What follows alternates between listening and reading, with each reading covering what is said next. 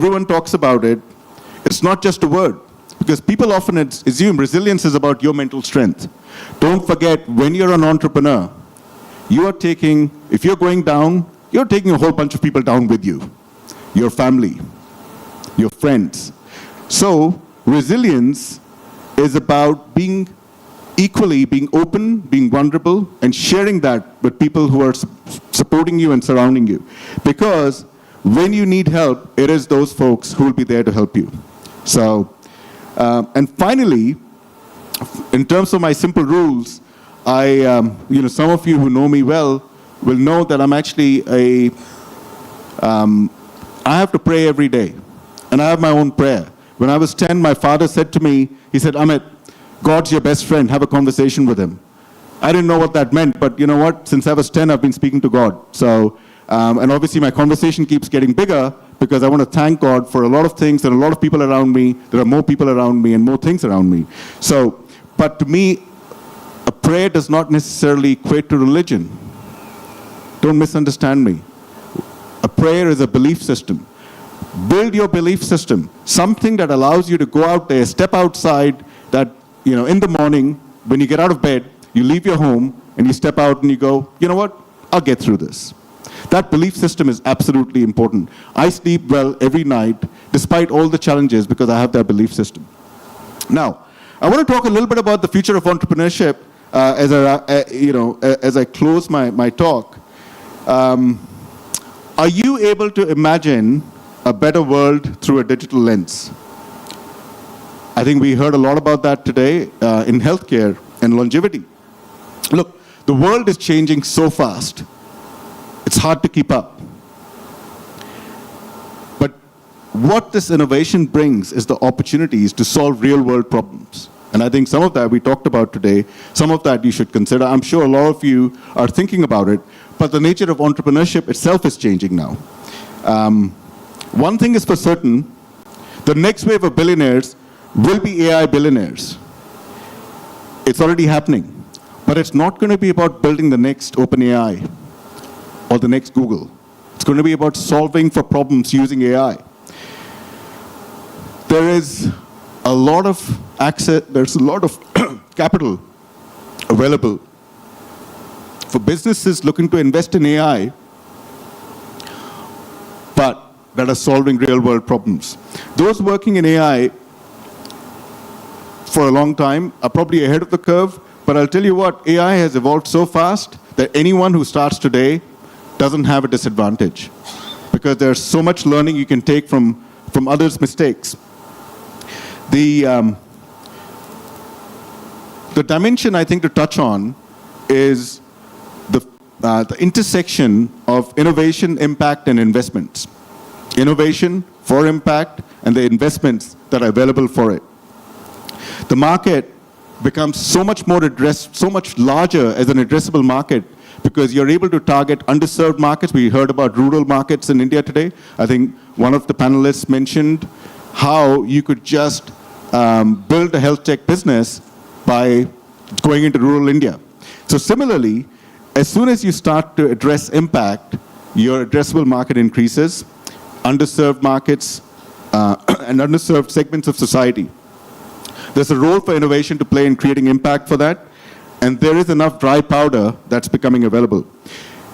As we heard about this at the health tech roundtable, I wanted to share, and I'm very proud of this. So I chair the board of trustees on TIE, and one of my fellow global trustees is a gentleman called Amit Mukim. Amit has just started as CEO of a company called Immunil. They're one of the 8 companies around the world that solves for cancer treatment through gene therapy and cell therapy. It's a company that was co-founded by Kiran Mazumdar-Shaw, and Kiran Mazumdar-Shaw, I'm sure you're all familiar with her. Kiran was also the co-founder of TIE in Bangalore, together with Nandan Nilekani. And it is a business that's invested also by Vinod Khosla. So when you see those sort of opportunities and people taking those steps, you know that the world is going to change around us. You know that longevity is going to become a real thing. And that longevity has to address India, not just the Western world. So it's not really just about solving rich people problems. It's not just about making rich people live beyond 100 years. It's about ensuring that everyone, everywhere on the planet, gets a fair shot at life and gets to, gets an equal time frame that they can be on this planet. An interesting investment model. How many here are actually familiar with blended finance? Anyone familiar with that? Okay, great. An interesting investment model is blended finance. What does blended finance do? Blended finance brings philanthropy capital, whether it's from foundations, HNIs, together with concessional capital from development agencies such as World Bank and ADB, to back and de-risk private capital. Why do you do that? So for those of you who understand the investment landscape, why do you do that? What is the benefit of that? It is not about subsidizing investors. What it does, it actually encourages investors to take that risk for investing in areas of impact that may limit their ability to get the returns that they would normally get. And I will tell you, it is a great way to create impact through capacity building, through ventures that drive sustainability, longevity, solving for healthcare, and greater economic inclusion through fintech areas that can actually address needs of rural parts of the world.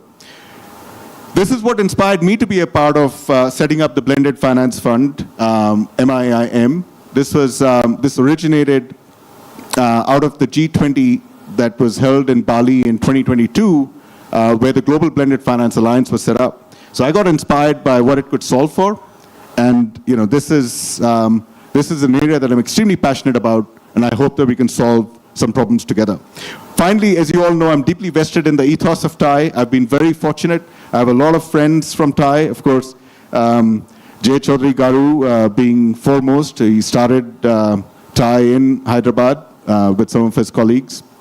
And of course, we got Kasi here from TIE Singapore, who's a Hyderabad boy.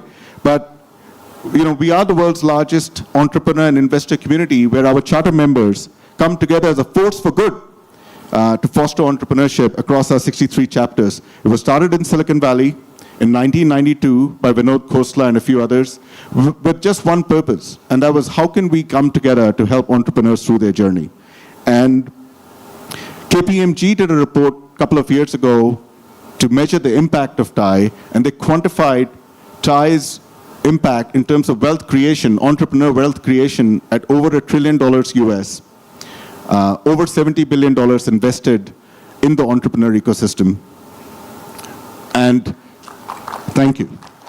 I cannot take credit for that. I am the beneficiary of this legacy, and I hope that together with you, with ISF, we can continue this movement to support entrepreneurs. I will end with the fact that entrepreneurship is hashtag good for the world, because it solves through innovation some of the world's biggest challenges. So let's make sure that whatever field we're in, let's try and see how we can apply our minds, even if you're not an entrepreneur. Support entrepreneurs, support the innovation, support the journey. Whether you're in academia, there's a lot that can be taken from that. I thank you for the opportunity to share my journey, and I'm very, very grateful to have had so many wonderful people along on my journey. So thank you. To stay informed about the startup ecosystem, subscribe to MyStartupTV.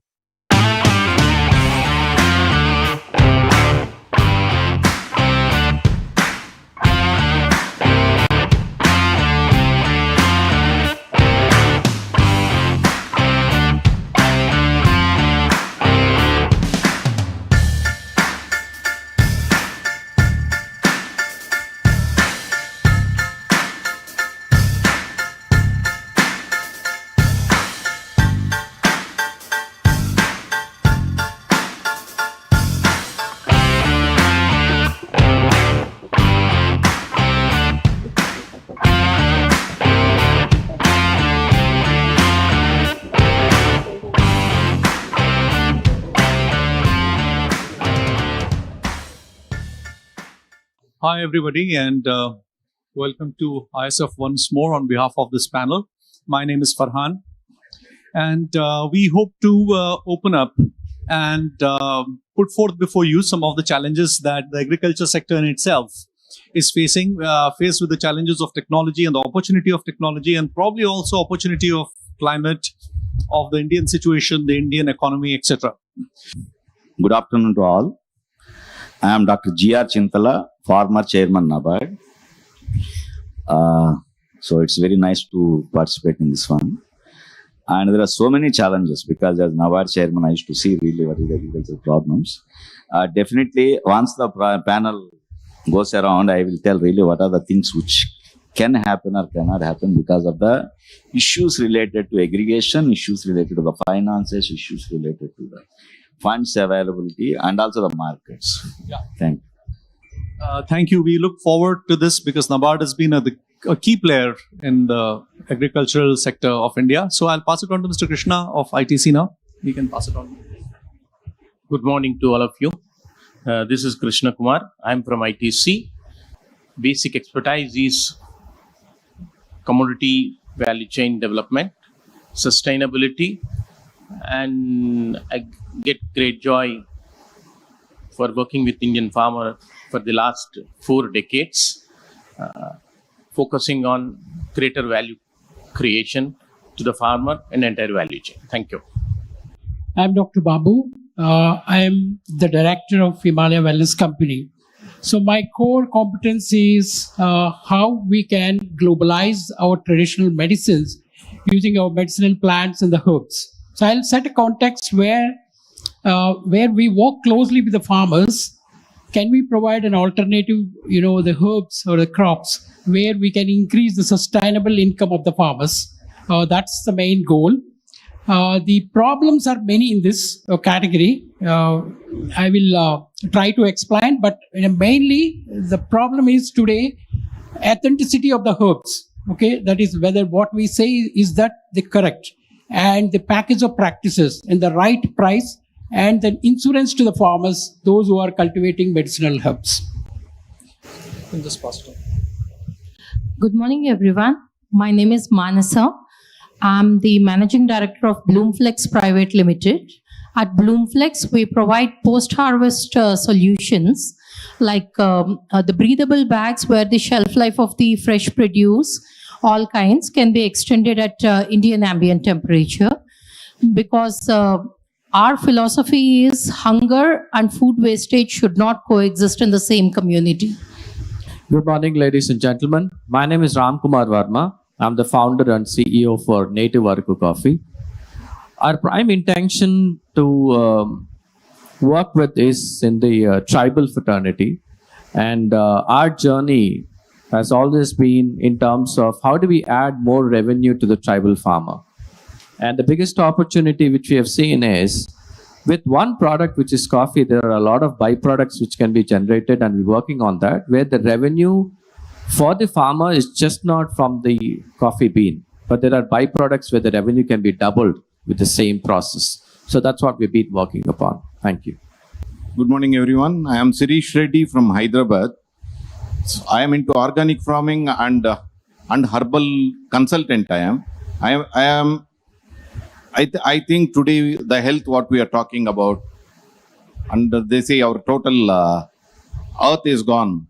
So how we can bring it back? So we have a solution. I'll come back. So actually I work in line with what Sirish said. How do we bring back the earth?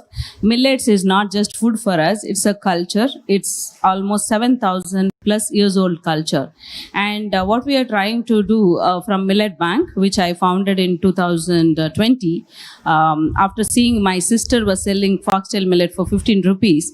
And we are trying to bring back this culture and create a value chain for millets and rural crafts. And what we feel is that agriculture is India's culture, and there are a lot of interconnectedness at the grassroots level. It is not just food; it's also farmers and the artisans, and everybody is together. As JS also was telling, it's an integrated ecosystem, self-sustainable at the rural level. So how do we bring back? And as a millets, we are using as a main thing, and also rural crafts. We work with rural artisans. Thank you. Now, with the preliminary rounds of introductions in place, I would begin myself by saying that I think the big challenge is sustainable agriculture.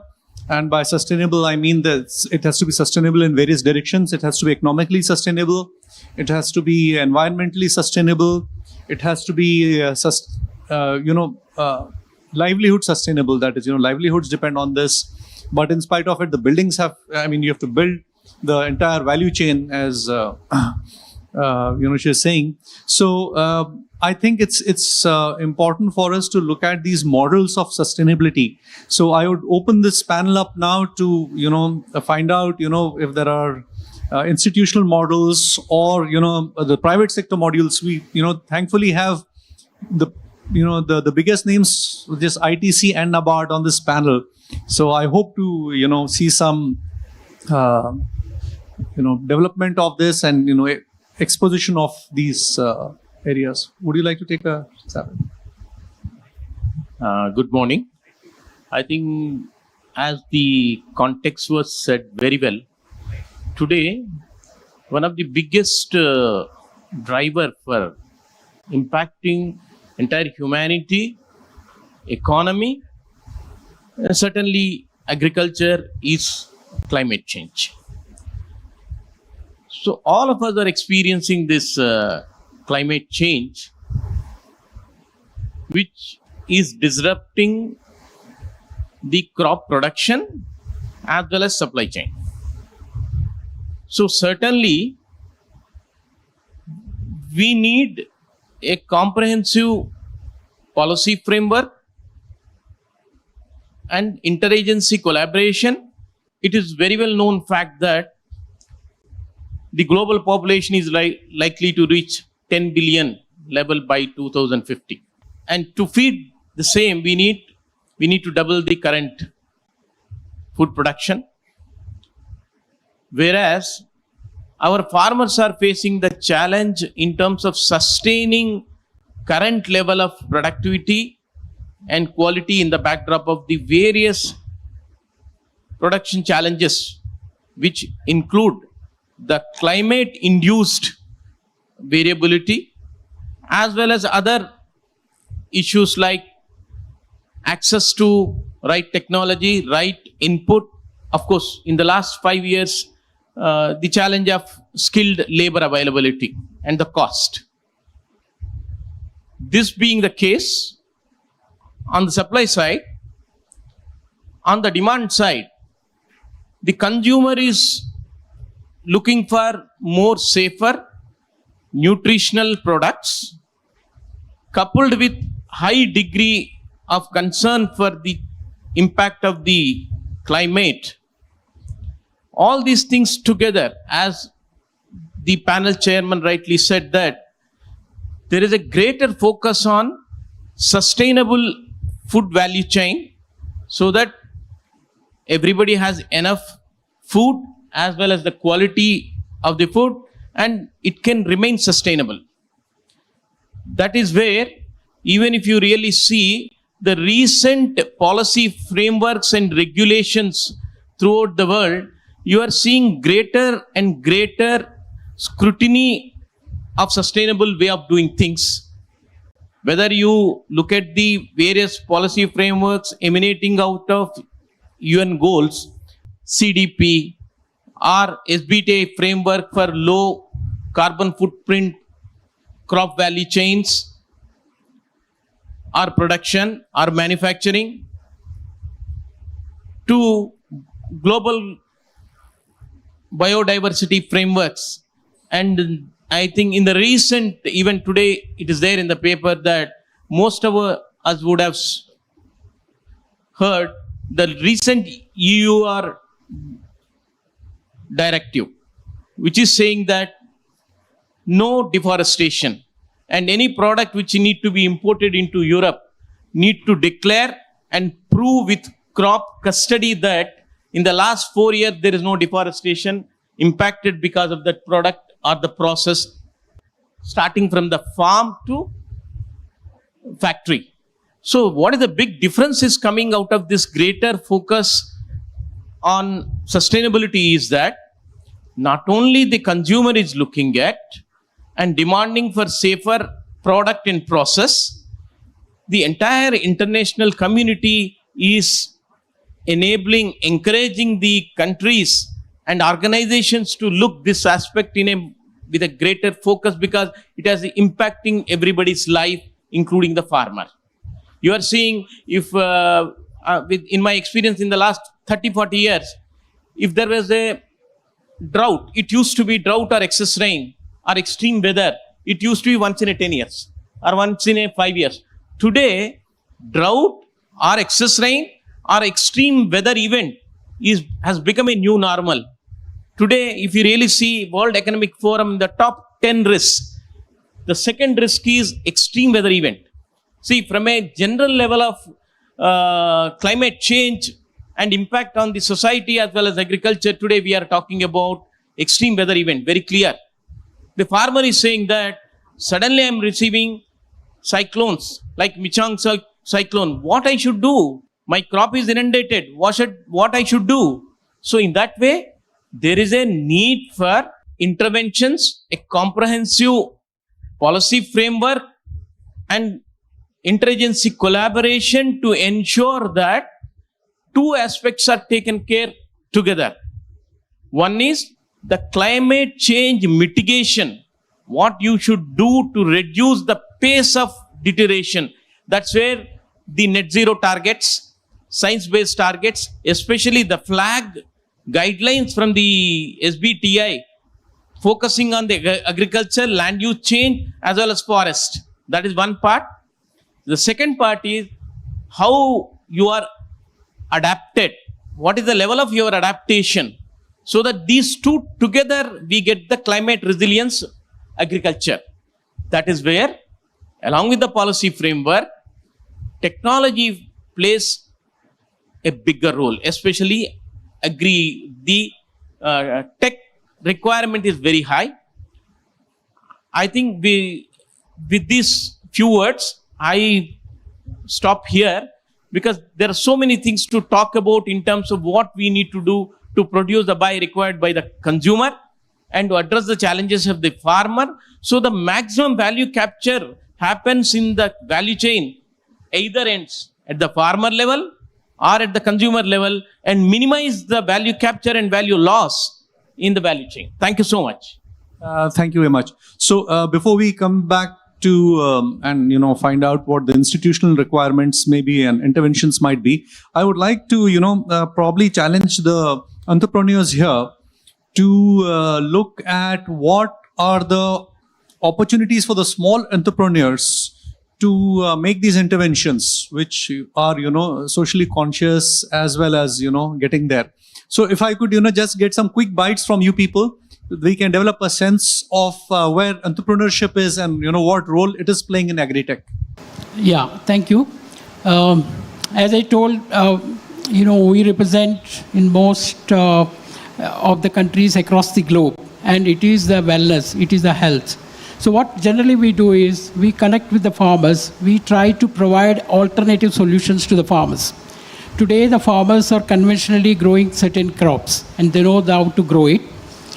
But can we give an alternative options to increase their sustainable incomes?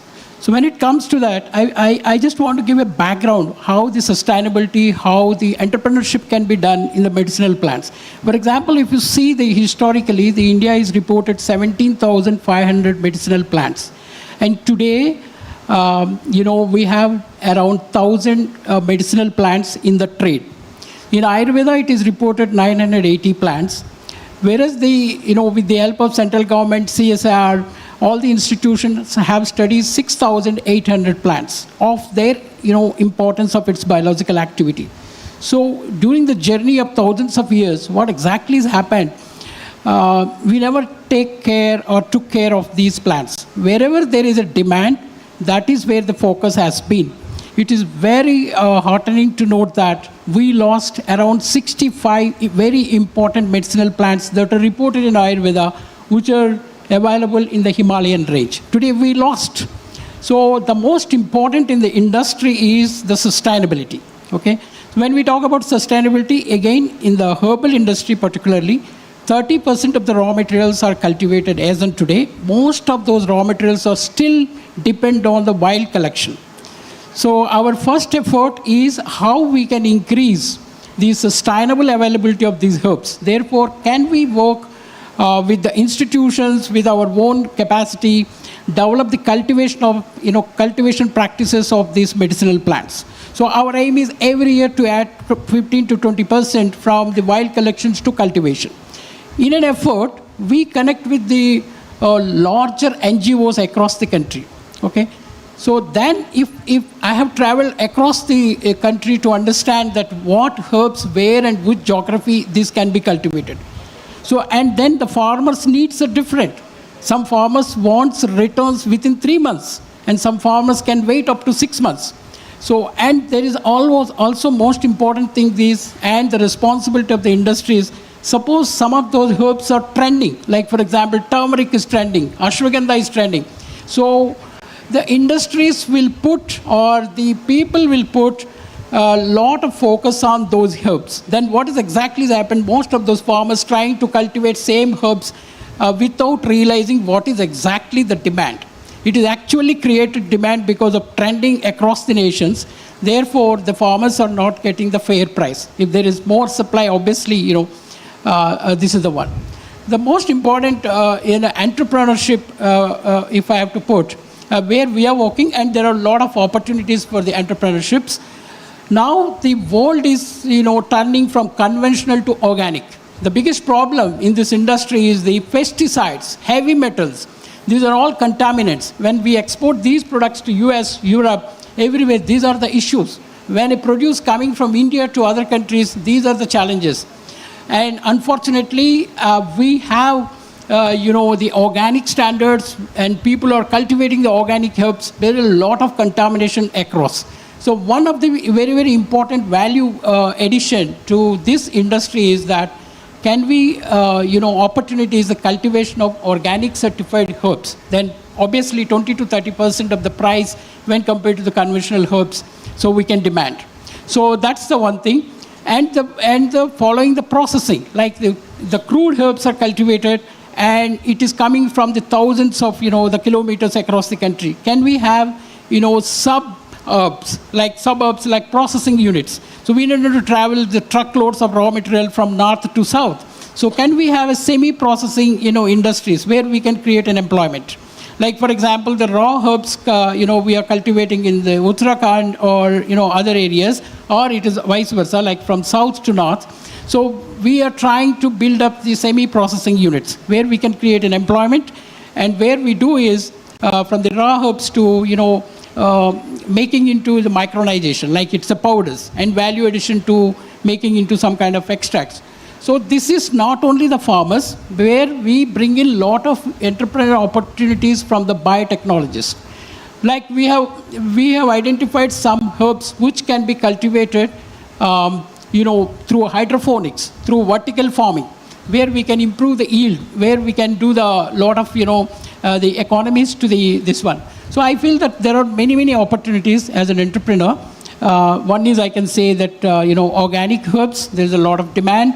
And, the biotechnological intervention to increase the yield of this particular medicinal plants. So there are many, so I can add more. Yeah. To add to what Mr. Babu has mentioned, sustainability should be there at the farm level, as well as sustainability should be focused when we are throwing out food. So when something is produced and it is being wasted, it is just not the produce that is being wasted. The water that went into the cultivation also is going wasted. So the post-harvest management should also be taken as important, and it should be given the equal significance as compared to the sustainability aspects at the farm level. Also adding to what Krishna Kumar Garu and Babu Garu has mentioned, so when organic farming is a new boom, So, how do we differentiate between organic and non-organic food that is available in the market? There is nowhere that an end consumer can know just by word of mouth or through some references. People are blindly going ahead and buying the packs which are branded themselves as organic. Whereas if there is a possibility of incorporating a traceability matrix from the farm to the pack, which will then be bought to the home, that would be really impactful, and any technological or any tech that can support the organizations like ITCs and Himalayas, that would actually add quite a lot of value to the end consumer is what I opine. So to add on to the conversation, my experience talks, especially I'm working with a lot of tribal communities around. The biggest opportunity lies today. Farmer is not confident that every year with my coffee production, what is that I'm going to earn by the end of the year. So with that, first biggest challenge, the next generation comes down to a conclusion saying that, anyways, my father or my family is not earning, what's the point in me continuing the same farming? This is the biggest opportunity which I see at the first point. And the solution which we have to, or which I suggest at this point of time is, we have to educate the farmer. While in your existing land, it's just not one crop. There are multiple crops that can be also cultivated. There are seasons, there are soils which can make a difference with the same area. The day when the farmer feels, like the way Krishna Kumar sir was talking about, if a cyclone comes or if the natural calamity happens and the season is gone and the soil is gone, what happens for the remaining 6 months? So the farmer should have that confidence level saying that, okay, my coffee crop is gone, but for sure I know with this existing soil I can still do a turmeric or a millet in the same land. That is when the sustainability of the confidence from the farmer goes into the picture. And when we're talking about production level going double, the farmer will also have a confidence saying that I have 3 crops, various crops where I can generate revenue for myself. That's something which I see is the biggest opportunity, because unless until farmer has confidence, he doesn't cultivate whatever sustainability we're talking about, I don't think so will come into a picture. That's my view about it. Thank you. So we are talking about the difficulties in farming and what all today our total land is chemicalized. So they are talking about it take 4 to 5 years to bring it back. What is the solution? We have a solution which is a probiotic solution. You need microorganisms in the soil which you don't find. So once the microorganisms are there, then you can see the earthworms later. Maybe we can do it in 6 months. We have a solution, one probiotic solution. Then we need micronutrients also. This thing, we have a herbal and herbal and natural products. And when it comes to, we have an herbal liquid, which 4 liters of our liquid is equal to 1 ton of urea. So we are working on it, and a lot of farmers in Kurnool district, Chittoor district and Tamil Nadu, they are using our product, likely to come into the market maybe in next 6 to 9 months. Then we have a organic, the biggest problem we are facing is the weedicide. We have an organic weedicide which really works. There is no chemical in it. So we want to make it totally chemical free nation. And to follow it, there is one agriculturist in Bangalore. His company is called Organic Mandya. He is very, very successful. He is the role model, we can say. He is the first role model in India who is doing it in a real big way. So Organic Mandya, Mahesh, last month there was a, he was in ISB, there was a very good seminar from Mahesh.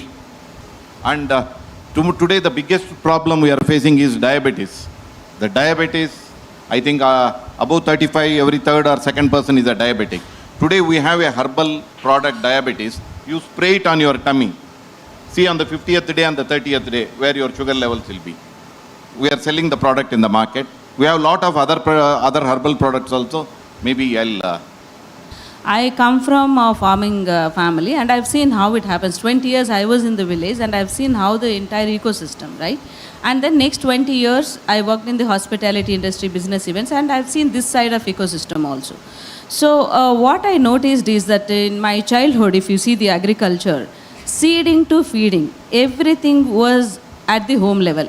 Like my mother used to have 30 varieties of seeds stored, and we used to have our own tools. We used to have our own storage equipment, and processing is anyway, it was not commercialized like especially millets. It was hand pounded and hand grinded. Now suddenly, we left it, the entire culture which we have preserved and practiced and passed on from generations to generation.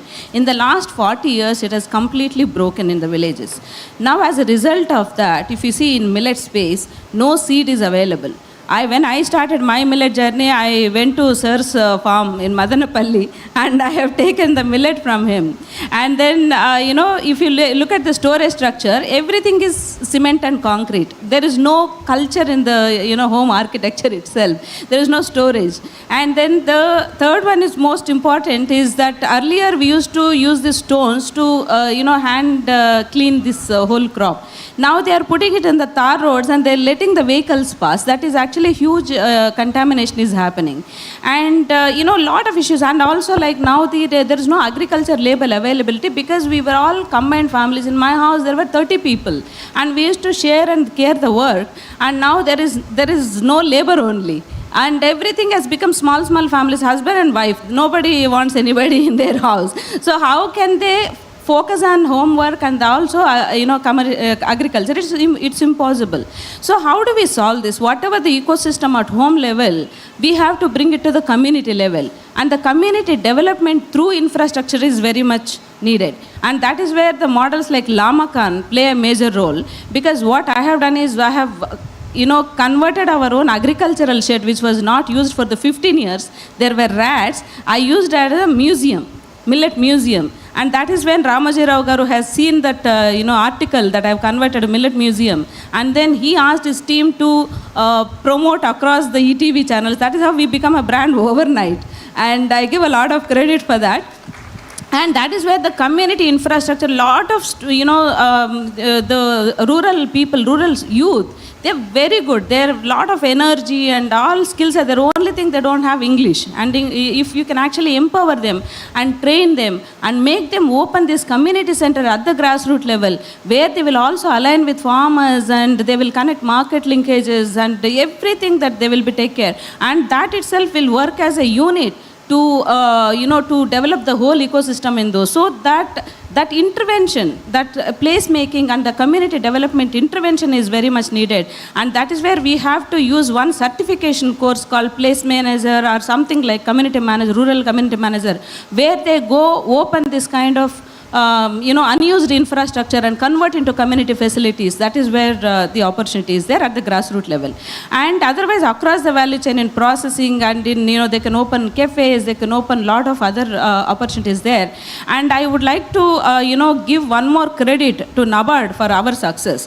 Because when we started, we've not gone for any funding. It's a self-funded initiative. I went and presented our case study in Madurai. NABARD MABIF, there is a small incubation center. And they said, Vishal, don't worry, no photographs are needed. You tell me what you want. I said, I want people who manufacture millet products. Within 24 hours, I had complete list. And then they called for capitalistic fund. And we are the winners of capitalist fund, 40 lakhs. And, that is actually made us to be here what we are. So opportunities are there and challenges are there. What we have to do is we have to club it, maybe this end to that end. That's it. Thank you. Thank you. That's Mr. Prasad. He's joined us. He's been a farmer and been in this for the last 25, 30 years now. Yeah. I will speak a little about millets. After our 2023 International Year of Millets is gone, there is a real slump in millet usage and things have gone to the back door. But what I see is in many districts, lot of people join together with the district collector asking FPOs to do a very tasty, good-looking millet biscuits or pizza, burger, bread, a lot of. And I could see very colorful, tasty, where children love it. Now what we think of millets is only when you get diabetes, you use millet. So who will get diabetes? Okay, diabetes may come after 30, 40 years. The good food is required for very child who is born in this country or everywhere. ICRISAT here has recently done a survey saying that the children fed with millets, particularly ragi, that is finger millet, have grown 26% more in growth and more in brain development. What is this? So now we are feeding the children with a lot of nonsense. Birthday celebrating with cakes, I don't want to name things. And whatever is good and to be a part of our daily life has been thrown out. Saying that this is the food for working class. So we eat a lot of pizza, burger and a lot of things. So the things have changed now. The millets have become very costly because the processing has become very crucial, where you have to do destoning and 2-3 times. A lot of labor are required. And you have to do without polishing, without losing the lignans on the top surface, you have to make the dehulling. All this has made, even if the price is low at the farmer level, when it comes to the final product, it is coming to 2 times more than what we buy. And of course, after certification, it is becoming more costlier, and common people are unable to reach to the use of millets. So what is our priority? See, now whatever is America doing, Hyderabad is doing, and later Anantapur is doing. So we have to make the people believe that this is a very good food and very costly food. Only then people start eating it. When people in America tear their pants, the people in Hyderabad will tear. When they start eating something wrong, whatever, they will start eating here. So we should now promote our millets, which have so much diversified, no? You see, amazing. See, people are saying, oh, eat foxtail, kodo millet, proso, barnyard. Many things are there. We need not stick on to so many things.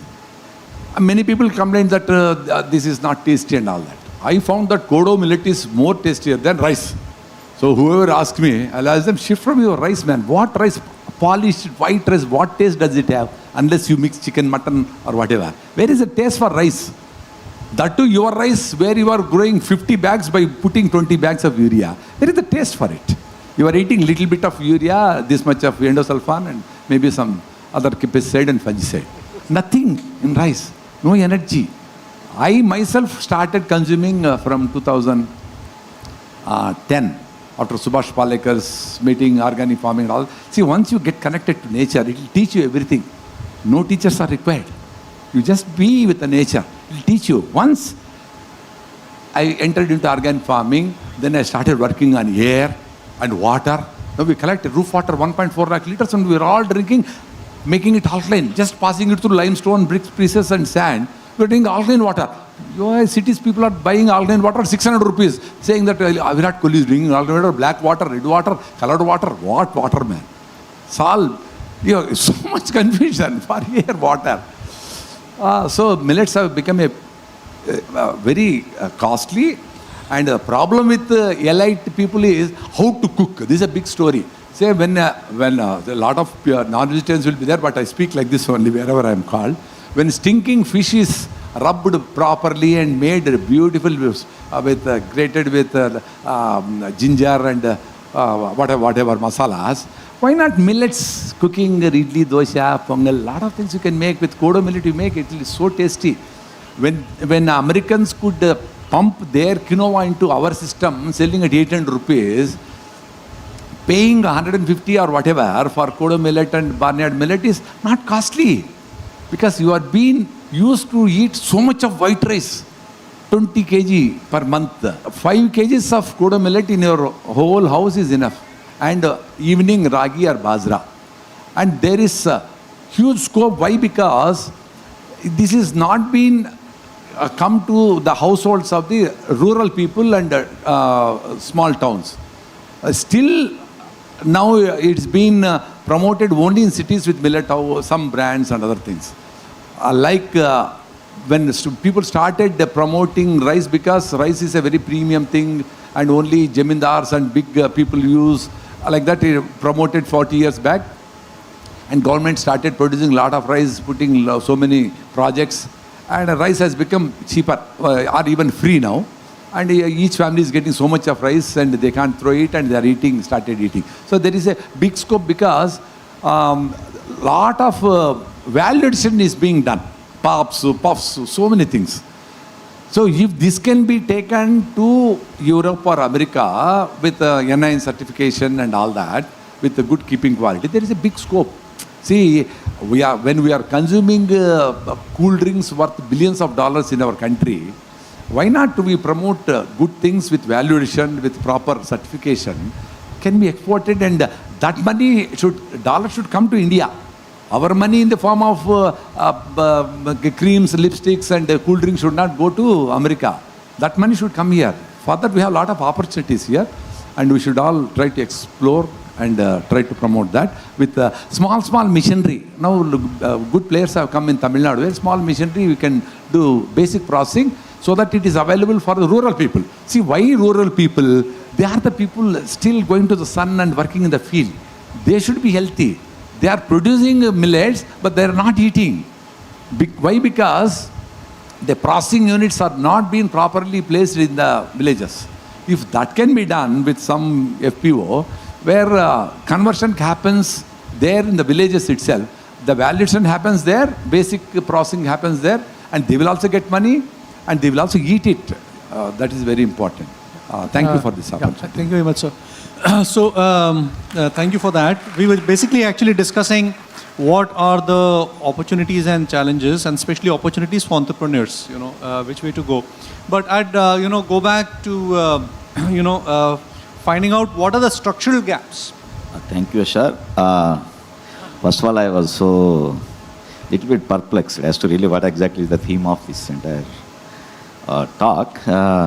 Because every entrepreneur has given their own way, but as a public policy man, because who was there in the institution for almost close to 37 years, we have some basic things actually which are required for the nation to run. Appreciating the millets, appreciating other things, actually that we cannot discount the production of rice and wheat. I'm not saying that because why actually we have 140 crores of people, and 140 crores of people have to be fed every day thrice. It's not once.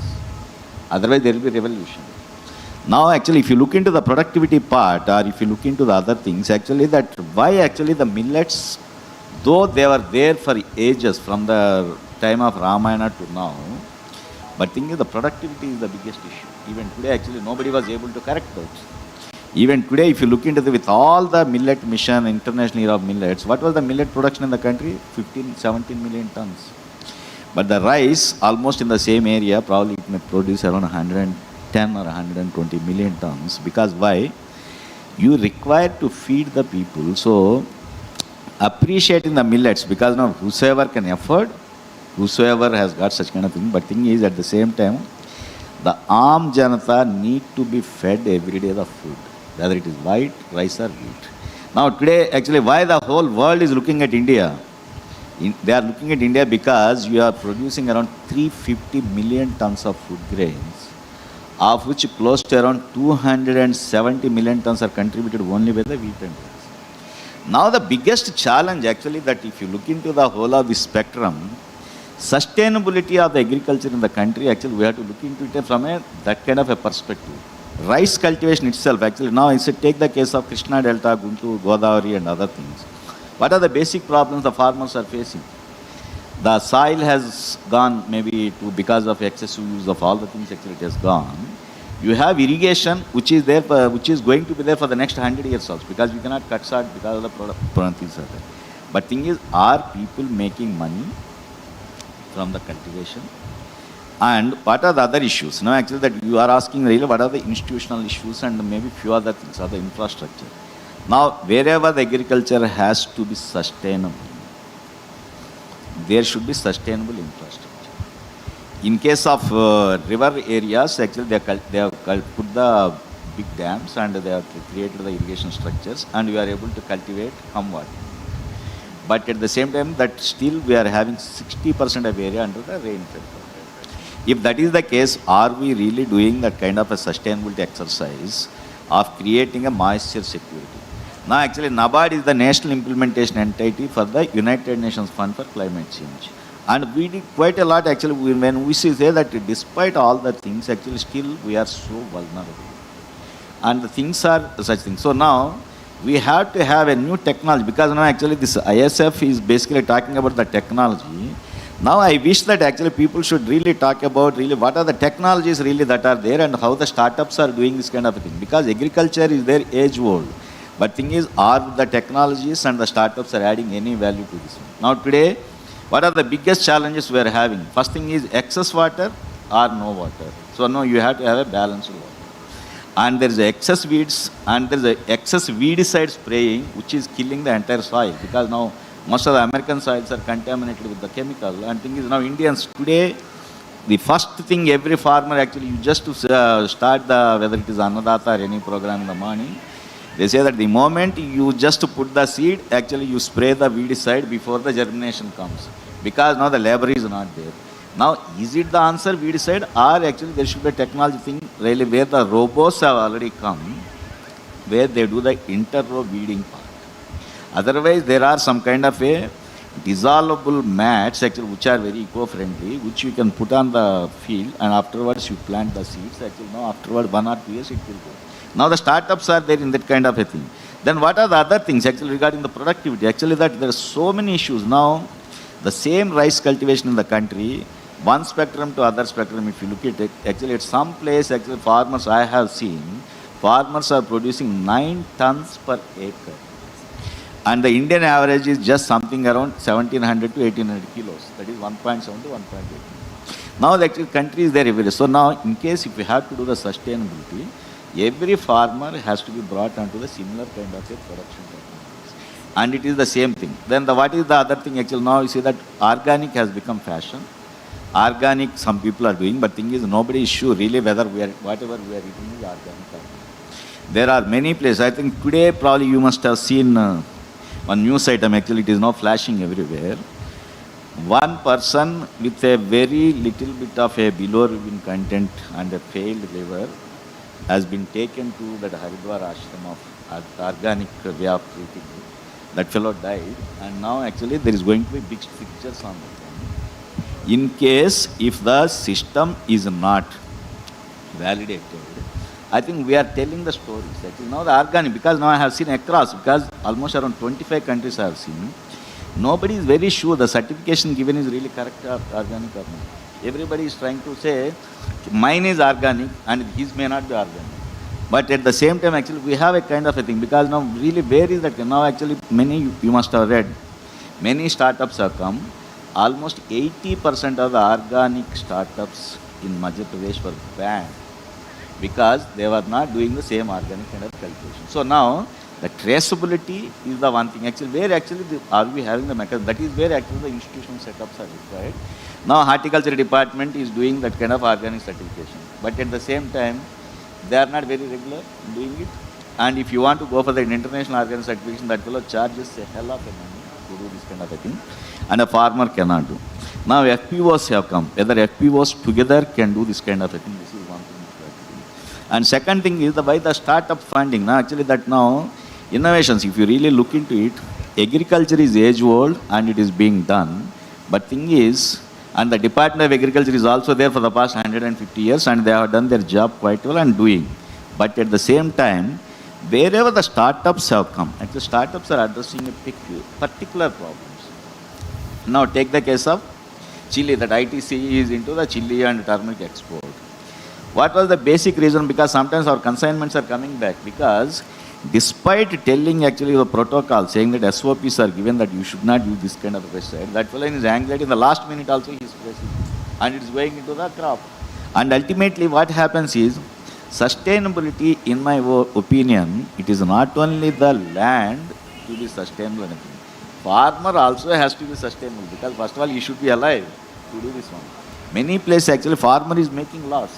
So that is where I think now the entire public policy discourse we should do it. Now, in case if you see, because we have NAB Ventures and we have, because I am there in few other kind of a venture capital funds, if you look into it, actually some of the problems being brought by the people and they are addressing a particular section of that particular issue in a very big way. But at the same time, whether that startup is sustainable, because does he have the volume for doing such kind of a thing? Because now ultimately, there are many places, actually, many agri startups have come. Ultimately, they are not able to go into that kind of a volume kind of a game. Because now, actually, they work in a very niche and maybe 1,000 farmers, 2,000, 3,000 farmers. And in case if you have to have a state-of-the-art kind of a technology, there should be volumes. I think that is where I think now we have to concentrate, both from the governmental level, private, and also the entrepreneurial level. Really how the problem identified can be scaled up.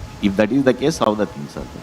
Now, from NABARD's perspective, I will say that actually Vishala was telling that now we have identified this issue, at least maybe because I am not saying that we have done a great wonder, but at the same time, that agri incubation centers we have started in almost around 10 agricultural universities. Like our Telangana Agriculture University and AIDEA, likewise Madurai, they are doing wonderful work. Almost close to around 50 to 60 kind of startups have been scaled up.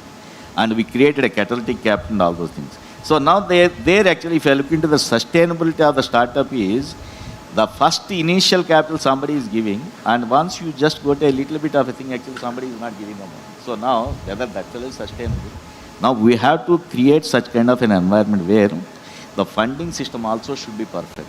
Actually, in case if Indian agriculture has to be very sustainable, some of those gaps which we identified, we have to work on it, and the public policy discourse should be on that kind of a thing, without taking away the present consumption pattern. Because now, come what may, 1,400 million people have to be fed, and they have to be given some nutrition. And if you look into the comparable crops, actually that nothing can yield better than wheat and rice. That is where actually the entire thing is gravitated. We are not partial to the wheat and rice, but at the same time, that is the reality. If that is the case, we have to see really how the rice cultivation also can be very sustainable. Besides this kind of maybe millets and these are all niche kind of products. And as you heard, the traditional seeds we are having. Now, yesterday I was reading that now somebody is starting the heirloom seeds. Now, actually, great-great-grandmothers, actually, they have saved the seeds, and the great-great-grandmother seeds now, if you just sow, probably you will get, you just take the old varieties, the yield is hardly around 5 bags, 6 bags, 10 bags, not beyond that. But thing is, whether really they are getting the money, if that is the case, this particular product has to be branded to such a level that they will get the money at par with the other fellow who is getting 5 tons of a normal thing. Now, that is where actually that we have to work on the sustainability issues. To stay informed about the startup ecosystem, subscribe to MyStartupTV.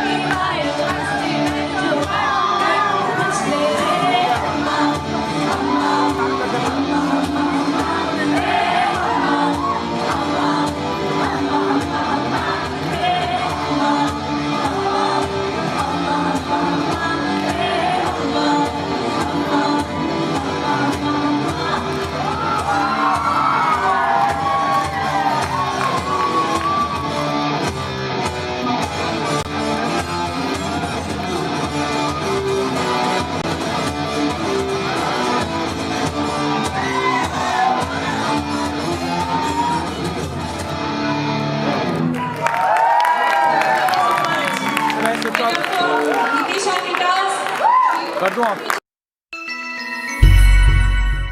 hi, I'm Vivek, co-founder of Plebs Innovations. We are working on teleoperated robotic ultrasound system in order to provide safe and secure sonography solutions to inaccessible regions.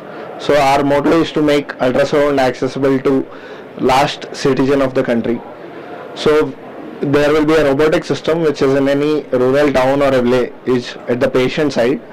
Radiologist can take the tele connection, a remote connection to the robotic system, and then he can perform the ultrasound scans. Patients need not to travel long distances to get the scans done, especially for pregnant women. Maternal health will be highly impacted if no ultrasound scan is done in the pregnancy cycle. And even in case of early stage cancers, tumors and mass in the body, ultrasound is a basic diagnostic tool wherein 80% of these cancer cases can be treated with ultrasound. So we are covering almost 66% of the country's population with the teleoperated system where there is no access. Even we are planning to serve to the international market wherein low and middle income countries who are not having access to basic medical facilities such as basic diagnostic tool of ultrasound. That's where we are. We will be in the market in the next 6 to 8 months. Thank you. To stay informed about the startup ecosystem, subscribe to My Startup TV. Hi, I'm Suru Tujani, the founder of the company called Startup Tumukuru. So we're a young community of entrepreneurs in the city of Tumukuru. It's about 70 kilometers from Bangalore. We're trying to build a beyond Bangalore tech cluster in Tumukuru where we support startups of different segments. We are currently working with startups on software development, defense and IoT, electrical batteries, space tech and sports infrastructure and a lot more.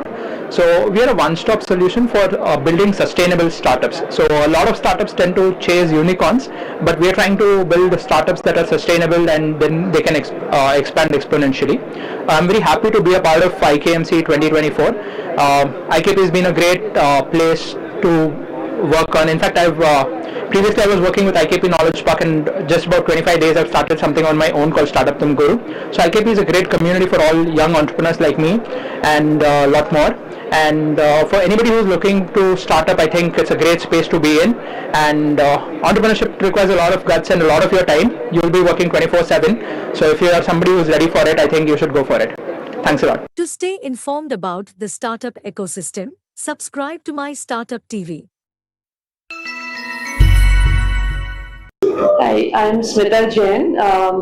I work for Cactus Communications and I look after the partnerships that we build with government and academia across India. I come from academia but have been working with the periphery of scientific ecosystem, and IKP is an organization I've known almost over a decade now, and it's amazing to see the beautiful work IKP has done to kind of promote and nurture the startup ecosystem in India. And while going through the startup exhibition, it was amazing to talk to these different entrepreneurs, the excitement and the kind of work that they are doing in their spaces and making a difference in the lives of so many people. I come from communications background, and I feel that it'll be amazing to have a portal by IKP where all these companies are listed and the kind of work that they're doing is put together really well, which will help anyone and everyone to understand the difference that each one of these companies through IKP is making. Thank you very much. To stay informed about the startup ecosystem, subscribe to My Startup TV. Hello, I'm Shreya Nair, co-founder of Bella Innovations, and as of now in the current scenario, women are shy and embarrassed to go for getting their breasts checked, mostly because of the taboo associated with it. You have to remove your clothes and sit there naked, which is majorly the reason why women don't go. Apart from this, even in the medical scenario, if you go for a mammography, it's often very painful and it exposes you to x-rays, which are not really good for you. So you can't go through it regularly. And for women that have undergone lumpectomy and already have diagnosed a lump, it is very hard for them to actually keep track of whatever is going on after that, because doctors recommend you to keep track of your breast afterwards to check for any sort of recurrence. So to combat these issues, we are coming up with NIBRA, which is a set of smart pads that you can slip under any bra and any garment and convert it into a smart breast health monitoring system. And what we do with this is understand your breast based on your standards and give you an alert on your phone if there's an onset of anything that is abnormal from your standard. And this comes with the Ovula app as well. So everything is embarrassment free at home for your comfort only, and you can use it whenever you want, and based on this you can go for a mammography only when you absolutely need it. Thank you. To stay informed about the startup ecosystem, subscribe to My Startup TV.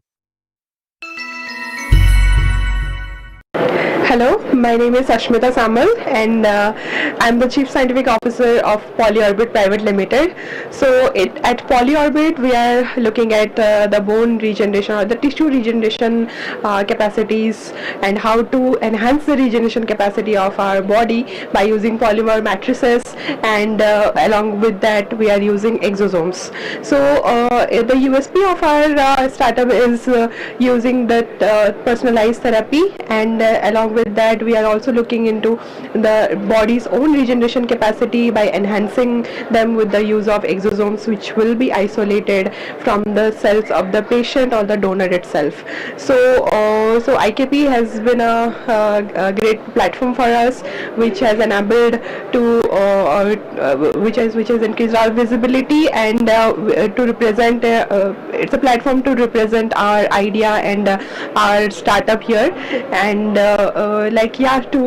as we are also an early stage startup, to all the other startups, I would also suggest that just believe in your ideas and just work for it, because we should have that conviction and we should work hard towards it to make it a success. So that's all. Thank you. To stay informed about the startup ecosystem, subscribe to My Startup TV.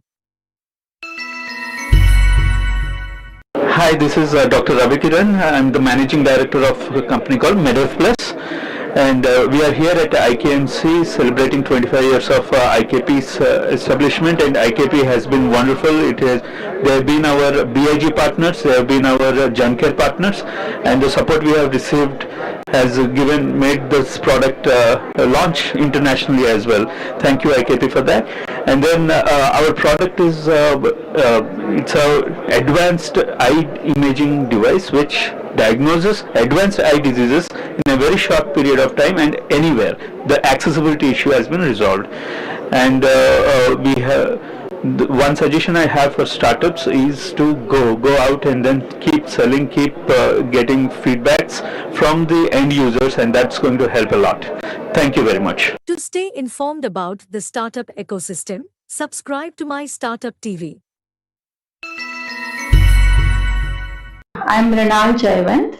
I am representing United States Pharmacopoeia India Private Limited organization, which resides in IKP Knowledge Park. I'm Vice President R&D, and today I am here to attend a panel discussion in the afternoon.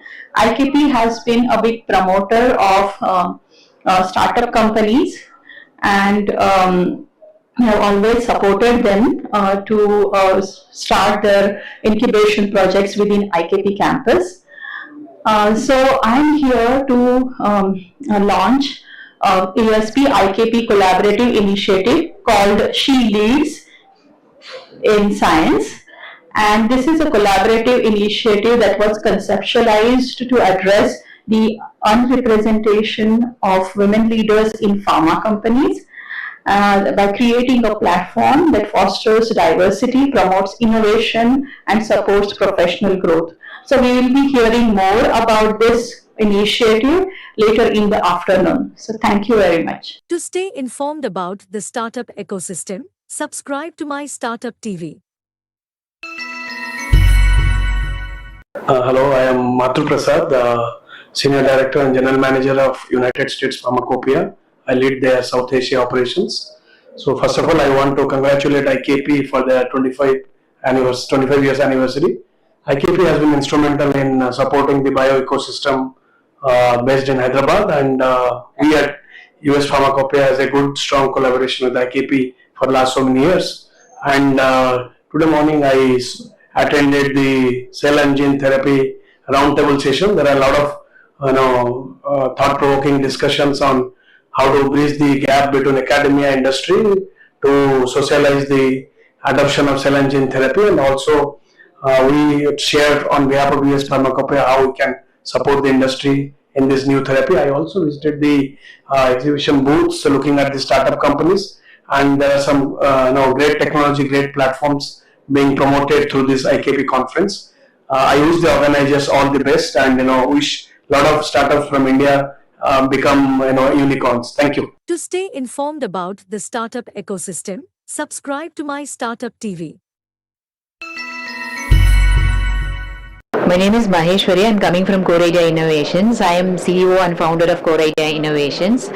So we have done a eye testing device. So we can see that what you are seeing here is a virtual reality based device. So it is a portable device. We can easily take it. And this is for home based healthcare.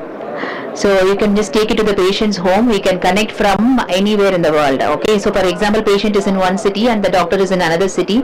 You can connect and do the eye testing. You can see that the live eye testing that I've been doing in this video.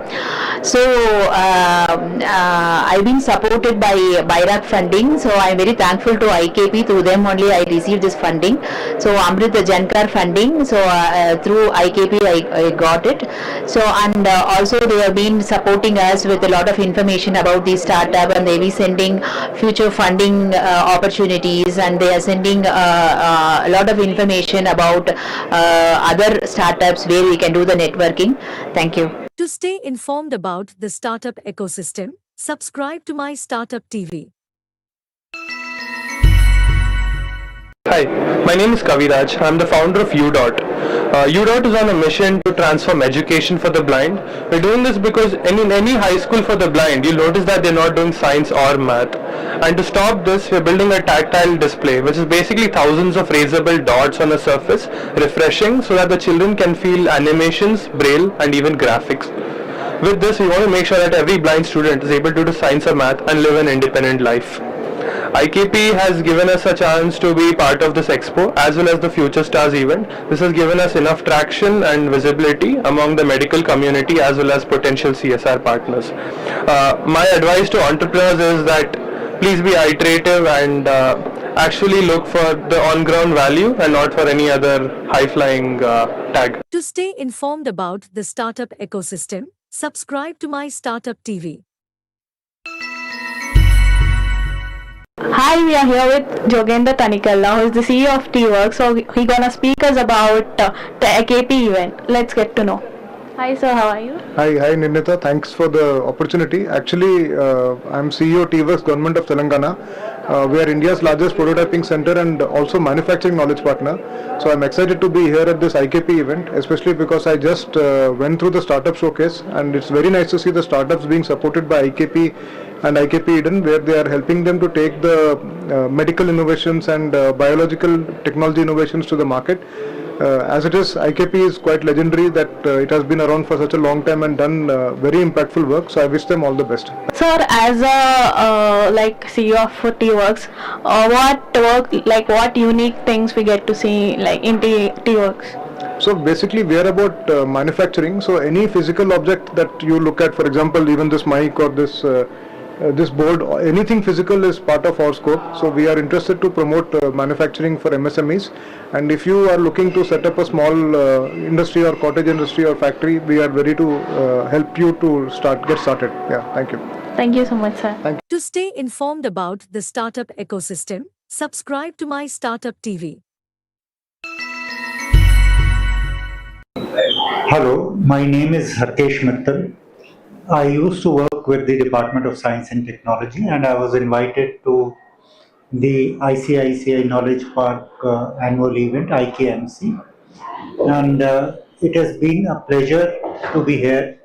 And in fact, I vividly recall the early days when the ICICI Knowledge Park was established. It was that time during with very initial stages, the ecosystem was just building up, and something like to establish IKP itself was a great challenge, which a lot of luminaries in this area uh, who came together and made it possible to give us the park in the present shape what it is.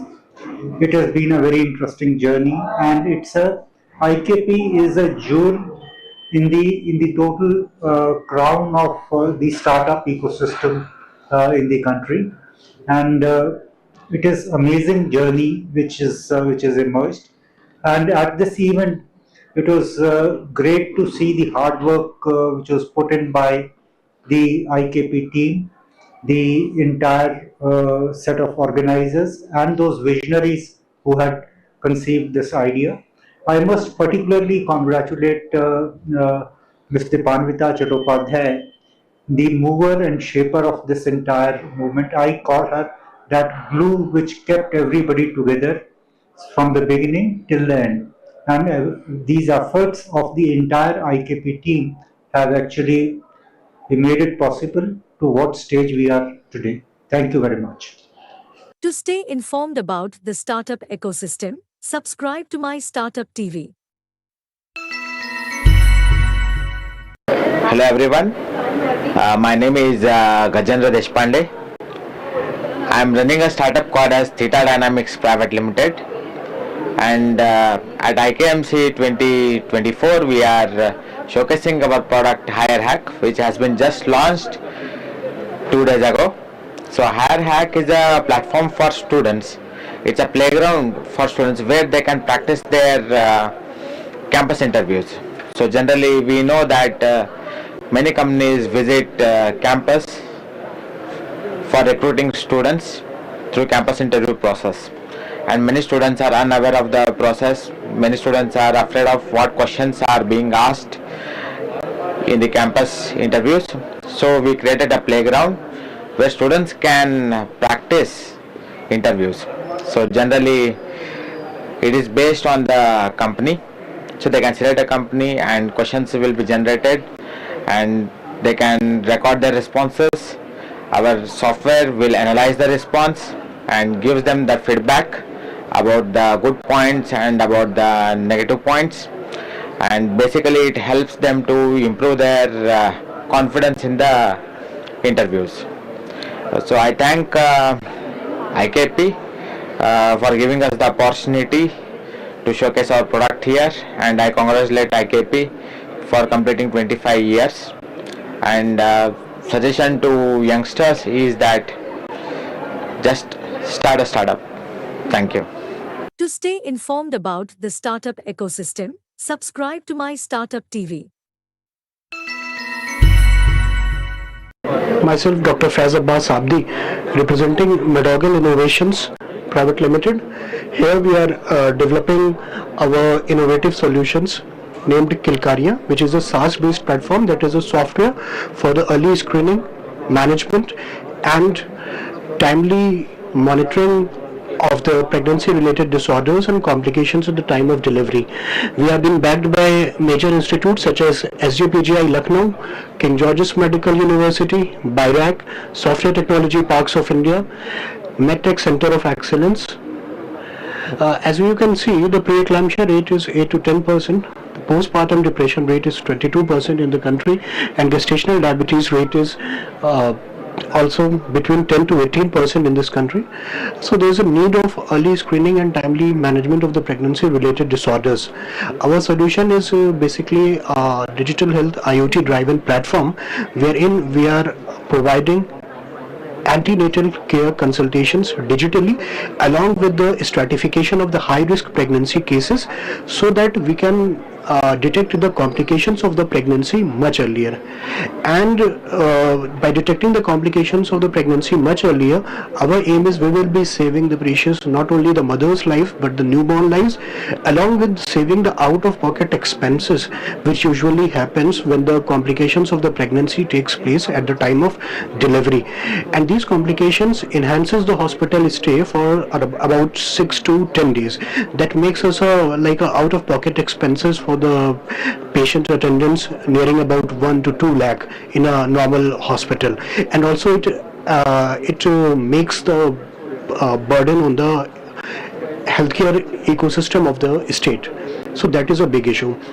Along with that, we are also screening for the postpartum depression, and we are trying to diagnose early one of the major things, which is the maternity care disorders, maternity care disorders, and mental health screening for these disorders.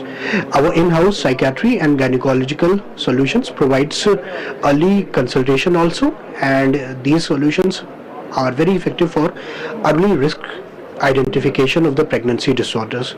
And we are thankful for IKP Knowledge Park, which is celebrating its 25th year of its inception, and we are hopeful this solution, that is Kilkaria, would be a very fruitful venture to screen out the diseases. To stay informed about the startup ecosystem, subscribe to MyStartupTV. So hi, this is Dr. Srinivas Maddi, founder, CEO of AccuBiosis Private Limited. It's located in Hyderabad and AICCCMB in Hyderabad, and we have a facility in Maulali industrial area. So our company is mainly working on drug repurposing platform for the identification of novel medicines for the autoimmune disorders and cancers. So we are using novel techniques and novel tools based on the biology and then chemistry models, and then we will develop new medicines for the treatment of the psoriasis and atopic dermatitis and cancer models. Now, so we are also using nanotechnology and then AML models to discover novel medicines and to repurpose the medicine. The main approach is drug repurposing, where it's a novel approach to get the medicines very fast. In the conventional drug discovery, so normally it will take more time to get the new medicines, but in this case we will take the existing clinical candidates and we will repurpose for the new diseases. So this way we can reduce the time of the discovery, a full discovery process, and then we will get the medicines very fast. So from AccuBiosis we are already reached to phase 2 clinical trial stage, and then we are going to do the phase 3 clinical trials very soon, and then we will get the medicines by next year for the psoriasis and atopic dermatitis. In addition to that, we are also selecting some phytopharmaceuticals into converting it to nanoforms, and then we are targeting to the different diseases, which is more safer and less toxic to the patient. So this way we can also bring the medicines from the existing phytopharmaceuticals to the patients safely without any having toxicological problems. And we are also doing certain kind of novel business models and then platform technologies to convert into a business. Especially we developing in vitro models to reduce the utility of the animals in the discovery process. Thereby we reduce the utility of animals in the discovery, and only without animals we wanted to establish certain in vitro models to screen and get the medicines very fast. So in this case we are following 3R principles. One is reduce, reduction and refining the process. So these are the different novel platform technologies. Another one is we are developing a patient tumor organoids models, and also some kind of animal models which will screen the molecules, small molecules and large molecules for the drug discovery process. So overall AccuBiosis is a 7 years old company, startup MSME. So we are having a good revenue generation company.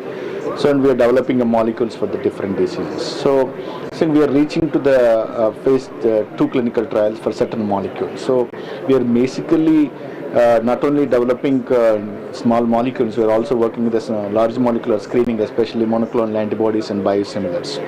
So this way our company is progressing very well. So and support from IKP and support from BIRAC and getting different grants. We got different grants from BIRAC, also seed funding from several investors. So thank you very much for my startup for taking interview. To stay informed about the startup ecosystem, subscribe to MyStartupTV. Hi, this is Dr. Karthik. So we have established a startup called Adava Life Sciences recently.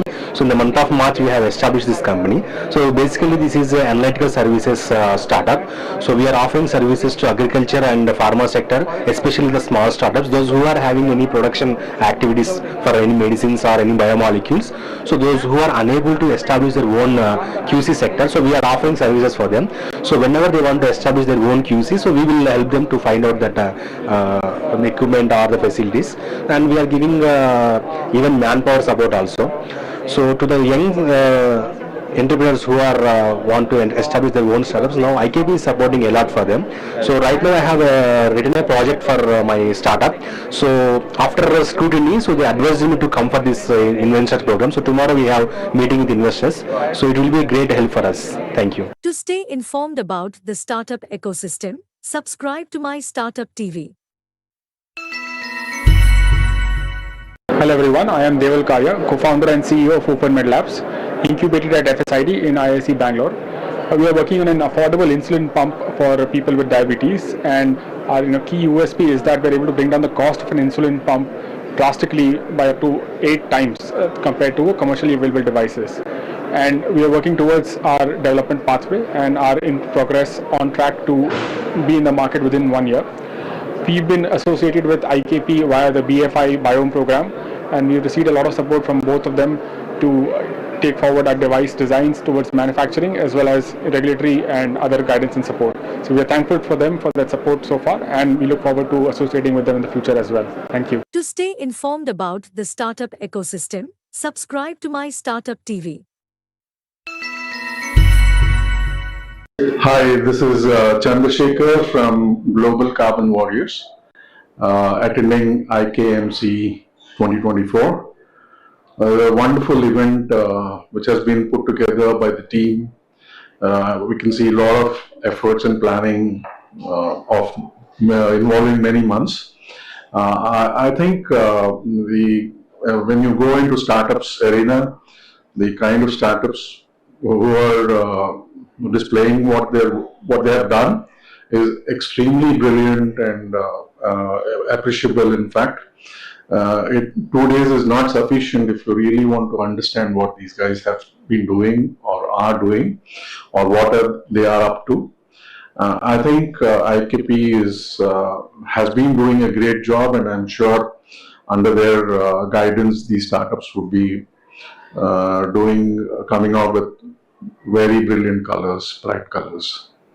And I'm very happy that I'm part of these 25-year celebrations. Thank you. To stay informed about the startup ecosystem, subscribe to My Startup TV. Hi, I am Arshad. I am the founder of Coexin Technologies Healthcare Private Limited. We are located in Calicut, Kerala. We do research, develop, manufacture and supply of psychology and physiotherapy based testing and exercise tools. Currently we have 4 different types of tools. We named it as an concentration coordination testing apparatus, concentration coordination exercise tool, gross motor coordination diagnostic tool, and gross motor coordination exercise tool. In this, the testing tools are useful for psychologists, physiotherapists and special educators for measuring the attention and brain eye hand coordination of their individuals. Once we found a drawback in the subjects, we developed exercise tools, 2 different exercise tools that will help now to improve the attention, brain eye and coordination, memory power, sitting tolerance, handwriting, body balancing, etc. by daily practicing. So this tool will be useful for ADHD, learning disability, intellectual disability, autism, stroke patients, ataxia, Parkinson's, Alzheimer, etc. So we are here in Hyderabad for attending an event of IKP. They are celebrating their 25th anniversary. So we are very happy to be here and honored, because we are such a legend. Collaboration with such type of teams is helping us as a startup, increasing our portfolio. Thank you. To stay informed about the startup ecosystem, subscribe to My Startup TV. Hi, I'm Anu Acharya. I'm the founder and CEO of Map My Genome. I'm aware of IKP for a very, very long time, and I've seen it grow from a concept to now something that a lot of people across the globe dream of building a center like this. So I'm really proud to have known Deepameta and the rest of the team at IKP. Just wanted to also let you know I'm from Map My Genome, and I think we've been in this space for a long time, for about 24 years, and Map My Genome for about 12 years.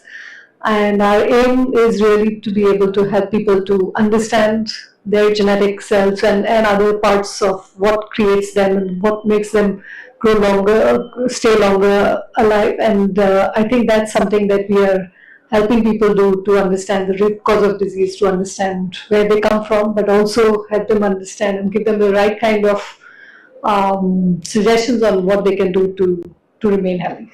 Thank you. To stay informed about the startup ecosystem, subscribe to My Startup TV. Hello, I'm Ajay. I work with Biocompute along with Anaga and Kanksha. So yeah, we're Biocompute, and we're revolutionizing data storage infrastructure. So essentially, data storage crisis is a real thing. It's happening right now in the world. As you can see here in this graphic, we currently have 43.8 million football fields worth of data, and we are sort of trying to store that into DNA, which can bring that down to just a shoebox size. And it also saves a lot of energy. And energy consumption by data centers is one of the major things that consume energy in the world. This will drastically bring that down. So how do we do that, and why do we do that? Mainly, one is, like I said, the space that we're solving for. The other one is the longevity of the DNA. So if a hard drive, maybe it may last for few years, this can last for centuries. So there is no cost with the time. And how we do this is, we have 3 separate processes which we will integrate.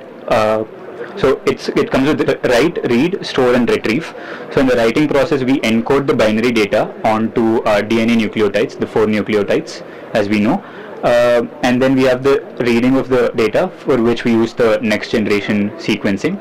So essentially, whatever, like if you give us a picture, we encode that onto DNA, and we store that on.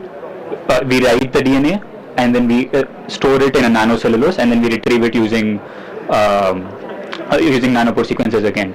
So, like I said, you could store 15 TB of data in just 1 millimeter cube, which is like a grain of sand. And today, storing 15 TB, you would need a hard drive. So we'll be solving for space quite a bit. And we are incubated at CCAMP, and we are backed by Grad Capital, WTF, Nickel Comets Fund, and the market, as you can see, so we are targeting cold storage. So pretty much any data storage company or any company that deals with cold storage is our primary market. To stay informed about the startup ecosystem, subscribe to My Startup TV.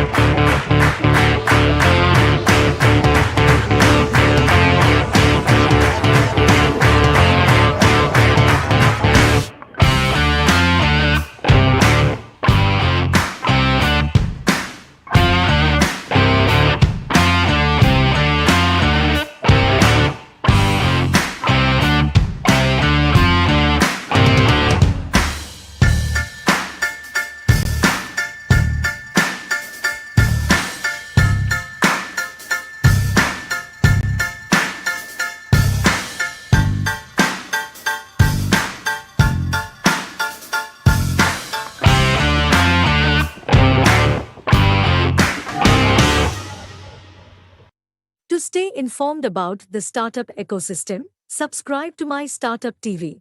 AI convention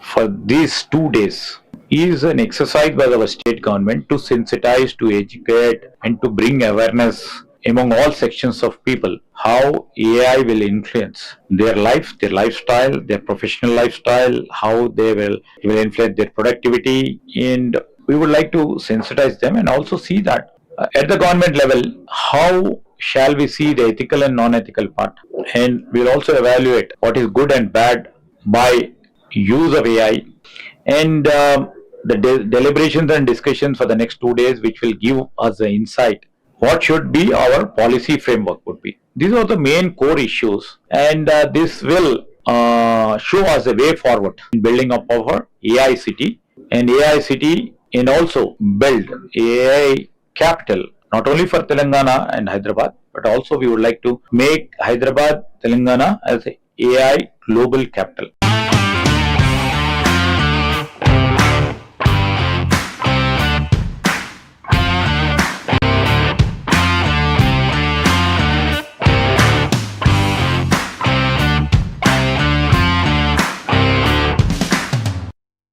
Today, as we gather at this Global AI Summit,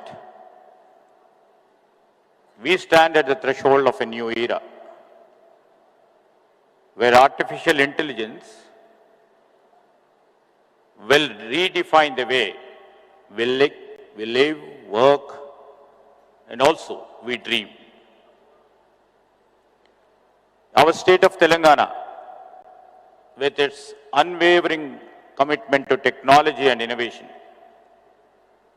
is not just participating in this revolution. We would like to lead, and we are going to lead it.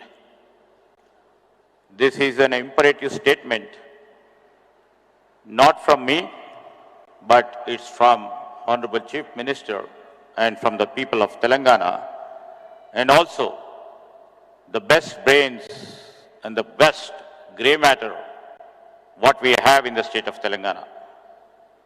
As everybody knows and everybody has seen, Telangana has always been a land of vision and progress. From our early days as a state, we have set ambitious goals and achieved them with determination and the clarity of purpose. As our state stands as a beacon of growth, with an 11.3% year-on-year economic growth rate and the projected gross state domestic product, GSDP of US dollars of 176 billion. With highest per capita income in the country at 4,160 US dollars, Telangana commitment to the prosperity of every citizen is evident. Our vision is to elevate Telangana into a $1 trillion economy in the near future, as the dream and the vision set by our Honorable Chief Minister. In this context, our journey into AI is not just a natural progression. We would like to take a bold leap into the future. According to the NASSCOM, as told by Mohan Reddy Garu, this NASSCOM 2024 AI Adoption Index 2.0, India's AI market is on the steep upward trajectory, expected to grow at a rate of 25 to 35% compound annual growth rate over the next 3 to 4 years. Telangana, we would like to place and position ourselves to harness this growth. This collaborative approach is essential for creating a framework that is both innovative and ethically sound, ensuring that AI serves the greater good while safeguarding the individual rights and societal values. To further enrich this process, we will invite AI experts from across the globe to work with us in shaping these policies. This will be complemented by engaging a broader global community, academia, industry, and the public to crowdsource the ideas and also the solutions. This approach of us will allow us to stay at the forefront of AI advancements as we continue to update our policies based on the insights and development from in and around the world. We will also implement the stringent regulations to prevent the misuse of the AI technologies, such as deepfakes and AI-driven misinformation, thereby protecting individuals, institutions, and democratic processes. We would like, in this manner, we would like to take the help of, the premier institutions of law. The VC over here, Mr. Krishna Devaraya is here, and we would like to sensitize ourselves in framing and regulating the policy framework from around the globe. Additionally, we will democratize data access by making anonymous government data widely available, fueling AI innovation while ensuring stringent data privacy and security measures. Infrastructure alone, however, as said by our special CS Jayesh, is not sufficient to drive the innovation we aspire to achieve. This is why we are forging partnership with leading universities and the corporations to ensure that the AI research in Telangana is deep and broad, fostering an environment where ideas can flourish and transformed into real-world solutions. We would like to support AI-driven workforce transformation. We would like to promote AI literacy and public engagement. We shall ensure accountability in AI deployment. We will combat AI-driven misinformation. We shall leverage AI for sustainable development. We have taken the Japan's example of balancing innovation with ethical AI.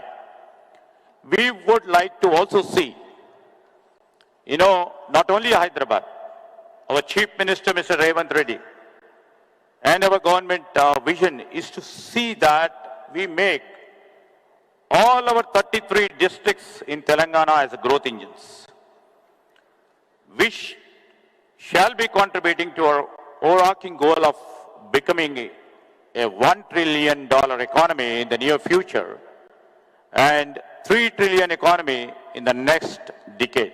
This is not just a vision, not a dream.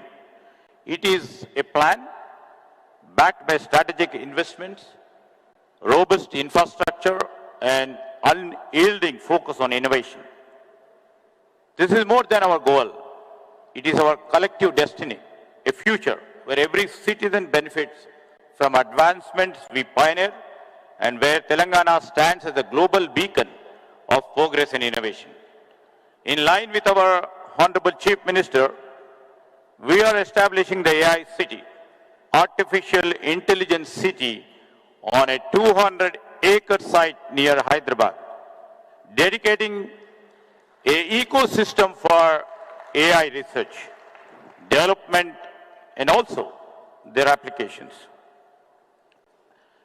This is an ambitious project, I do agree, but we are committed and we will place Telangana at the heart of the global AI innovation, solidifying our state as a technological powerhouse.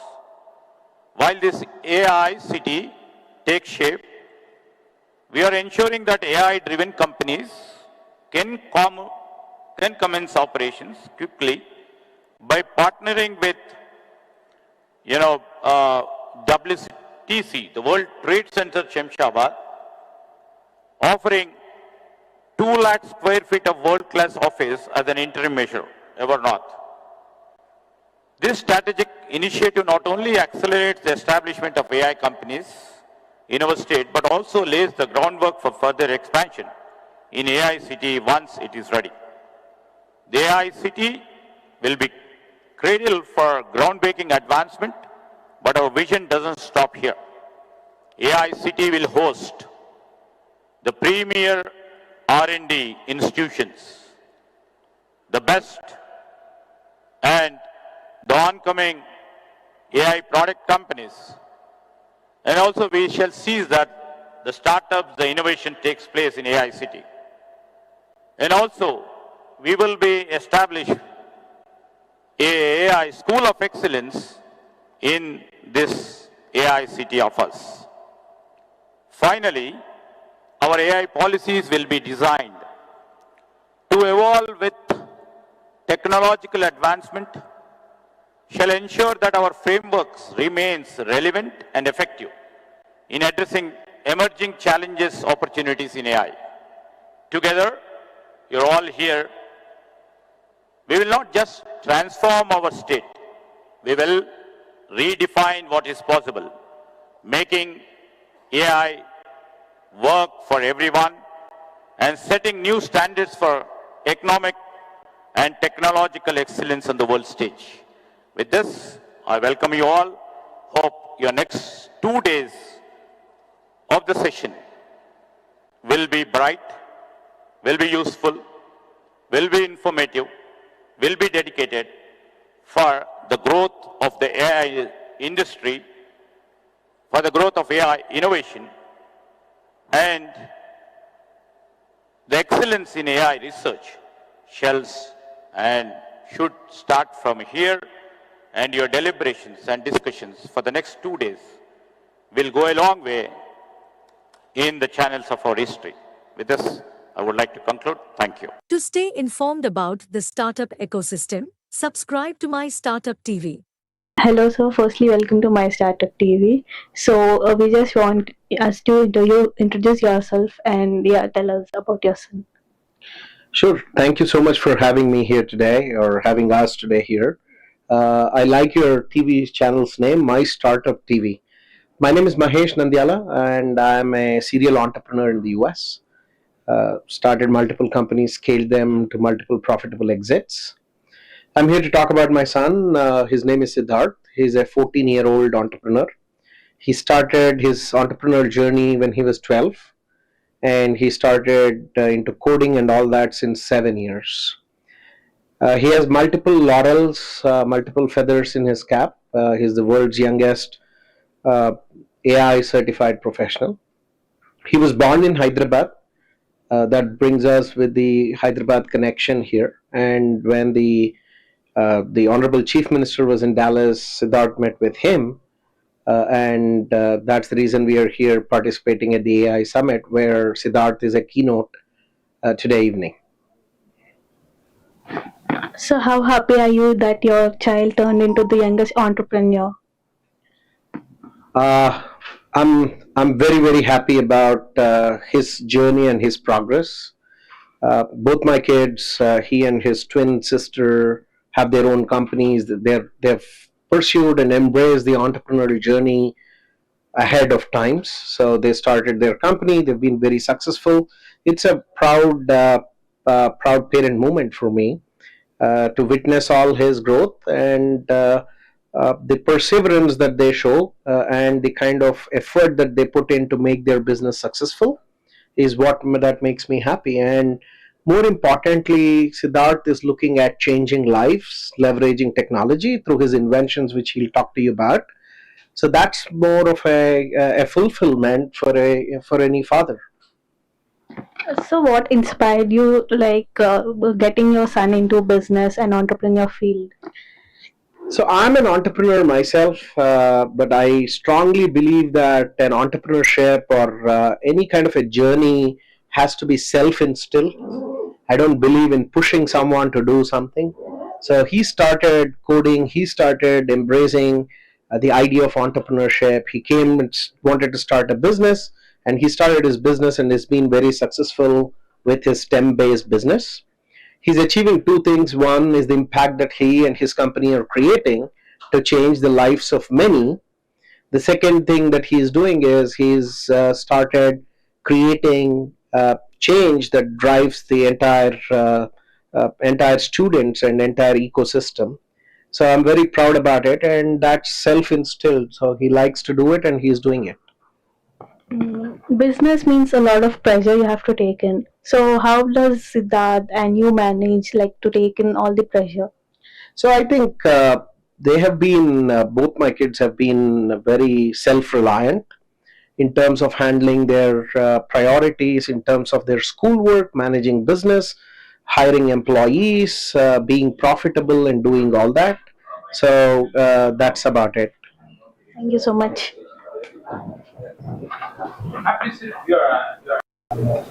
Okay. Hi Siddharth, how are you? I'm good. How are you? Thank you for having me. Yeah, Siddharth, can you tell us about the entrepreneur role you're playing? Yeah, so a little bit about me is I'm the founder and CEO of STEM IT, where we skill students on the field of STEM, taking them from an introduction to electronics all to machine learning and deep learning systems. We're essentially creating the next generation of inventors, entrepreneurs, and innovators at STEM IT. So a little bit about me is I'm the world's youngest AI certified professional by both ARM and Oracle, and through my journey as an entrepreneur and as an inventor, I've received proclamations from President Joe Biden, as well as former President Barack Obama, Congress and the House of Representatives, Governor of Texas Greg Abbott, and my city mayor actually declaring September 19th as Siddharth Nandiala Day in my city. So a little bit about me. So thank you so much. Yeah, Siddharth. At what age like you got inspired to get into business and everything? Yeah, so I started my company when I was 12 years old because I saw there was a gap in the industry. I've always loved coding and engineering. It's been my passion since I was 7 years old. But I realized that there was a gap in the industry, and that was that I wasn't able to proficiently understand these key concepts in the field of STEM technology, in the field of coding and engineering. And I knew that was a big, big gap because technology is what's taken us to the moon in the past, and it's what's going to take us to Mars in the future. It's what's driving innovation. It's what's driving the future ahead of us. And I knew that there had to be someone to bridge this gap so students could be proficient in the fields of coding and engineering, because it's our future. It's where growth is headed, and it's where employment is going. So that's really what made me start my own company. Yeah, Siddharth. How is AI helpful for children like this? Yeah, so I think artificial intelligence is helpful for children not only in the learning aspect, for teaching them, helping them master different concepts by essentially bridging the gap between what they're not understanding or what they need help with, but I also think artificial intelligence can help them become future leaders, future innovators, and future entrepreneurs. Seeing how they can harness the power of AI towards benefit of humanity, benefit of society as a whole, truly is empowering, knowing that the future leaders around the globe are going to be harnessing the power of artificial intelligence to create positive change and positive impact globally. Yeah, Siddharth. Can you give us some suggestions for young entrepreneurs coming in the field? Yeah, so I'd love to say for any entrepreneur, any aspiring entrepreneur, any aspiring inventor, innovation is the heartbeat of progress, taking the journey from imagination to transformation. Now, what does that exactly mean? That means that it always starts with an idea, and it's always going to be your innovation, your drive, your goals, your endeavors that take your dream and bring it into a reality. It's always important to remember that it always started with a dream. For example, Bill Gates, Microsoft, he never imagined it that it would become the multi-billion-dollar empire it is today. But it always started with a dream. Every entrepreneur starts somewhere, and that's what I'd love to say. Thank you so much. Thank you so much, Siddharth, for your time. Thank you.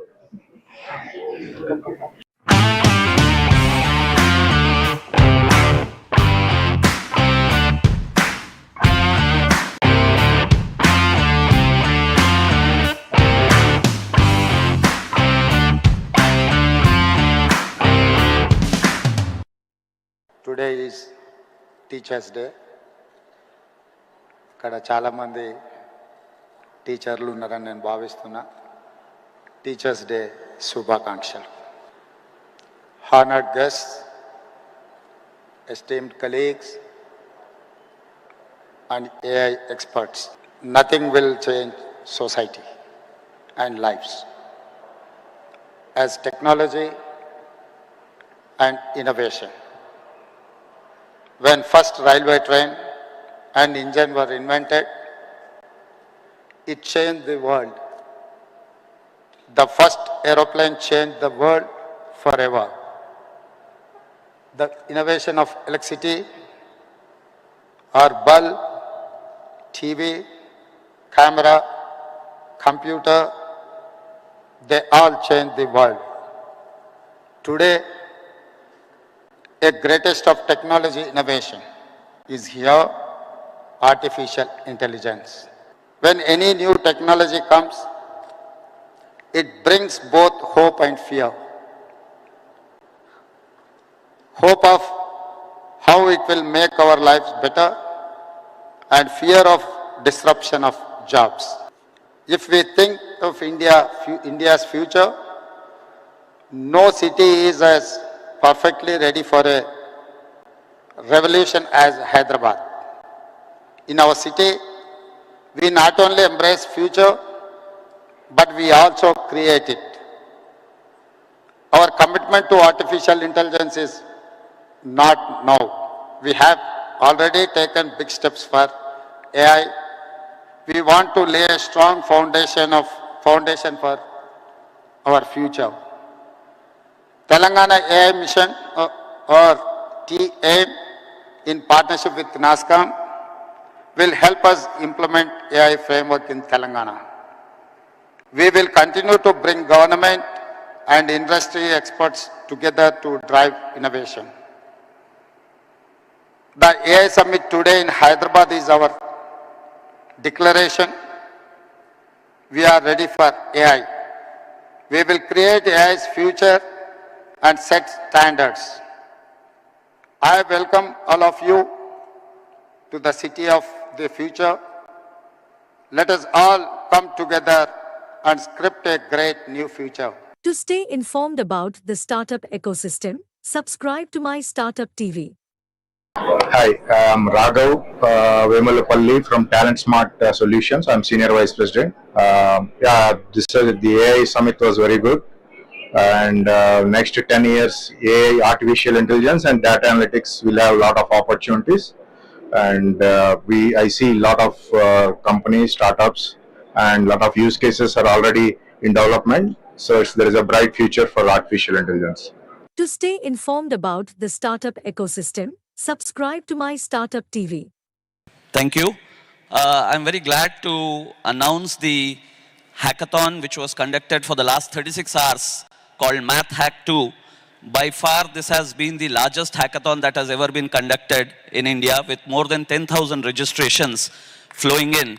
And we finally shortlisted about 40 teams, about 150 participants because of the physical space constraints. And then, of course, we also had a parallel online hackathon going on. Very glad to say that this was a hackathon conducted by Government of Telangana under the aegis of Global AI Summit, by MATH, which is Machine Learning and Artificial Intelligence Technology Hub, a joint venture, COE, by DST, Department of Science and Technology, and T-Hub, which is an entity of Government of Telangana. So without much ado, I would request Minister Garu also to be on stage, Mr. Jayesh Ranjan, Special Chief Secretary, to be on stage, Ms. Ramadevi Lanka to be on stage, the team from HYSIA to be on stage, which has been the industry partner for this hackathon. The hackathon partner for this event was Idea Labs, and the platform that was used was an AI-based platform called talentfarm.ai. So I would request everyone to join on the stage. And we have 3 winning teams here today. So we would call those winning teams here so that they are felicitated by by Minister Garu. And of course, Ben Franklin has been the sponsor for these cash prizes worth about 10 lakh rupees. So the first prize will be 5 lakh rupees, the second prize 3 lakh rupees, and the third prize 2 lakh rupees. We have Mr. Ram Mohan, who's representing the sponsor, Ben Franklin.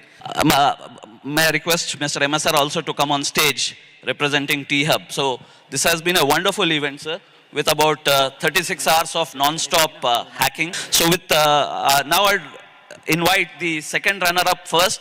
And interestingly, they are students of second year of engineering from Gitanjali Engineering College. So may I invite the team, second runner-up. They've built a solution called Soul Support, which actually is a AI-based chatbot which helps for upkeep of mental wellness. So when people are in depression, and now we see a lot of young people also sometimes get stress and mental depression, and they have an AI-based system where you can connect with people, you can connect with systems and get advice as to what can be the steps, how to manage the situation. They're also creating a metaverse of sorts where they can have some kind of entertainment and gaming which can be associated to help them get over that. So may I request you to come in front and hand over this symbolic fruit check, and of course we have a check ready for all of them. Can we have a round of applause for these young students? And that's why the future of Telangana is so bright, because if students of second year can build this kind of solution.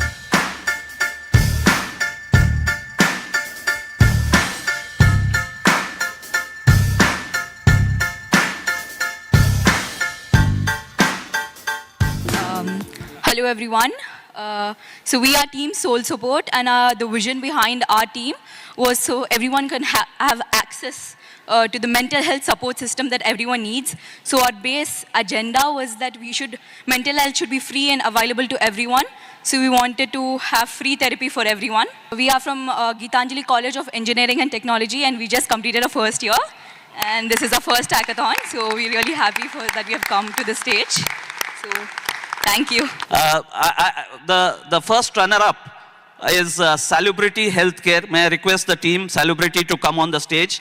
And by the time they come here, sir, I also want to inform you that more than 100 mentors participated all through these 36 hours. And Haisya gave a great support in terms of providing the mentors. So I think we had a wonderful mentor network which was supporting all through.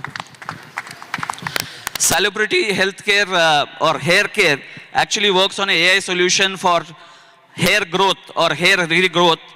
I would probably ask the team here on stage.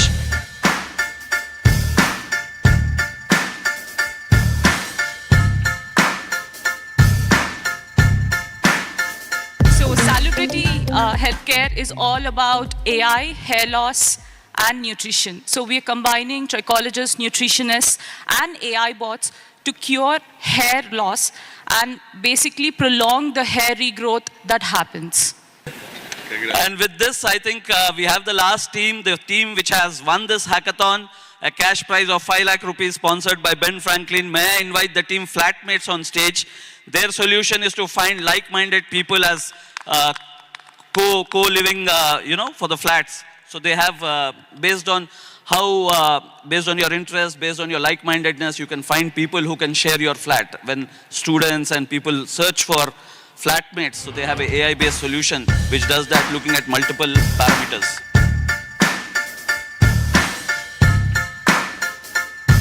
Hey everyone, this is Nitin. I am from IIT Kanpur, graduated in 22, and I am working in Sprinkler. So we all formed as a friends group and started working on this.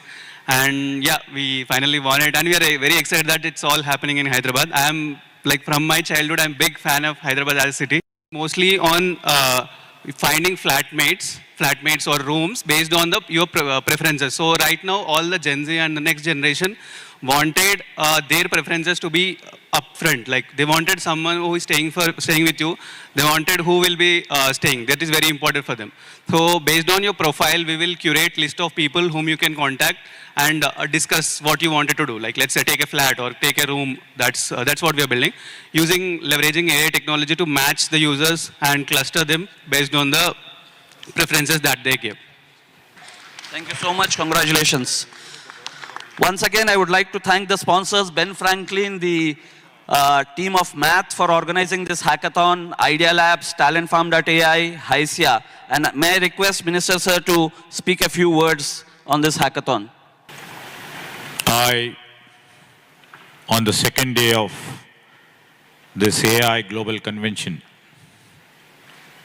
I, on behalf of Government of Telangana, welcome all the delegates, all the eminent AI professionals again today. With me here and my Special CS of the IT and Industries Department, Mr. Jayesh Ranjan, and also our team here over the past 2 months have been trying to bring awareness, educate our people, including our students. And today, we are also happy, and world is also witnessing. And the hackathon winners and hackathon participants are also over here. On behalf of our government, I would like to congratulate all the young thinkers, all the young grey matter, young team who got involved themselves and participated in this hackathon, which has been sponsored by HYSIA and their team, Ben Franklin and the team. I would like to thank them too. And this sort of hackathons, and tomorrow when, our Jayesh and we speak again, so these sort of hackathons will be done in each and every school. And our idea and our planning is to take AI into curriculum of the schools in the near future. With these few words, I will again congratulate the hackathon winners and all the participants. And I wish them all the best for the future. Thank you. Thank you. I'm very glad to announce the hackathon which was conducted for the last 36 hours called Math Hack 2. By far, this has been the largest hackathon that has ever been conducted in India, with more than 10,000 registrations flowing in. And we finally shortlisted about 40 teams, about 150 participants because of the physical space constraints. And then, of course, we also had a parallel online hackathon going on. Very glad to say that this was a hackathon conducted by Government of Telangana under the aegis of Global AI Summit, by MATH, which is Machine Learning and Artificial Intelligence Technology Hub, a joint venture COE by DST, Department of Science and Technology, and T-Hub, which is an entity of Government of Telangana. So without much ado, I would request Minister Garu also to be on stage, Mr. Jayesh Ranjan, Special Chief Secretary, to be on stage, Ms. Ramadevi Lanka to be on stage, the team from HYSIA to be on stage, which has been the industry partner for this hackathon. The hackathon partner for this event was Idea Labs, and the platform that was used was an AI-based platform called talentfarm.ai. So I would request everyone to join on the stage. And we have 3 winning teams here today. So we would call those winning teams here so that they are felicitated by by Minister Garu. And of course, Ben Franklin has been the sponsor for these cash prizes worth about 10 lakh rupees. So the first prize will be 5 lakh rupees, the second prize 3 lakh rupees, and the third prize 2 lakh rupees. We have Mr. Ram Mohan, who's representing the sponsor, Ben Franklin. May I request Mr. MSR also to come on stage representing T-Hub. So this has been a wonderful event, sir, with about 36 hours of non-stop hacking. So with now I'll invite the second runner-up first. And interestingly, they are students of second year of engineering from Geetanjali Engineering College. So may I invite the team, second runner-up. They've built a solution called Soul Support, which actually is a AI-based chatbot which helps for upkeep of mental wellness. So when people are in depression, and now we see a lot of young people also sometimes get stress and mental depression, and they have an AI-based system where you can connect with people, you can connect with systems and get advice as to what can be the steps, how to manage the situation. They're also creating a metaverse of sorts where they can have some kind of entertainment and gaming which can be associated to help them get over that. May I request you to come in front and hand over this symbolic fruit check, and of course we have a check ready for all of them. Can we have a round of applause for these young students? And that's why the future of Telangana is so bright, because if students of second year can build this kind of solution.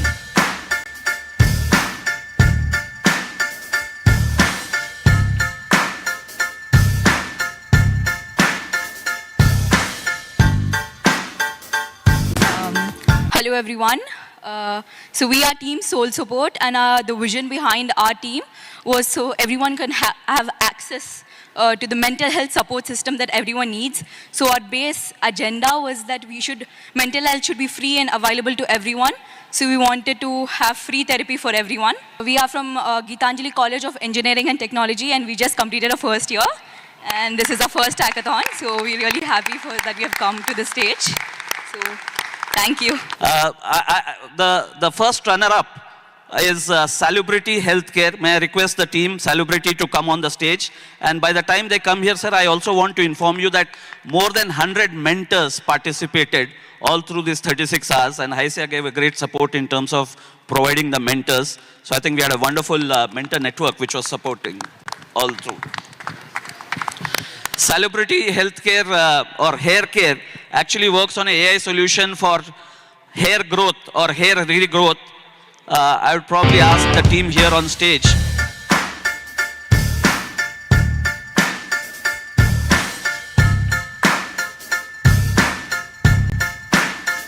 So Salubrity Healthcare is all about AI, hair loss, and nutrition. So we are combining trichologists, nutritionists, and AI bots to cure hair loss and basically prolong the hair regrowth that happens. And with this, I think we have the last team, the team which has won this hackathon, a cash prize of 5 lakh rupees sponsored by Ben Franklin. May I invite the team flatmates on stage? Their solution is to find like-minded people as co-living, for the flats. So they have, based on your interest, based on your like-mindedness, you can find people who can share your flat. When students and people search for flatmates, we have an AI-based solution which does that looking at multiple parameters.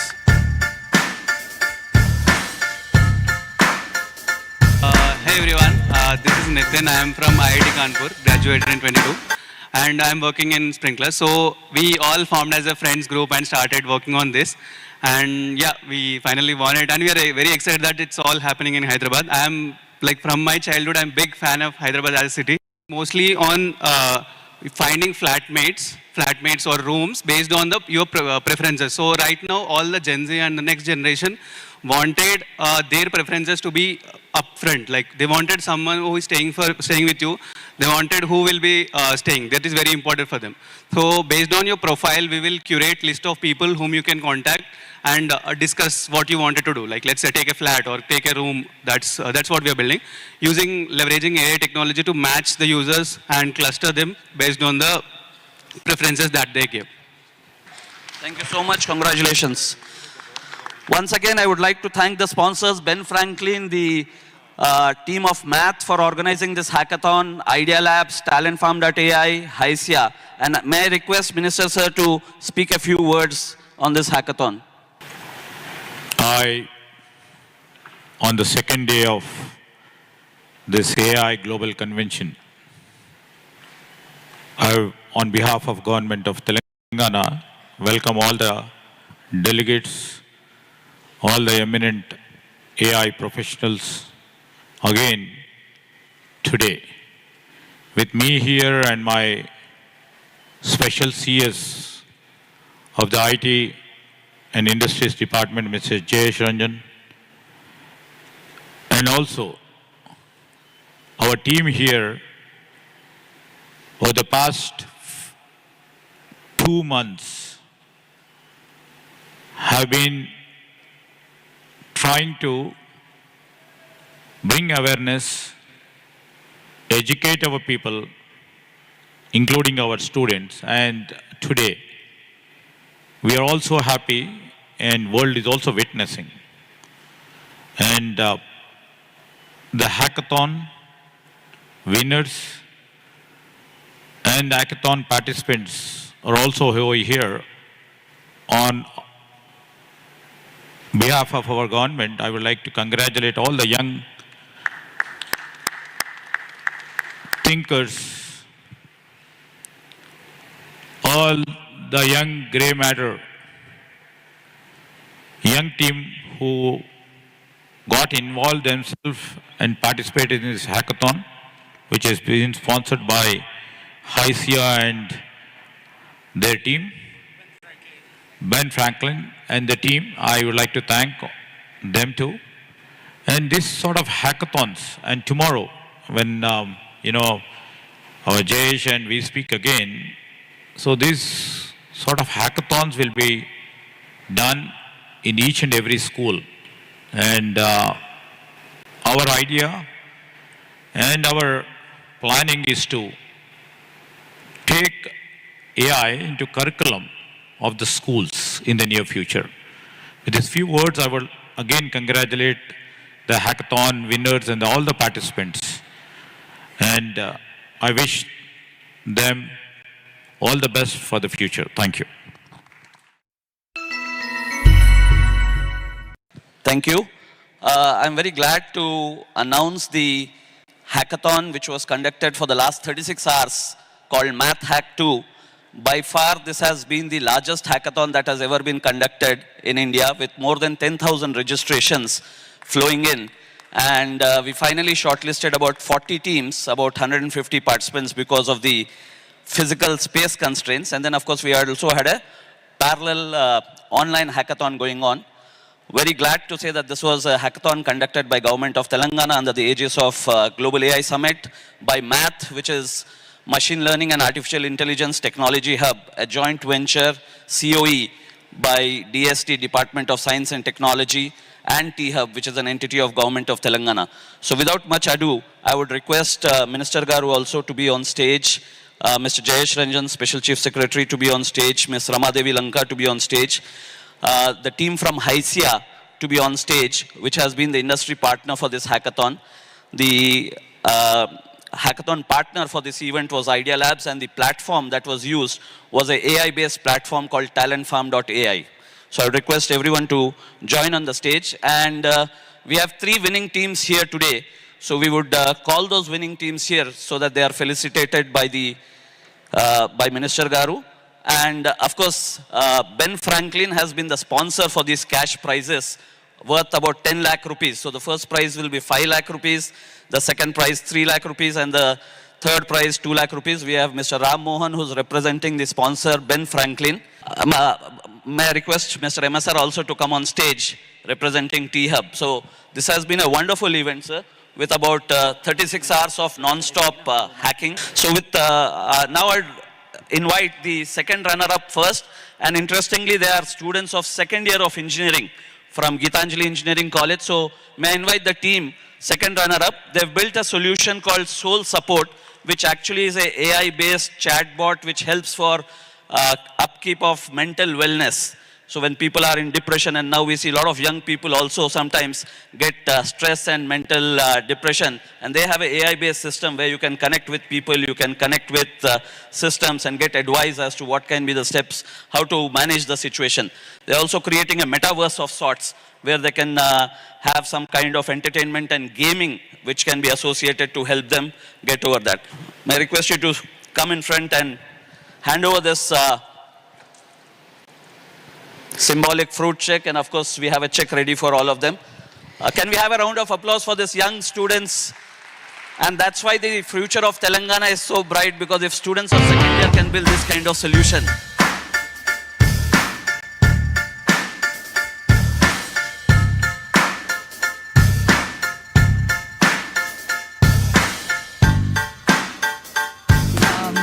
Hello everyone. So we are Team Soul Support, and the vision behind our team was so everyone can have access to the mental health support system that everyone needs. So our base agenda was that mental health should be free and available to everyone. So we wanted to have free therapy for everyone. We are from Gitanjali College of Engineering and Technology, and we just completed our first year. And this is our first hackathon, so we're really happy that we have come to the stage. So thank you. The first runner-up is Salubrity Healthcare. May I request the team, Salubrity, to come on the stage. And by the time they come here, sir, I also want to inform you that more than 100 mentors participated all through these 36 hours. And HYSIA gave a great support in terms of providing the mentors. So I think we had a wonderful mentor network which was supporting all through. Salubrity Healthcare or Hair Care actually works on an AI solution for hair growth or hair regrowth I would probably ask the team here on stage.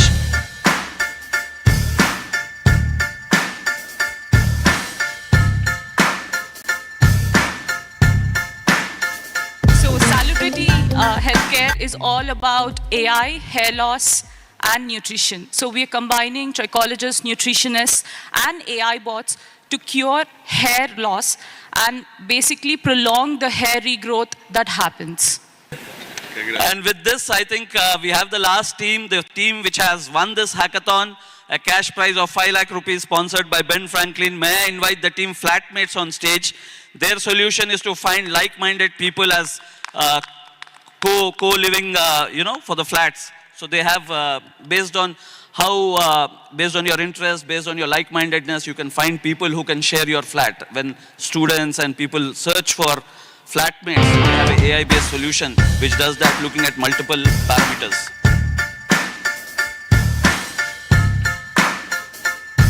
Hey everyone, this is Nitin. I am from IIT Kanpur, graduated in 22, and I am working in Sprinkler. So we all formed as a friends group and started working on this. And yeah, we finally won it, and we are very excited that it's all happening in Hyderabad. I am, like, from my childhood, I'm a big fan of Hyderabad as a city. Mostly on finding flatmates or rooms based on your preferences. So right now, all the Gen Z and the next generation wanted their preferences to be upfront. Like they wanted someone who is staying with you. They wanted who will be staying. That is very important for them. So based on your profile, we will curate list of people whom you can contact and discuss what you wanted to do. Like let's say take a flat or take a room. That's what we are building. Leveraging AI technology to match the users and cluster them based on the preferences that they give. Thank you so much. Congratulations. Once again, I would like to thank the sponsors, Ben Franklin, the team of Math for organizing this hackathon, Idea Labs, TalentFarm.ai, Hysia. To stay informed about the startup ecosystem, subscribe to My Startup TV. Most of us watch science fiction movies in which it is shown that people live in space, human beings have colonized Mars and Moon, and life exists there, everything is happening the way exactly it happens on Earth. So is it still fantasy, or it is quite probable now? Yeah, it will be a reality in this century, but in this decade, visiting space is going to be a reality well within a decade for sure. Yeah, both of us have very young kids, so we are working very hard for making space travel happen in the future for sure.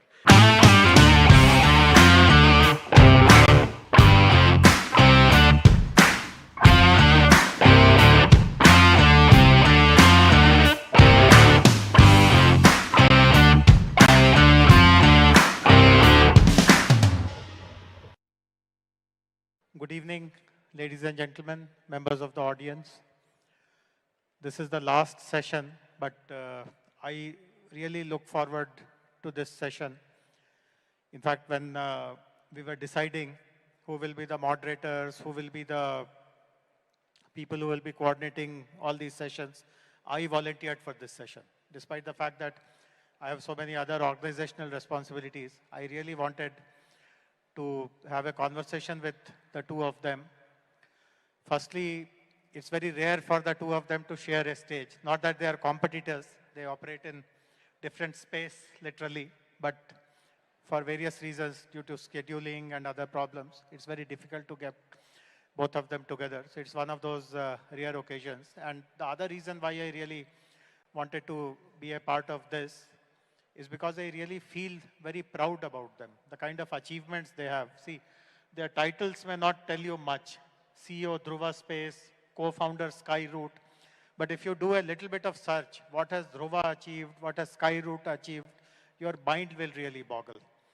They are the first in the country when this sector was opened for the private sector to launch rockets in the space, to launch micro-satellites, nano-satellites, as it is called, in the space. Both are from Hyderabad. Both have started their journey here, both Dhruva and Skyroot. And of course, their reputation today has spread far and wide. They have received, this began as startups, modest startups, but they persevered. They got some support, some push from the Telangana government as well. But today their reputation is spread far and wide. They are very, very sought after. They are the poster boys of the new generation startup world. As you would know, 10 years ago, 15 years ago, startup world started by, of course, not that I'm kind of undermining anyone, but usually copycat kind of products. If someone has done something great in the US, let me try it in India. And because ours is a huge population, if I get the model right, I'm bound to make money, I'm bound to be kind of one of the wealthiest and all. So that was the model. But thereafter, as you know, many of our startups have developed original products, original solutions, and they are the two exemplars of what really talent and creativity and imagination, as we say, sky is the limit. So this is a phrase which they really live on a day-to-day basis. Sky is really the limit. So today's conversation, I would, we have not frankly prepared for anything. I don't have any set question.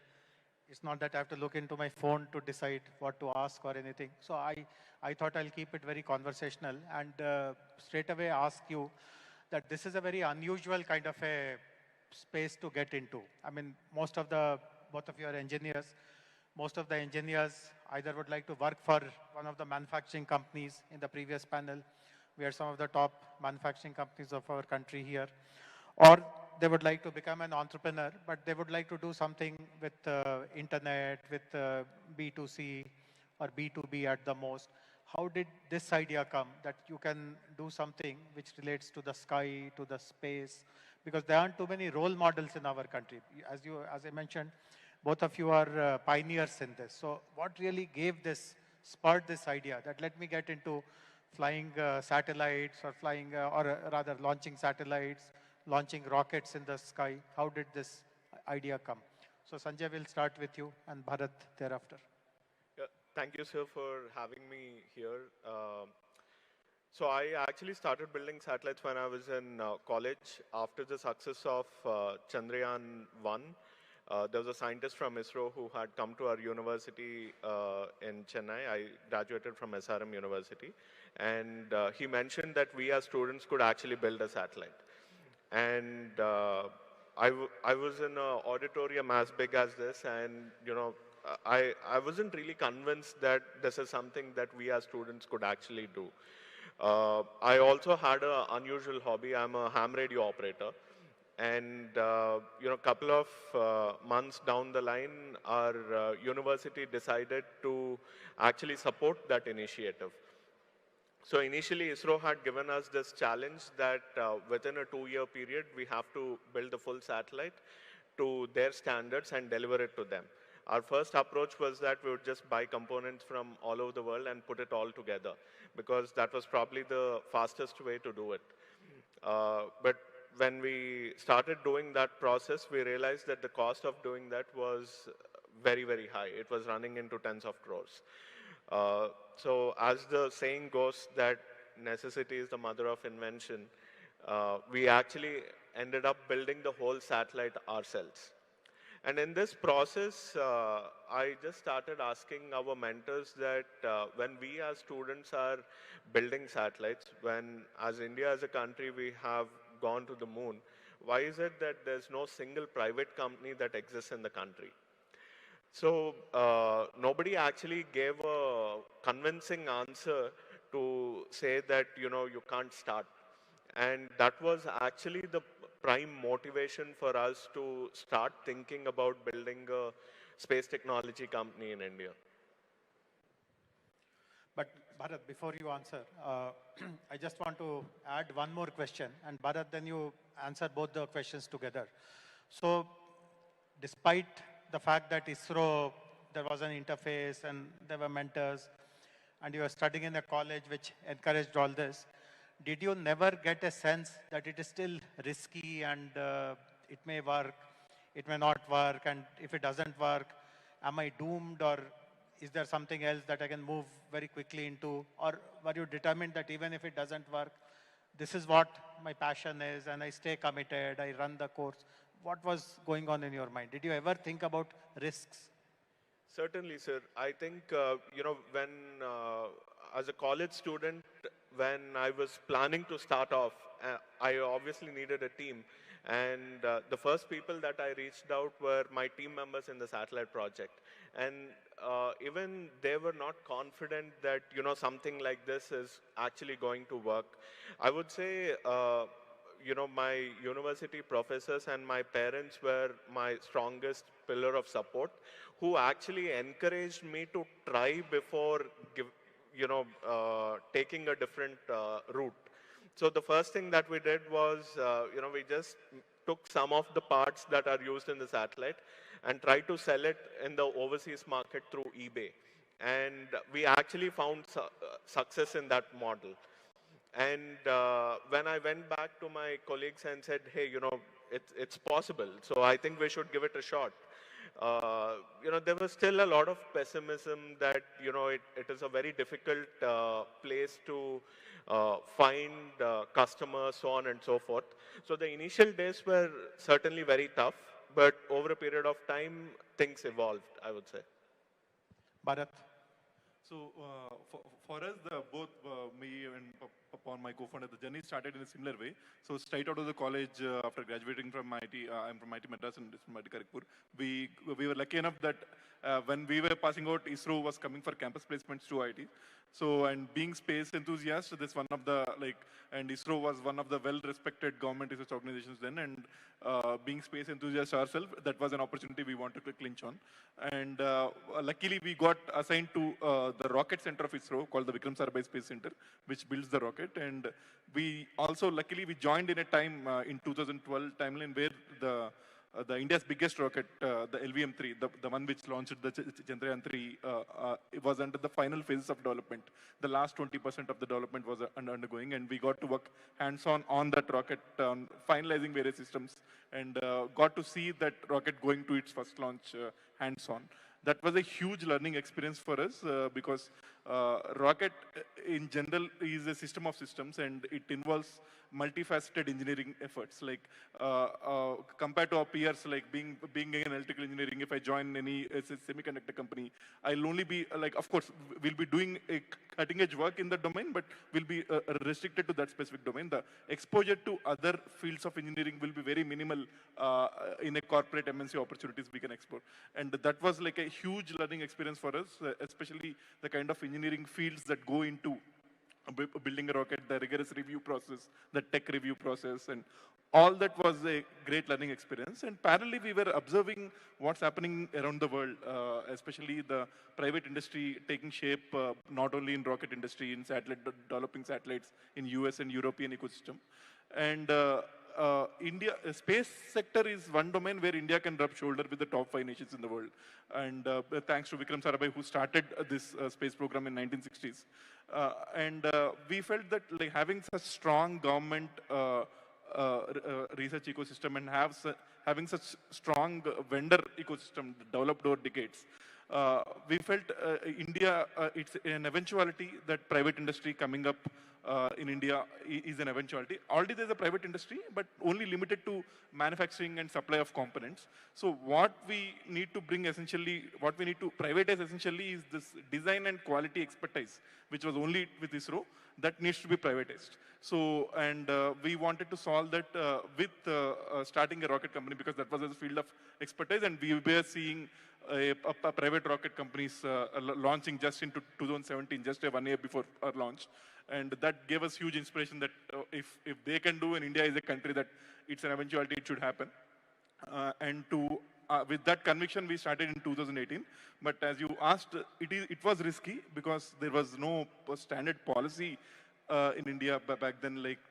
And also, see, even though ISRO is a government institution, but it's a very specialized niche institution.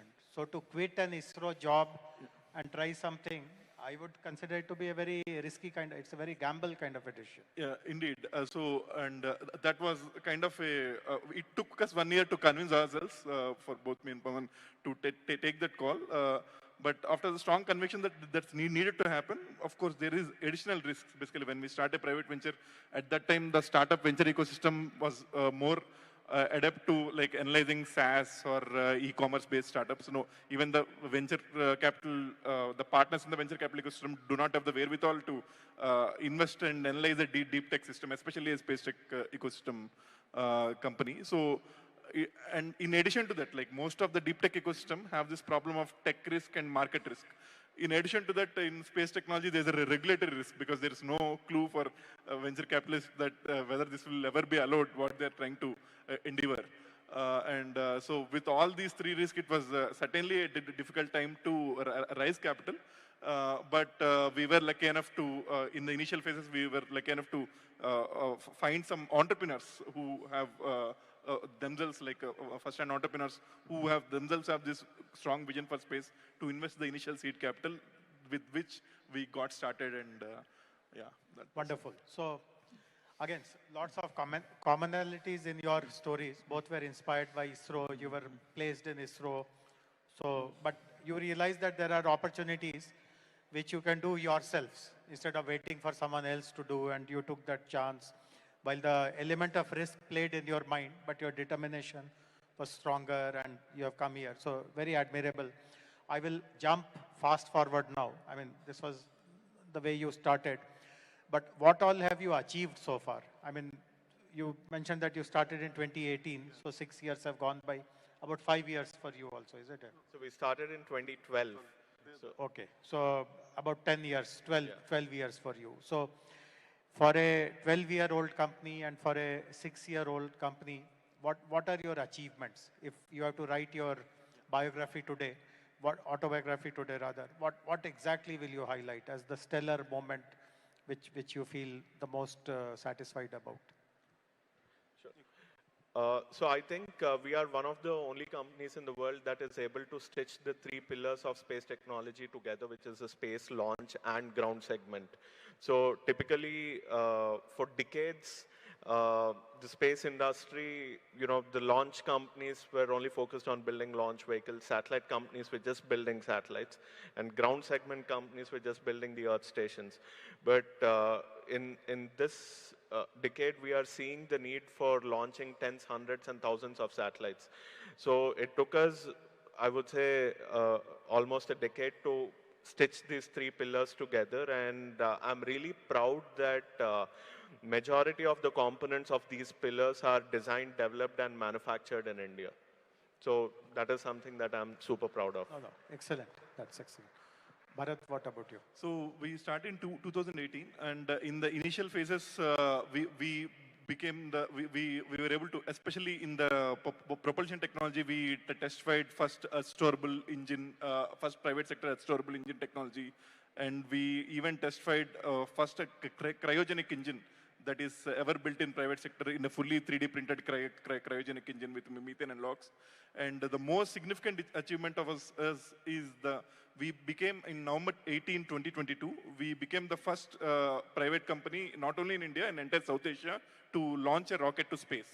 And that is an incredible achievement. With that, like in a private company domain, even none of the European companies have this metric, and we became the fourth nation where a private company has achieved that milestone. And yeah, that was one of the tremendous achievements for the company, but also for Indian space sector, because the space reforms were just just started. And there's a regulatory body called InSpace, which was formed.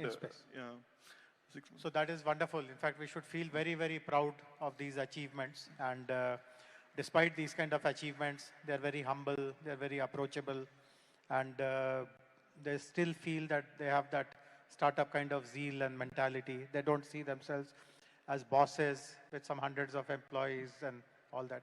So let me now change track a little bit. Both of you, since you launch rockets, you launch satellites, you have a bigger understanding of space, unlike many of us who, of course, we have a layman kind of understanding about space, but still the kind of understanding you have is definitely far more. So what do you think about the ways in which governments or the private enterprises, etc., have utilized what all is the benefits that are possible for humanity, for mankind? How much of it has been channelized? While the two of you work here in India, we know what Elon Musk is trying through SpaceX and through Starlink and all that. So how much of the potential that space offers to improve different aspects of our living, of humanity's improvement of their quality of life, how much of it has been kind of utilized? What are the other big challenges which are still, let us say, dark or gray? We have still not really fathomed how to go about it. So what do you think is the current landscape, and what else do you think the people like you should endeavor at? So, as most of you might be aware, like one of the common applications of space, which we all currently use, which we can't live without day in and day out, or the GPS, the direct home television we all enjoy. These are all common use cases most of the public are aware. And in addition to that, there are a lot of applications with respect to Earth observation, observing Earth from space, both with respect to defense, surveillance aspect, and also for weather monitoring. ISRO data helps the fishing community a lot. Every year, billions worth of money is saved because of the good guidance that fishing community receives in catching, going to the right places to catch fish, and which is the guidance that Indian government publishes with the help of ISRO data. And as more and more adoption applies, the banking and insurance sector heavily uses that, and even in India, that applications are increasing with respect to using geospatial data for insurance claims, or like all sorts of insurance applications, whether it can be assessing the damage a flood or a disaster can make, or predicting how much prone disaster-prone a land is before giving an insurance. So the banking and insurance sector uses a lot of data, and that is increasing. And agriculture sector also is going to use a lot of data.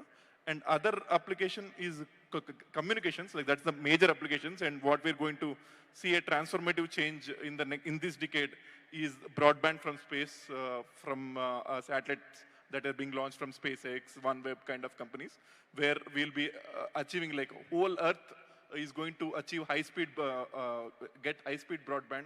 We're going to get high-speed broadband in flights in very remote areas. Working remotely is going to get even more easier with a very good broadband. All this is going to get into reality in this decade, before this decade ends. So that is kind of the transformative experience we're going to do with respect to space communications.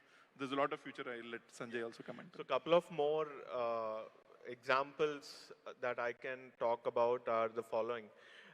Space is in everybody's life. It's just that it goes unnoticed. If any of you have actually taken a LASIK surgery, you know, the technology behind that was actually built for human space flight in the 70s. If you have heard this company called Goodyear, which makes tires, they were initially making strands for parachutes used in the human space flight. So a lot of technologies that were invented for space have now found applications on Earth. And I believe that investing in space technology will lead to betterment of life on Earth in several ways. Some new areas which are upcoming are also in drug discovery and drug development. Typically, where it takes about 7 to 10 years to develop a new drug, people are trying to leverage developing these drugs in the microgravity environment in space, and then, you know, shortening that time span. Obviously, I think one of the things that I'm extremely proud of talking about as Dhruva Space is today, India as a country has roughly about 55 operational assets. But, you know, satellites, yes. You know, last couple of weeks, you know, it's been raining, and there's been a lot of floods everywhere that has happened. So we built this tool called AstraView, where we are aggregating data from almost about 260 satellites. And today, you know, if you take the map of India, you draw a polygon, it will tell you what historical data is available. And you can also task a satellite as early as few hours from now, and then compare what are the changes that have happened. And this this is just a small example of how space and satellites are going to transform the lives of people in the coming few years. Wonderful. So finally, because this is the Global AI Summit, I have to ask a little bit about AI as well. So any applications which you are driving using AI, which you can share a little bit about? And how are you sourcing that technology? Do you have an in-house AI team, or do you work with some research institutions or vendors, or how does it happen? Or so far, you are not fully into AI. What is the AI understanding? Yeah, so as Elon Musk also recently quoted, like SpaceX uses the least AA in general, because even the reusable launch vehicle technology and the Starlink, there it uses the application of AI is very minimal in execution of the problem. Solving the problem of reusable, because it's all solvable with already developed algorithmic approach of solutions are already developed and solved, both with respect to communication and this thing. But AI, the major impact AI can do with respect to not only space tech, any deep tech engineering process improvement is, of course, what we the recent buzz is all about generative AI using the technology called transformers, where large language models, which essentially just predict the next most sensible word. And with the good training data, it can make sense in any subject. But the key thing, use case for engineering process is there is something called physics-informed neural networks, which are being trained. So where you almost know people in engineering field, there's a lot of time spent on doing structural analysis and CFD analysis for the fluid flow, where the numerical computation is involved, which takes a lot of time, lot of high performance compute in engineering process. That data, like historical data of the results, if it's trained, these physics-informed neural networks will use it as a constraint. The rules of physics are used as a constraint for the outcome. And that way, what we can get if we a CFD simulation that takes hours and gives a result, with the trained model can actually present it in seconds. Basically, the computational engineering process time is going to get revamped significantly, and we are seeing examples of that being applied even in space technology. And but currently, those technologies are very proprietary, and open source solutions, once they come, we are trying to explore those kind of open source solutions for the physics-informed neural networks in general. What about Dhruva? So in our line of business, so I would just say there is a hardware piece and there's the software piece. So I gave the example of how we are able to harness the data from about, more than about 260 satellites. What we are trying to do as a company is we are trying to work with also the ecosystem, which is, well ingrained into some of these technologies. So for example, a company like a Cropin or ITC could actually leverage some of these data sets and use other data sets and apply AI on top of that. In the upstream side of things, where we are doing largely the manufacturing or innovation at the spacecraft level, we haven't come to a final conclusion, but some of the ideas that we've been brainstorming on is, over the last 30, 40 years, there's also a lot of developments that have happened on Earth in automotive industry, in the oil and gas industry, in the nuclear engineering domain, so on and so forth. So there's tremendous amount of literature that is available in terms of what people have developed in these sectors. So we are trying to see if some of the technologies that have been developed in these sectors can also have a hardware-related solution for some of the problems on building spacecrafts itself. So those are some of the areas, but otherwise regular applications of ChatGPT, so on and so forth, continues. Wonderful. So unfortunately, while there are so many AI companies here, you won't be their clients in the near future, is the message that you are giving. So one final question. Most of us watch science fiction movies in which it is shown that people live in space, human beings have colonized Mars and Moon, and life exists there, everything is happening the way exactly it happens on Earth. So is it still fantasy, or it is quite probable now. I mean, are we getting closer? In fact, the first speaker this morning told us that by 2035, we would have cracked the solution to living beyond 100 years of age. And he was very serious about it. He brought lots of data and lots of studies to prove that. So how close are we to, so tomorrow if I have to, so I'll be completing my tenure in the government in a few years. Can I say that thereafter I will shift to moon or I will shift to Mars? Is it a reality or is it fantasy? Yeah, it will be a reality in this century, but in this decade, visiting space is going to be a reality well within a decade. For space tourism is going to happen very quickly in the late decade and early.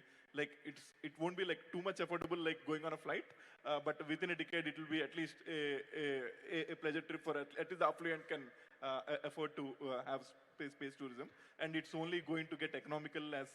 Basically, the cost of space access is going to determine a lot of these applications, how quickly the space tourism, things like as Sanjay mentioned, the pharma industry is doing a lot of industry. But the manufacturing, for it to go to scale, to get to huge machinery to go to space, to take advantage of these microgravity environments, the cost of space access, once it reduces by an order of magnitude due to reusable technologies or whatever, all these applications like which otherwise won't commercially make sense suddenly will make sense, and especially things like space tourism, manufacturing in space, and hotels in space if you want to go a longer term as you wish to, all will become a reality, but in this century it is not going to be far enough.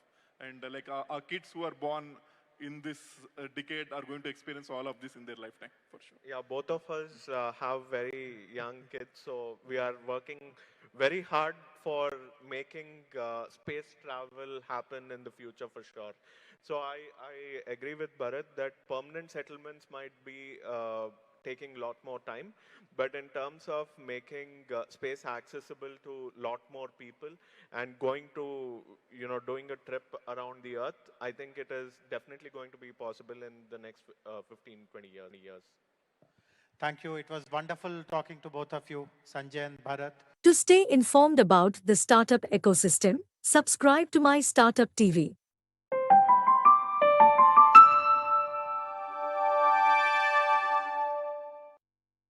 A two-day global AI summit was held at Hyderabad, in HICC Convention Center on 5th and 6th of September 2024.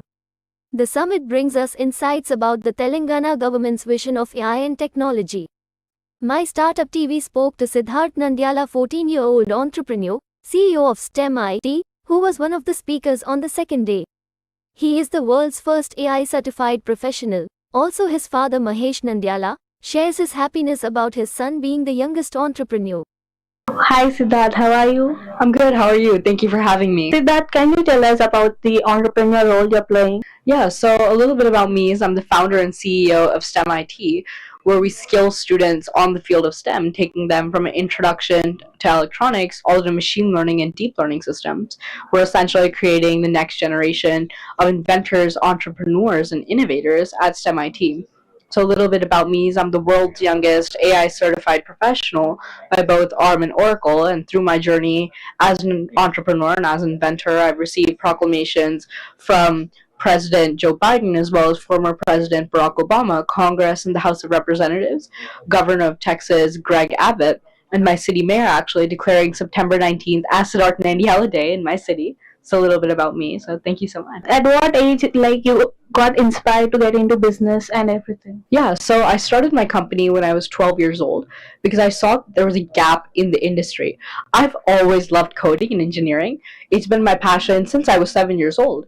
But I realized that there was a gap in the industry, and that was that I wasn't able to proficiently understand these key concepts in the field of STEM technology, in the field of coding and engineering. And I knew that was a big, big gap because technology is what's taken us to the moon in the past, and it's what's going to take us to Mars in the future. It's what's driving innovation. It's what's driving the future ahead of us.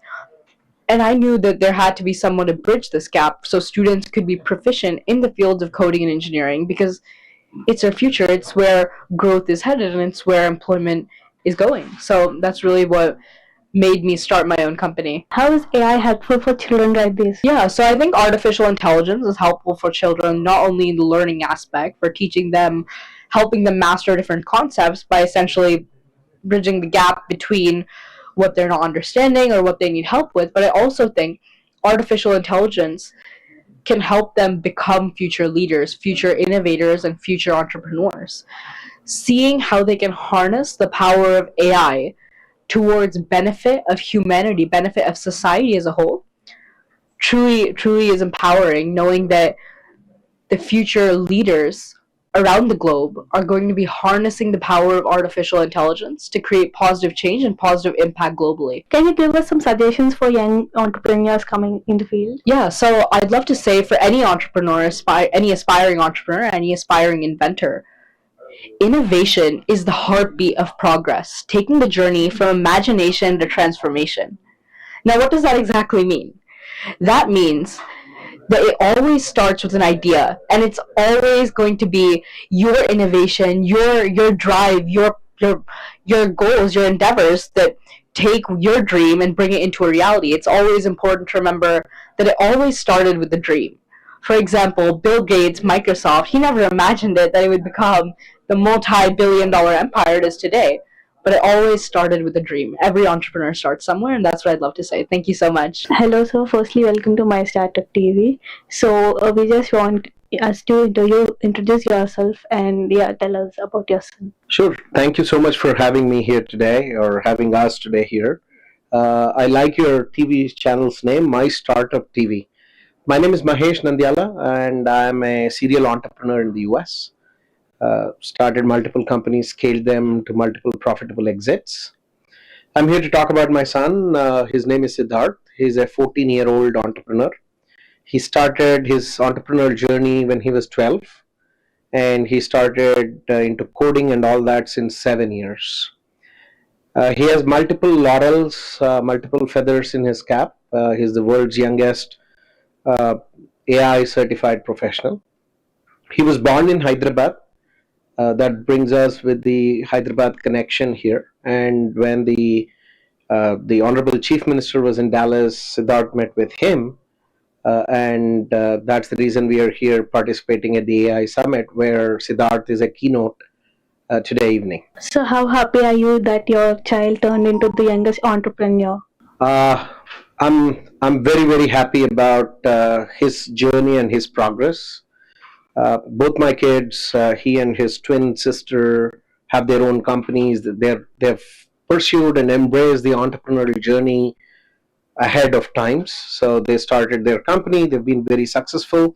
It's a proud parent moment for me to witness all his growth and the perseverance that they show and the kind of effort that they put in to make their business successful is what that makes me happy. And more importantly, Siddharth is looking at changing lives, leveraging technology through his inventions, which he'll talk to you about. So that's more of a fulfillment for any father. So, what inspired you, getting your son into business and entrepreneur field? So I'm an entrepreneur myself, but I strongly believe that an entrepreneurship or any kind of a journey has to be self-instilled. I don't believe in pushing someone to do something. So he started coding, he started embracing the idea of entrepreneurship. He came and wanted to start a business, and he started his business and has been very successful with his STEM-based business. He's achieving two things. One is the impact that he and his company are creating to change the lives of many. The second thing that he is doing is he's started creating change that drives the entire students and entire ecosystem. So I'm very proud about it, and that's self-instilled. So he likes to do it, and he's doing it. Business means a lot of pressure you have to take in. So, how does Siddharth and you manage to take in all the pressure? So I think they have been, both my kids have been very self-reliant in terms of handling their priorities, in terms of their schoolwork, managing business, hiring employees, being profitable and doing all that. So that's about it. To stay informed about the startup ecosystem, subscribe to My Startup TV. ఇవాళ ఉదయం హైదరాబాద్లో గౌరవ ముఖ్యమంత్రి గారి సమక్షంలో ఈ 2 రోజులు జరిగే గ్లోబల్ ఏఐ సమ్మిట్ ఇక్కడ హైదరాబాద్లో ప్రారంభించడం జరిగింది. ఈ కార్యక్రమానికి సుమారు ఒక 150 మంది పైన స్పీకర్స్ వివిధ కంపెనీస్ నుంచి, వివిధ దేశాల నుంచి ఇక్కడికి హైదరాబాద్కి వచ్చి ఉన్నారు. అదేవిధంగా సుమారు 2300 మంది డెలిగేట్స్ పాల్గొంటున్నారు. డెలిగేట్స్లో కూడా చాలా మంది స్టూడెంట్స్ ఉన్నారు, తర్వాత స్టార్టప్స్ ప్రతినిధులు ఉన్నారు, ఇండస్ట్రీకి చెందిన మన కంపెనీ ప్రతినిధులు ఉన్నారు, అకాడమిక్ సంస్థలు వాళ్ళ ప్రొఫెసర్స్, ఫ్యాకల్టీ, రీసెర్చర్స్ వాళ్ళు ఉన్నారు. సో ముఖ్యంగా ఇట్లాంటి సదస్సు ఏర్పాటు చేసే వెనుక ప్రభుత్వం 2 కారణాలని గమనిస్తూ ఉంది. ఒకటి ఏముంది అంటే ఏఐలో ఈరోజు ప్రపంచంలో కూడా చాలా యాక్టివిటీస్ జరుగుతూ ఉన్నాయి. సో వీటి గురించి సమగ్రంగా సమాచారం తెలుసుకోవడం, దాంట్లో తెలంగాణకి ఉపయోగపడే అంశాలు ఏమేమి ఉన్నాయి, ఇక్కడ కూడా వాటిని అనుసరించే ఎంతవరకు అవకాశం ఉంటుంది. సో ప్రపంచం నుంచి మంచి ఎగ్జాంపుల్స్ నేర్చుకొని తెలంగాణలో వాటిని ఒక భాగంగా చేయించడం అది ఒక అంశం. రెండవది, గత ఒక 2-3 మాసాల నుంచి మేము కూడా ఒక ఏఐ రోడ్ మ్యాప్ అనే ఒక ప్రణాళిక సిద్ధం చేస్తున్నాము. అంటే మీరు గమనించి ఉంటారు, ముఖ్యమంత్రి గారు కూడా ఉదయం ఒక కరదీపిక విడుదల చేశారు. సో దాంట్లో ఏఐ రోడ్ మ్యాప్ ఉంది. అంటే రాబోయే 4 సంవత్సరాలు 2027 వరకు ప్రభుత్వ పరంగా మేము ఎట్లాంటి యాక్టివిటీస్ చేస్తే తెలంగాణలో నిజంగా ఏఐ వలన అన్ని సముదాయాలకి ఉపయోగపడుతుంది. సో ఈ ఏఐ రోడ్ మ్యాప్ కూడా ఏది మా ఆలోచన, మా నాలెడ్జ్ బట్టి మేము ఏది కనిపెట్టి ఉన్నామో దాని మీద ఎక్స్పర్ట్స్ ఏమనుకుంటున్నారు, ఎంతోమంది ఎక్స్పర్ట్స్ ఉన్నారు, ఎంతోమంది నిపుణులు ఉన్నారు, వాళ్ళు ఏం సలహా ఇస్తారు, ఎట్లాంటి దానికి ఎక్కువ ప్రాధాన్యత ఇవ్వాలి, ఎట్లాంటి దాంట్లో వాళ్ళే పార్ట్నర్గా ముందుకి మాతో పని చేయడానికి వస్తారు. వీటన్నిటి మీద కూడా వాళ్ళ నుంచి అభిప్రాయం సేకరించడం ఇట్లాంటివి జరుగుతూ ఉంటుంది. సో ఇప్పుడు ఒక హాఫ్ డే కార్యక్రమం పూర్తి అయింది 2 రోజు జరిగే కార్యక్రమంలో. అండ్ ఇప్పటి వరకు నేను ఎవరితో కలిసిన, ఎంతోమంది స్పీకర్స్తో నేను మాట్లాడాను, డెలిగేట్స్తో మాట్లాడాను. అందరిలో చాలా చాలా సంతృప్తి ఉంది. దట్ ప్రభుత్వం ఇట్లాంటి చాలా కీలక సదస్సు హైదరాబాద్లో ఏర్పాటు చేసి వాళ్ళందరినీ దీంట్లో ఒక భాగస్వామి అయ్యడానికి. To stay informed about the startup ecosystem, subscribe to My Startup TV. ఇవాళ ఉదయం హైదరాబాద్లో గౌరవ ముఖ్యమంత్రి గారి సమక్షంలో ఈ 2 రోజులు జరిగే గ్లోబల్ ఏఐ సమ్మిట్ ఇక్కడ హైదరాబాద్లో ప్రారంభించడం జరిగింది. ఈ కార్యక్రమానికి సుమారు ఒక 150 మంది పైన స్పీకర్స్ వివిధ కంపెనీస్ నుంచి, వివిధ దేశాల నుంచి ఇక్కడికి హైదరాబాద్కి వచ్చి ఉన్నారు. అదేవిధంగా సుమారు 2300 మంది డెలిగేట్స్ పాల్గొంటున్నారు. డెలిగేట్స్లో కూడా చాలా మంది స్టూడెంట్స్ ఉన్నారు, తర్వాత స్టార్టప్స్ ప్రతినిధులు ఉన్నారు, ఇండస్ట్రీకి చెందిన మన కంపెనీ ప్రతినిధులు ఉన్నారు, అకాడమిక్ సంస్థలు వాళ్ళ ప్రొఫెసర్స్, ఫ్యాకల్టీ, రీసెర్చర్స్ వాళ్ళు ఉన్నారు. సో ముఖ్యంగా ఇట్లాంటి సదస్సు ఏర్పాటు చేసే వెనుక ప్రభుత్వం 2 కారణాలని గమనిస్తూ ఉంది. ఒకటి ఏముంది అంటే ఏఐలో ఈరోజు ప్రపంచంలో కూడా చాలా యాక్టివిటీస్ జరుగుతూ ఉన్నాయి.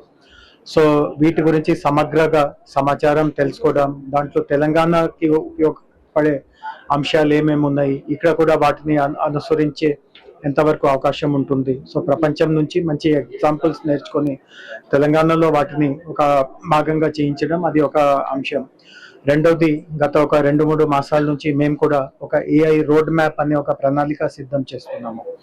అంటే మీరు గమనించి ఉంటారు, ముఖ్యమంత్రి గారు కూడా ఉదయం ఒక కరదీపిక విడుదల చేశారు. సో దాంట్లో ఏఐ రోడ్ మ్యాప్ ఉంది. అంటే రాబోయే 4 సంవత్సరాలు 2027 వరకు ప్రభుత్వ పరంగా మేము ఎట్లాంటి యాక్టివిటీస్ చేస్తే తెలంగాణలో నిజంగా ఏఐ వలన అన్ని సముదాయాలకి ఉపయోగపడుతుంది. సో ఈ ఏఐ రోడ్ మ్యాప్ కూడా ఏది మా ఆలోచన, మా నాలెడ్జ్ బట్టి మేము ఏది కనిపెట్టి ఉన్నామో దాని మీద ఎక్స్పర్ట్స్ ఏమనుకుంటున్నారు, ఎంతోమంది ఎక్స్పర్ట్స్ ఉన్నారు, ఎంతోమంది నిపుణులు ఉన్నారు, వాళ్ళు ఏం సలహా ఇస్తారు, ఎట్లాంటి దానికి ఎక్కువ ప్రాధాన్యత ఇవ్వాలి, ఎట్లాంటి దాంట్లో వాళ్ళే పార్ట్నర్గా ముందుకి మాతో పని చేయడానికి వస్తారు.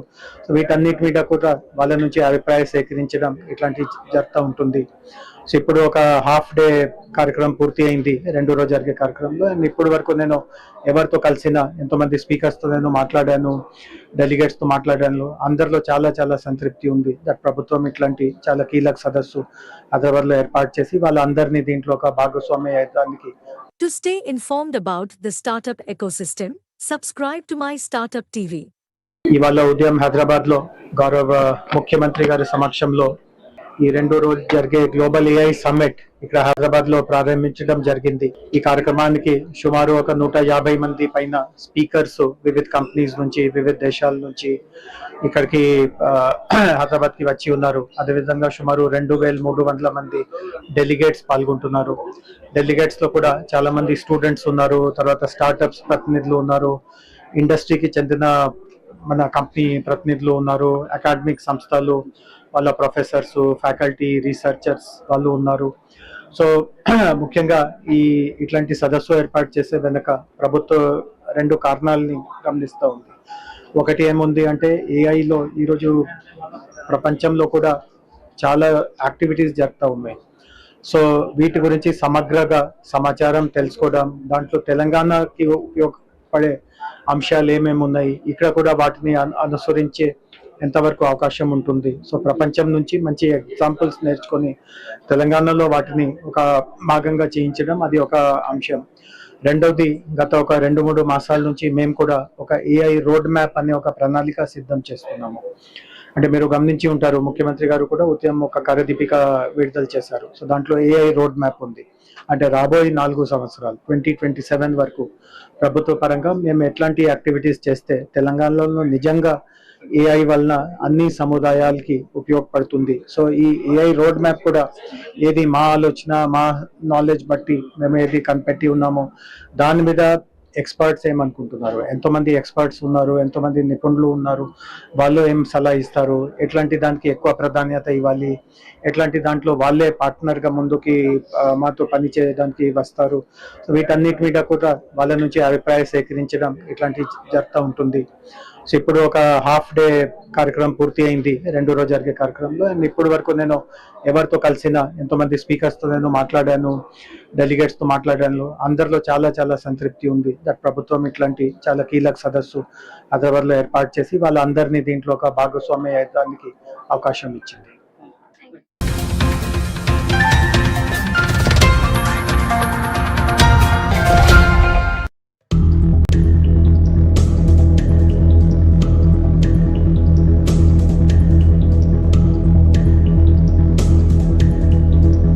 It started in a very organic way. My background was originally in technology and then in finance, but about actually almost exactly 20 years ago, I was an analyst at a hedge fund in Boston, and I had just gotten married. I was a year out of business school, and my family was visiting me from New Orleans, which is where I was born and raised. And we're originally Bengali, but I was born and raised in New Orleans. And it just came out of conversation that my 12-year-old cousin Nadia was having trouble in math. So I offered to tutor her. She goes back to New Orleans, and slowly but surely, she gets caught up with her class. She even becomes the head of her class. I remember I called up her school. Most schools don't appreciate these types of calls. And I said, I really think Nadia Rahman should be able to retake that placement exam from last year. And strangely enough, they let her. And the same Nadia who was struggling with math only a few months before then became an advanced student. So I was hooked. I started tutoring her younger brothers. Word spreads in my family that free tutoring is happening. And so before I know it, I'm tutoring 10, 15 cousins, family, friends. And I quickly see a common pattern. The reason why my cousins were struggling in math wasn't because they weren't bright. It wasn't because they didn't have great teachers or didn't go to great schools. It was because in a traditional academic system, you're moved ahead at a fixed pace. And even if you don't learn the material well, even if you get an 80% or a 70% on, say, basic exponents, the whole class will move on to a more advanced topic, say negative exponents or logarithms, somehow expecting you to understand the more advanced thing without having understood the more basic thing. And the value of tutoring, what I was able to provide my cousins, is that we could review those gaps and fill in those gaps, or even things that they might have forgotten. And that when you fill in those gaps, then and you have a strong foundation, everything else becomes a lot more straightforward. And middle class, or actually I say especially affluent families, educated families have known this for hundreds of years, for millennia, that the school system is going to move lockstep, and you need oftentimes to provide extra support for students so that they don't fall behind. Now, I had a background in technology, and even when I started tutoring 15 cousins. I had a day job. I was still working as an investment analyst. I said, well, maybe I could use technology to help scale these sessions. And so I started creating exercises, practice exercises for my cousins to fill in their gaps, to get some practice there. That was the first Khan Academy. I had dreams that maybe it would turn into something big, but I said, you know what? This is a family project. I'll just call it Khan Academy. The domain name was available, and my cousins were getting a lot of benefit out of that. About a year later, 2 years later, 2006, I was at a dinner party showing this software that I had written to the host. I'm a very fun dinner party guest. And while I was doing that, the host suggested, well, how are you scaling up your lessons? And I said, well, it's hard to scale up my lessons and with 15 cousins. And he said, well, why don't you record them as YouTube videos and upload them for your family? And I initially said, that's a horrible idea. YouTube is for cats playing piano, not for serious mathematics. But I gave it a shot. And I started making lessons on a lot of the things that I found I was repeating from my cousins, on a lot of the things that I knew that they might have questions about. I was doing a lot of worked examples. And after about a month of that, my cousins, somewhat infamously, told me that they liked me better on YouTube than in person. Now, it's important to think about what they were saying. They weren't saying that they didn't appreciate me in their life as a family member, as a cousin, as a tutor, to motivate them to dig deeper.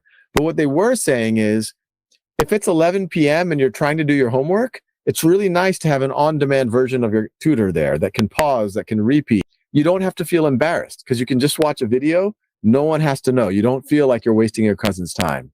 So I took that as positive feedback. I kept making videos. It started becoming clear, and working on the software. And it soon became clear that people who are not my cousins were watching, and they started sending letters from all over the world about how it was helping them, how it was helped them get through their class, how it was helping their children. So I was hooked. I kept doing this on the side. By 2008, 2009, there were about 100,000 folks who were using this every month. That's when I set up Khan Academy as a not-for-profit. Once again, it's somewhat ironic. I live out here in Silicon Valley now. We moved from Boston to the Bay Area. I just felt that it was the right thing to do, to not make this a business, so to speak. That it should be a social good, hopefully fundable with philanthropy or government or other or corporate sponsors.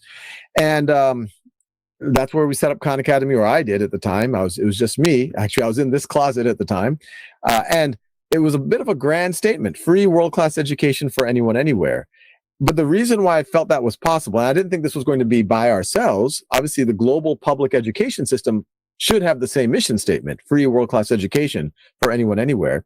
But it felt like you can, the free anyone, anywhere part, the access, would be even more possible with technologies like the internet, with devices becoming more available, with on-demand video and software. And then world-class to me is always, I always say that Aristotle was Alexander the Great's personal tutor. That's what world-class has always looked like. It's just we had to make a compromise a few hundred years ago when we had public education. We couldn't afford to give everyone a personal tutor. Idea was, well, maybe we can get more world-class if we can start to personalize with videos and exercises. And as I'll talk about in a few seconds, artificial intelligence, which wasn't on my radar back then. But that first year, whenever you quit your job to do anything entrepreneurial, whether it's for-profit or nonprofit, you almost have to start with the delusional optimism. It was a hard first year. I could go into details on that. But by the end of the year, it went from nothing to almost something. Folks like Ann and John Doerr, Ann is still our chairperson. They gave some of the first significant philanthropic donations to get off the ground.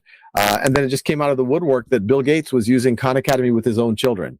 And I say that because a lot of times efforts that are there for everyone, especially kids of need, kids who don't have it, what we tend to do is like, oh, well, we're not going to be able to give them the best, but maybe we can create a cheap approximation. But what's exciting about the time that we're living in now is that the same thing that Bill Gates' children used, they're now grown now and in college, we can now give to every child on the planet. But that obviously helped us, the Gates Foundation, Google became some of our first significant funders. And so we were off to the races as a real organization. Now Khan Academy is much more than me. We're over 300 people around the world. We have thousands of volunteers. We're in 50 plus languages. India is one of our most focused markets for many reasons. We think there's a lot of need there. Obviously, some of us are connected to the region and see so much potential there if only we can support them. And we realize that the best way to do this is in partnership with the school system. So we started, that journey from 2008, 2009, we had that funding. You fast forward to now, or maybe a few years ago, and Khan Academy had grown from 100,000 users a month to now we're, in the tens of millions per month and 160 million users around the world. As I mentioned, 50 plus languages. The team is much more than me. And we've just continued to do what I was saying, cover more subjects and grades. People know us in math, and we're very comprehensive in math from pre-K through calculus and statistics and beyond, but also add the sciences, humanities, and many languages, etc. Many of these regional efforts that I've talked about. And we've just constantly been trying to make the personalization better. Now you fast forward to 2 summers ago, and we've had 50 efficacy studies. This is an important point, that if students, even before artificial intelligence, if students are able to put 30 to 60 minutes per week into Khan Academy, about 18 hours per year, that those students are accelerating their math outcomes by 40% in many cases. Different efficacy, we had 50 plus efficacy studies, some show 40, 50, 60, some show 30%, but it's a pretty profound acceleration. So you now fast forward to about 2 years ago. 2 years ago, I get a email from Sam Altman and Greg Brockman at OpenAI. They were acquaintances. I'd met them in several different situations out here in Silicon Valley, but I didn't know them well, but I had a lot of respect for what they did. And they said, look, we're about to finish training our next generation model. It's the model that would have ended up becoming GPT-4. We knew that GPT-3 already existed. And they told me that they thought that this was going to be the model that really opened people's eyes to what AI could do. And remember the context. This was 4, 5, 6 months before ChatGPT came out. And even ChatGPT was not based on GPT-4. It was based on GPT 3.5. So I was skeptical, but I had respect for what they did. And when they showed me what GPT-4 could do, immediately a lot of issues were there. It made math errors. It would hallucinate, worried about safety with students.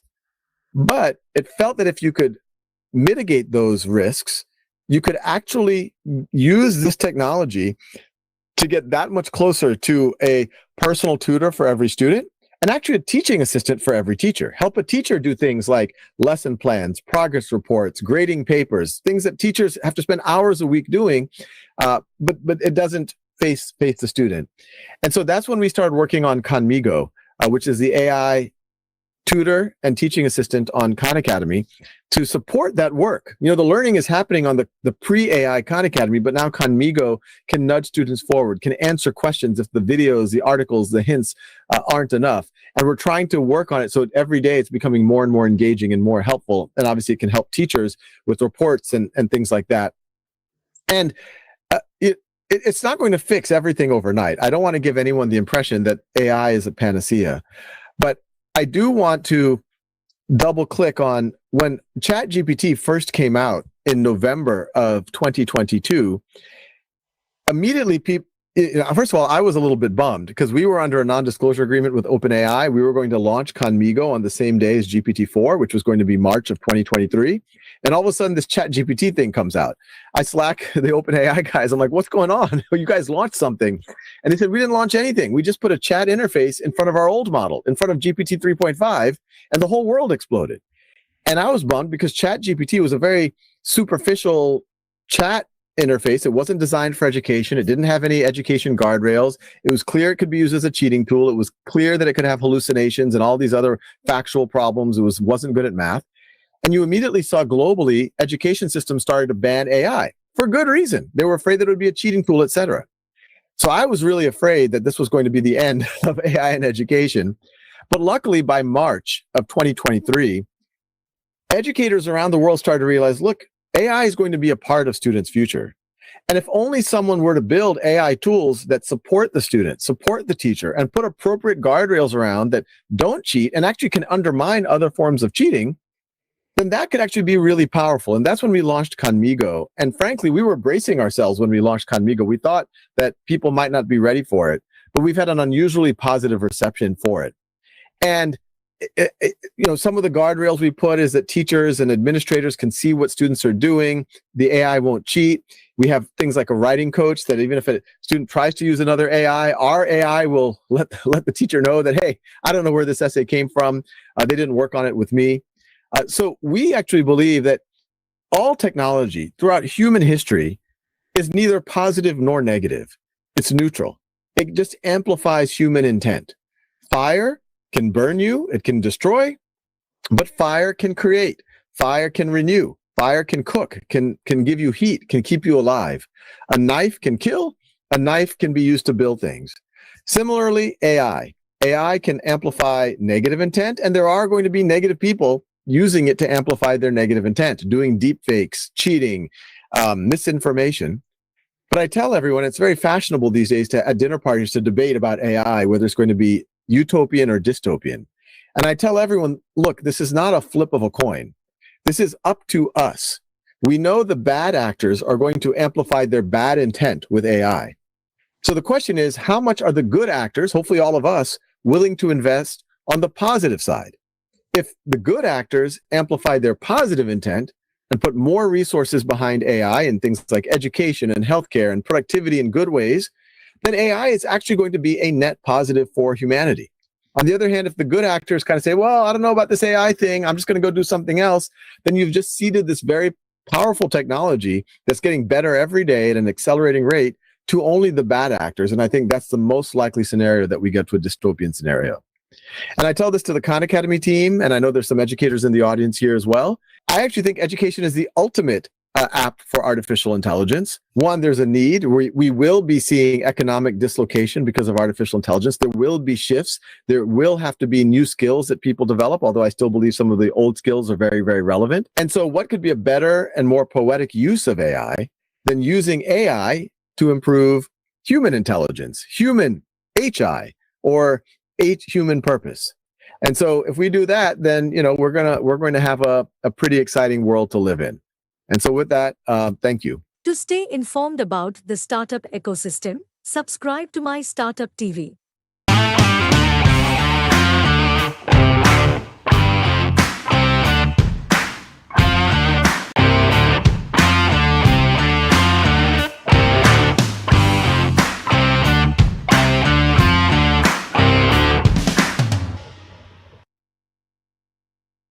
So we had like this fantastic address by the IT minister, and really nice to see all the initiatives that Telangana is running on the AI side and how it will help to build a 1 trillion economy. As you all are aware, our panel here, kind of talks about building a sovereign AI for India. And we have Vishal Dupar from NVIDIA and Sunil from Yota. Both the speakers here are very, very passionate about India and the fact that it's poised for some significant growth in the times to come. Very passionate about AI and how AI is going to help propel India's growth, and how AI also needs India. I think they believe in both of these kind of paradigms, and willing to do more than their bit to help build that digital infrastructure which will propel this growth. So we have about 20 minutes. I've kind of got a few questions for them, which I'll request them to kind of share their views on. So the first one, and this is for you, Sunil. You just signed a big MOU with the Telangana government yesterday, and the IT Minister also mentioned it, to establish an AI supercomputer, an AI factory. Congratulations on that. Thank you. India is the use case capital of the world. So, when we talk about sovereign AI, and help us demystify this a bit, what are the focus areas for sovereign AI for India? Thanks, Manish. Good morning, everybody. So I think I take this topic of sovereign AI from two perspectives. One is that India builds the models for its own use cases, for its own citizens. So we have so many of, I would say, issues and avenues where AI can solve our issues and increase to our better life and productivity, whether it's in healthcare, whether it's in education, whether it is in agriculture, whether it is in industry for, let's say, customer care, or in banking for fraud and risk management. So the list is endless. And given India's population, given India's very, very highly digitally enabled population, the list is endless. So we use Indian data sets, we use Indian skill sets, and we use India's GPU infrastructure to build models in India. That is one aspect of sovereign AI. And for the second, I will take a quote from what Professor Arun Sundarajan spoke in the morning, that how much control, how much sovereignty we have on our AI, this value-added layer. Are we talking about sovereignty at the chip design layer, that we design chips here? Are we talking about chip foundry layer? We start manufacturing chips here. Whether we start having our own data sets and have a control on that, or whether we start building our own models, foundational models here, or are we having the use cases and the applications here? So everything has its own perspective. I would say chip designing possibly is little far off. We may or may not do that even in longer future. Chip foundry thing has started in India, at least with some chips. GPUs again may be far off. But for sure, we should have our own India-based foundation models based in our own languages and data sets. And for sure, we should have our own applications for our own use cases. That's how I take sovereign AI. Thanks for that, Sunil. So our own foundational models to start with, and our own sets of large data sets, which can kind of propel our domestic AI. Vishal, NVIDIA has captured the global imagination. It's amazing, the journey the company has had, and you've seen it, up front there. So what is this sovereign AI opportunity? How has NVIDIA seen this unfold in other parts of the world, the US, Europe, Japan, China? Any insights for us here in India regarding this sovereign AI opportunity? We stand at a very, very interesting period of time. Most of the people in this room represent the IT industry. And I know that there are consumers of IT, but this IT industry today stands approximately at about $3 trillion. $3 trillion producing software which is at a brink of moving into producing intelligence. Now, what is intelligence? Intelligence is uniqueness that differentiates me over Sunil, Sunil over Manish, you between you and me, our organizations, our states, our countries. That uniqueness keeps us separate and allows us to prosper. And that's the essence of the sovereign part. Now, a lot of people ask me this question, is this the right time for India? Will India be able to do it? Why should India do it now? And the answer is pretty clear, this is India's time. Because India is not following India's leading. India is at a stage where we are innovating, we are not just copying. India is at a stage where we are having grand challenges which at a scale and diversity are absolutely more unique than anywhere else.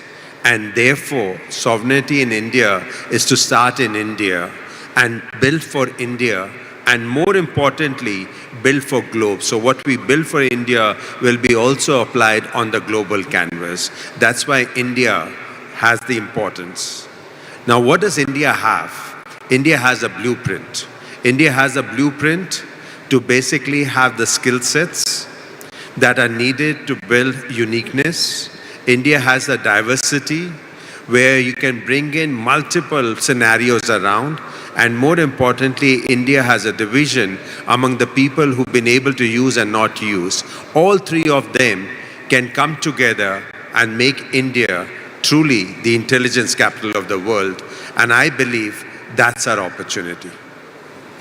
That's fantastic, Vishal. Intelligence capital of the world, build for India, and then take it global. That sounds fantastic. Which brings me to the next point, right? Everything in AI today is English-led, right?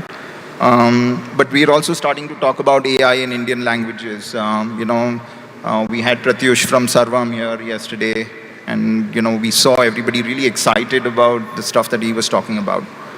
So how important is this, Sunil, from a user standpoint and taking AI to the masses? If you could just enlighten us on that. See, I think anything, AI is not the end. AI ultimately is a means to achieve an end purpose. And that end purpose possibly can be a better interpersonal communication, connecting Indians together who talk so many diverse languages, increasing their efficiency, and there can be many other benefits. So if India, with its diverse cultures, diverse languages, we are talking about 22 official languages, but if we start talking about the various regional dialects and other languages, I think we are talking about 300 plus languages. If we have to achieve this purpose of all the Indians very seamlessly being able to communicate with each other and take the benefits of everything which a digital world has to offer, the AI use cases have to be in Indian native languages. And I think today we have already seen that so much of content which we all Indians are producing and consuming every single day, thanks to very cheap smartphones, thanks to cheap data rates which in India are there. Majority of the content Indians are creating are in native languages in our town Bs and town Cs and not into actually urban cities like this. So if AI use cases, which ultimately will become some agent or some app on your mobile phone, have to really find success, it has to be in native languages. And all the more important why when Vivek and Pratyush of Sarvam are talking about making their models in Indian languages, training the models in Indian languages, and even taking care of the various small dialects.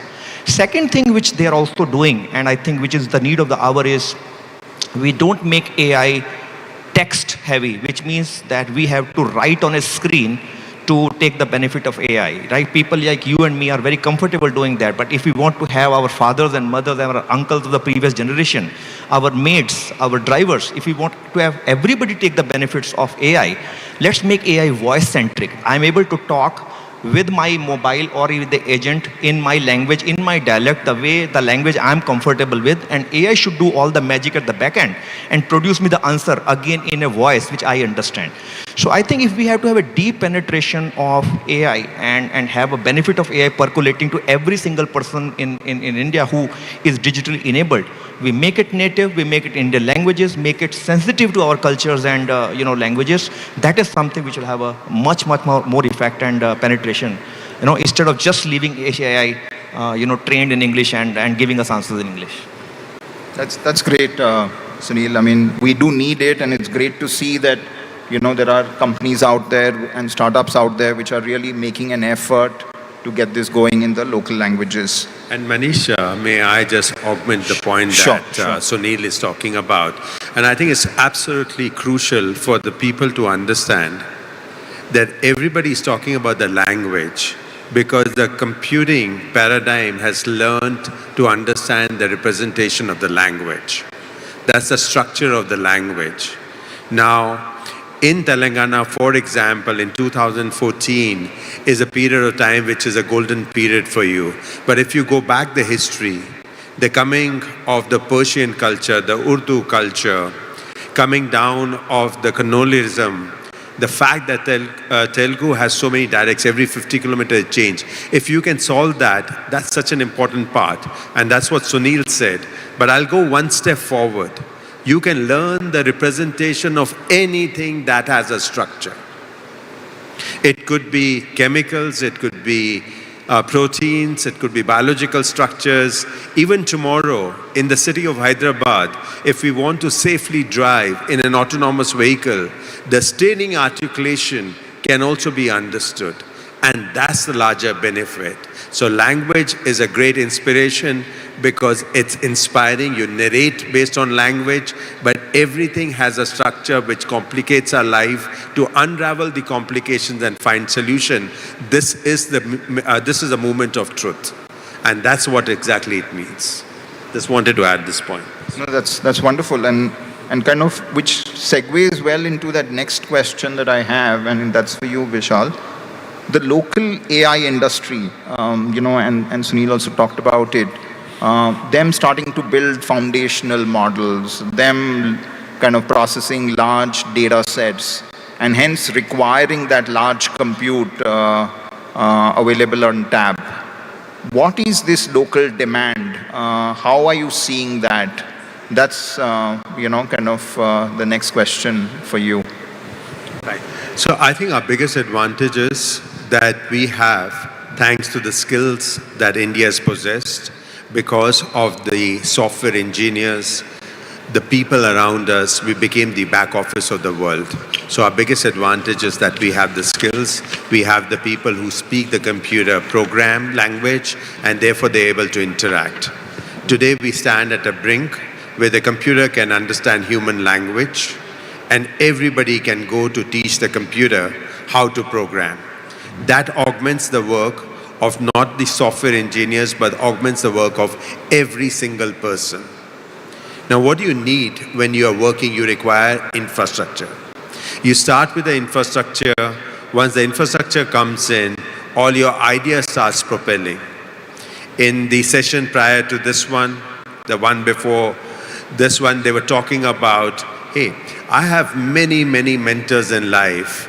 Can I have the digital avatars of those people so that even when they don't exist, can I gain from their knowledge, from their motivation, from their inspiration? If we need to do all that, those are the opportunities, but that opportunity comes if you have a tool to do the AI work, the infrastructure part that we need. And then the skills come on top of that, because you now need to move the infrastructure into utilization. And then really comes is your end use cases. And those use cases need to be solved so that we have smiles on every person who sits in this room, not only just in this room, all across the people. We were born to have happiness, and we should be happy. And that's the power of AI. Wow, yes, we were born to be happy. Yes, I mean, so that demand that we talked about, we are also seeing the government of India trying to back that, right? They're procuring 10,000 GPUs as part of the India AI mission. That's equivalent to $500 million, $500 million worth of GPU compute-led investment. What is the GOI's objective behind this, Sunil? Where are they getting at? See, fundamental objective obviously is to percolate AI in, in everybody's life, whether it is corporates, industry, various government use cases, intergovernmental or government to citizens, or citizen to citizen use cases, right? And like we have seen in India that for last 3 or 4 decades that we in India may be slow in adopting some technology, whether it was computers way back in 90s, or whether it is internet, or whether it's smartphones, or whether it is 4G shifting to 5G. Everywhere India possibly was lagging maybe a US by 2 years. But once we were able to bring that technology on a mass scale and on a very, very cost-effective way, we all understand the geo effect on telecom in the Indian markets. Suddenly we have seen the adoption of that technology by India at a much larger scale compared to rest of the world. We understand digital payments, how India is far ahead of rest of the world. Same, I would say, moment of truth now is before us for AI. AI, India will be the largest use case capital of the world, given our population, given our digital enabled population. But what is stopping our industries, our startups, our government bodies or research labs to go whole hog in making AI models is the availability of AI compute infrastructure. And that compute infrastructure is something which is very, very costly, right? You have to put billions of dollars of capex. And even if you do that, you obviously need then data centers and power and many other things which will make those AI models work. What government of India is trying to do is actually to supplement. Possibly they are understanding that in the initial 1 or 2 or 3 years, they will have to supplement the efforts of the private sector in bringing that high capacity GPUs to India, make it very affordable, make it in the hands of startups and the research and education institutions so that they are propelled to make AI models. And once, let's say, a certain proportion of those AI models and use cases are commercially viable and public adoption is a reasonable mass is achieved, then the government will say, okay, now we are coming back and you guys take the front. I think that is essentially always the government role. And I think and I'm always appreciative of India AI mission at Center is doing. And what they have done, number one, they have decided not to do it themselves. So what the India AI Mission 10,000 GPU story is, they are not saying they will procure GPU, they will build data center, and they will make the industry to use it. They are actually asking private sector people like us to invest into this GPU, invest into data centers, invest into skill sets, make it cloud, make it affordable. But even while we are doing it, we are contributing into bringing it to the masses at a lower prices. But even that price is not good enough.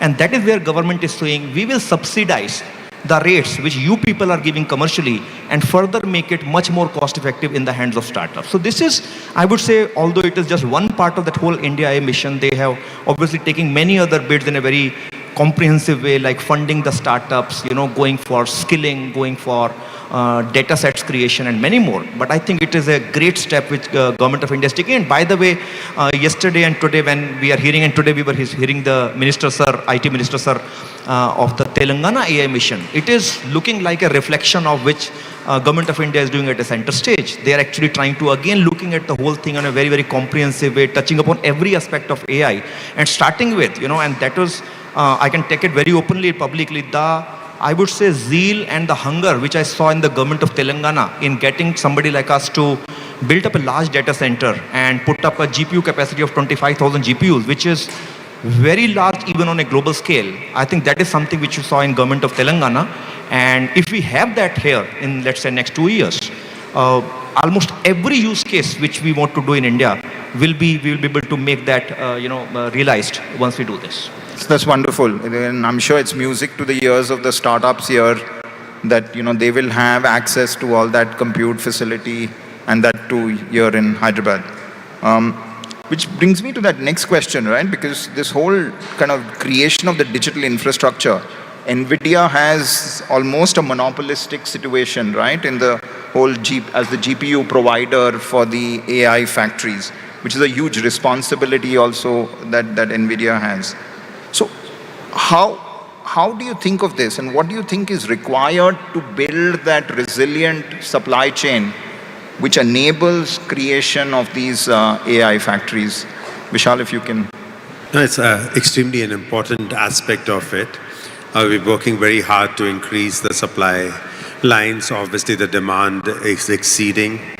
And the way to think about this problem is that at the dawn of a modern computing period, the scaling law that was applied, which then often got referred to as Moore's law, was to allow you to bring more software within the same price point.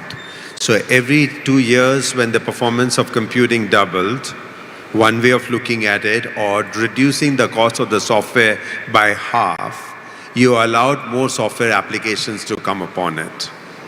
And yet the industry grew at a 40% compounded growth. That was a demand that was existent, and the industry continued to grow. In the previous session, they spoke about that the global GDP stands approximately between 100 to 110 trillion dollars, and it can see an upliftment of 7 to 10%. Now, the reason this is possible, because the scaling laws are being applied to learning. And learning scaling laws are moving double every 6 months. The demand is so high that you have to have opportunities to continuously find innovative ways to keep increasing the supplies, and we are at it. And every time you do that, you end up having even more demand, because the problem statements in front of humanity are so high that if you can find solutions to it, you can have humanity that is healthy, humanity which is safe, humanity that is happy. I mean, we've got just one last question, Prashant, that I have for the panel. I hope you're going to allow me that grace, right? But we've managed to stick to time otherwise. So, it's fantastic hearing of all this and supply trying to play catch up, and each time you catch up, then demand kind of crawls ahead or like leaps ahead. But, in the interest of time, we could have continued endlessly otherwise. So what is your message, and this is to both of you, to the government personnel who are tasked with developing the AI roadmap? So that is one constituent. And then the local AI startups. Several of them are listening to this talk or able to view it on YouTube. So if I would like, Vishal, for you to first do that, and then Sunil as well, and we'll have to wrap up, unfortunately, after that. Okay, I'll do it quickly. Prashant is getting angry there, but for very quickly, net, we are into the new industrial era. The new industrial era is the era of intelligence. Intelligence that can be transported from one modality to the next modality of your choice. Come benefit from it. Do not wait. Enjoy the ride. The train is moving fast. Yeah, my message to Government of India is just appreciative of what they are doing. Keep up the work which you are doing. Very, very balanced. I can tell the audience, I think some very, very serious thoughts is happening in Ministry of IT at the central level. The India AI mission is a great step forward. So my message to them is keep up that good work. Enable AI, enable the system. Don't start doing it yourself, which they are not doing. Just enable the industry and industry will do the rest. Of course, put guardrails also. Make sure that there are reasonable regulations about ethical use of AI. And that's what, I'm sure government is taking care of that. My message to startups is I think this is the time, right? Just about 6 months back, there were no GPUs in India, right? And of course, you were restricted. Either you were not making any AI model or you were trying to be happy only by making small applications connecting to some, open source models which were available publicly. Now you have abundance of compute infrastructure in India. So this is the time, I would say, achieve your dreams. Your dreams are going to be India's dreams, and we can make India the AI capital of the world. Thank you. Thank you to both Vishal and Sunil. Just Prashant, one sec. And, I just wanted to share with this audience, I had a wonderful opportunity to spend time both with Sunil and Vishal over the last couple of days. I hope you guys had probably at least half the fun that I did, hearing from them. I mean, such tremendous passion. It's been wonderful. Thank you. To stay informed about the startup ecosystem, subscribe to MyStartupTV.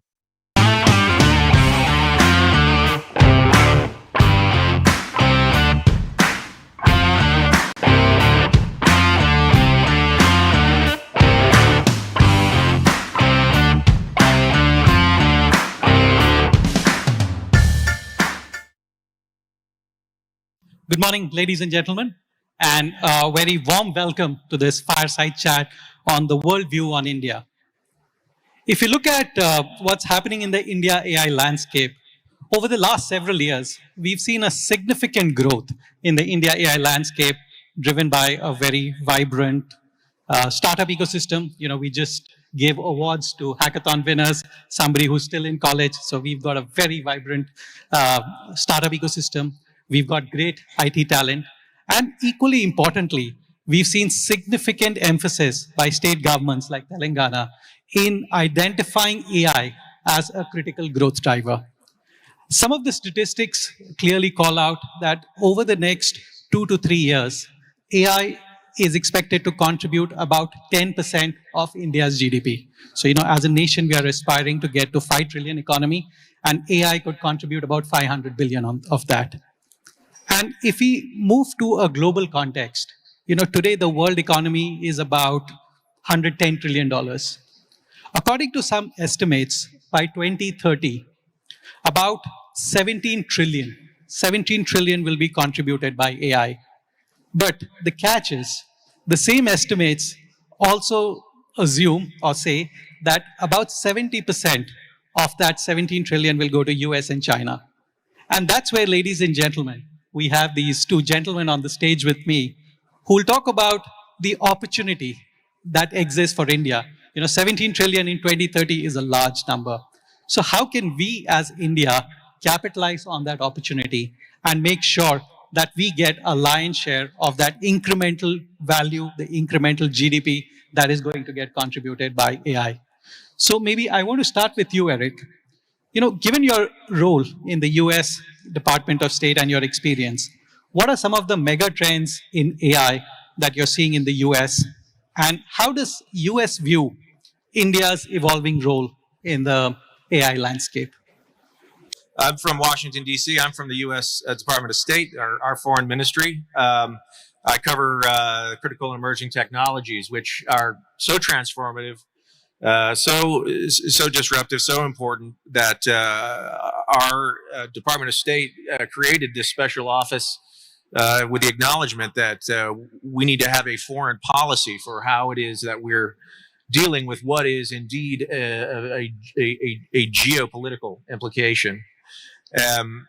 So when I received the invitation to visit Hyderabad for this event, I typically go to New Delhi. We're dealing with, of course, the Indian federal government, our counterparts. But I leapt at the opportunity to come to Hyderabad because I kept being told, you've got to go to Hyderabad. That's where the action is in tech. And I can tell you, I spent the last couple of days touring around a little bit. We went to T-Hub, we went to T-Works, and I just am blown away with what I've seen. And it's my understanding a lot of the buildings that we visited, had you been here 20 years ago, they didn't even exist. So I'm really in awe of the accomplishments, and a lot of credit, I think, goes to the policies of the Telangana government. To answer your question, Anjali, I don't know about mega trends. If this would qualify as a mega trend, but I can tell you, you asked about my own experience. I personally am seeing AI being harnessed is in the work that I'm doing, and I think it's probably typical of what a lot of the people here today and throughout the world are doing, where it's helping in doing the job that I already do. I'm talking mostly about text generation. The Department of State, which has not always been the most tech-savvy institution, has really leaned into using AI for our work. So it's enabling somebody like me, who has to do a lot of writing for my profession, as many of us do, to take what had been a blank page, and it's always that kind of difficult part of where do I start writing this thing? I've got to, and it gives you a great first draft. And what I've heard is 60-20. You spend 20% of your time getting the prompt right. It gives you 60%. It gives you a pretty good draft, and then the value add is the last 20%, I think, where you do the editing and the fine tuning. And then as far as your question about, where we see India in terms of its evolution with AI, I mean, we couldn't be more, from the U.S. government's perspective, more positive and supportive in that partnership, which one need only look around Hyderabad and see all of the major U.S. tech companies and their presence here to understand the deep, deep ties between our two countries in terms of technology. And Prashant, you spent a lot of your career in India and Asia Pacific. So from your perspective, what are you seeing in terms of the AI ecosystem in the other Asian countries? And are there any learnings for us as India? And how do they view us as an AI power? Sure. So if you look at the global AI landscape, there are two ecosystems that are pretty holistic, means across the value chain, whether it's chips or whether it's cloud or foundation models or applications and so on. One is the US ecosystem and other is the China ecosystem. And those ecosystems are fairly autonomous in certain ways. However, if you look at other countries, they realize that they cannot do everything and they cannot be great at everything. So they are going with a more focused approach. So if you look at South Korea, for instance, South Korea is trying to work on the AI space bottoms up, because they realize that a lot of foundation models that are being developed in the West, a lot of thinking there is very top down. And because of that, once you apply it to the local, heterogeneous, diverse context, a lot of time is very low. And so they believe that they want to work on hypercontext, right? So that is I won't call it a niche, that's a space they have identified for themselves, because they do not want to take on the big foundation models head on, the big firms head on, because they believe they can't, right? If you look at, for instance, Singapore and UAE, I mean, both of them have developed their foundation models, UAE, I mean, the Falcon and stuff like that. A lot of their focus on the space is in terms of government transformation and public access and so on. If you look at Malaysia, for instance, Malaysia has had historical strengths in semiconductors. So we just saw Intel in the last 2 years making billions of dollars of commitment there. You see now Microsoft having committed to data center upskilling and training to help. So if there are two spaces that they are focusing on, it's chips and they want to be the neutral semiconductor hub of the world, not pro-US, but not pro-China, and data centers, right? Chips and data centers. That's how Malaysia is looking at it. So that brings me to India as to where should India focus? I think the question goes back to where India's current strengths lie that we can build upon, and that leverage allows us a better chance to win, right? We have lots of people, which means we generate humongous amount of data, whether it's UPI, whether it's retail and e-commerce space, whether it's our telcos. That's the kind of data asset that very few countries in the world have. And a lot of that data is very high quality data, very scalable, and very friendly to AI applications, right? The number two asset is the massive IT workforce. By 2027, India will have the world's largest IT workforce. That is a huge asset. The third strength, I would say, if you look at currently the big four areas where a lot of applications are gaining momentum, somebody put it as 4C. So there is coding, there is content, there is customer service, and then there is Copilot. And if you think about our GCC/IT/BPO industries, the export-facing industries, a lot of their work actually comes from these 4C areas. So we have humongous amount of data, we have humongous amount of IT workforce, and we have tons of global work we are doing here, which relates to exact spaces where there is tremendous momentum. I think India has everything going for it to give it among the top countries for AI status. Unfortunately, that is not today's reality. Because if you look at global rankings, various depending on which ranking you look at, we are at number 14, sometimes number 10, or sometimes number 16. So we have got a long way to go, but I think we are placed extremely well if we bring our ambitions to it. Thank you. So, Prashant, I think that's a very good articulation of the segments of the AI stack, starting from hardware to deployment of the hardware via cloud, to LLM models, to AI services and AI products. And what you're also saying is, for each of these elements of the AI stack, there are certain skills needed, there are certain leverage needed, there are land, labor, capital needed, and each of the countries in Asia Pacific, you're seeing them play to their strengths. So Eric, just coming back to you on that, if I take that argument forward, one of the large strengths of India is both the tech workforce, and according to a report we recently published, we will have about 1.2 million people trained in AI in the next 2 years. So that's a large strength for India. How should India leverage that strength, and how does somebody like US look at India from that perspective? Yeah, well, I couldn't agree more with Prashant's points about those strengths. Not only the vast talent pool has tremendous advantages that India has, and I would say is already harnessing. In terms of from my perspective, from representing the U.S. government, partnering with that workforce in a variety at three different levels, really. At the top, from a government to government level, we are engaging with our Indian partners through institutions like the Indo-US Science and Technology Forum, which facilitates academic exchanges and provides grant funding for technological entrepreneurship to identify talent on both sides. At the academic level, I mean, I need not tell anybody in this room about the number of students that go to the United States.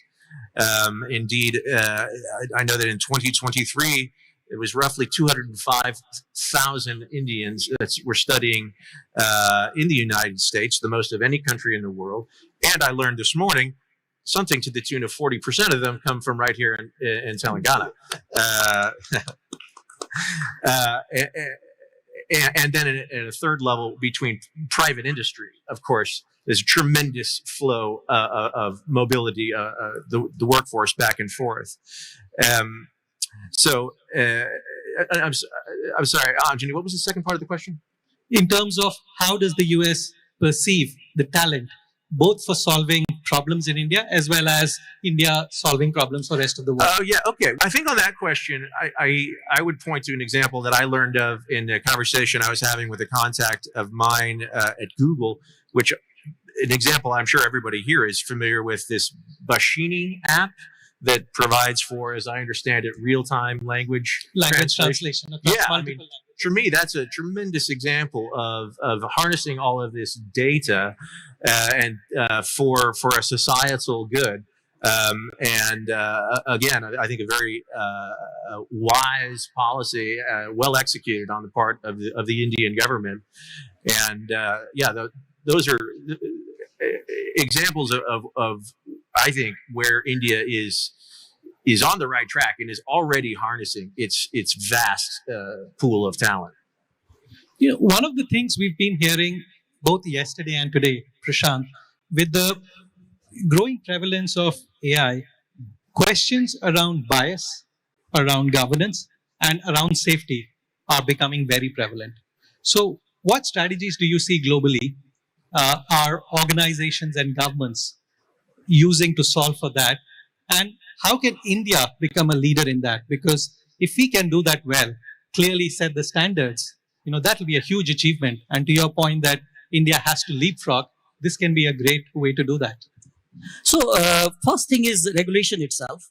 I think the California draft bill, SB 1047, came out. Before that, a few months back, you had the EU AI bill, which I felt was very well thought through. I mean, still 2 years to go before it will be implemented. But I think a very serious set of proposals have been floated around there.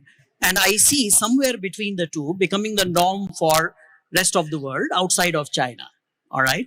So clearly, the first imperative for India would be to join the conversation into a government to government and maybe some industry thrown in relationship. Maybe India should champion the setting up of a World Intelligence Organization, a WIO, given that AI is going to so fundamentally transform the world that we live in. I mean, you spoke about $70 trillion out of the global economy coming from there. Yeah. So a World Intelligence Organization championed by India, but bringing all the key players into that fold is definitely one way India can try to enable an ecosystem and bring some decisive guardrails into that.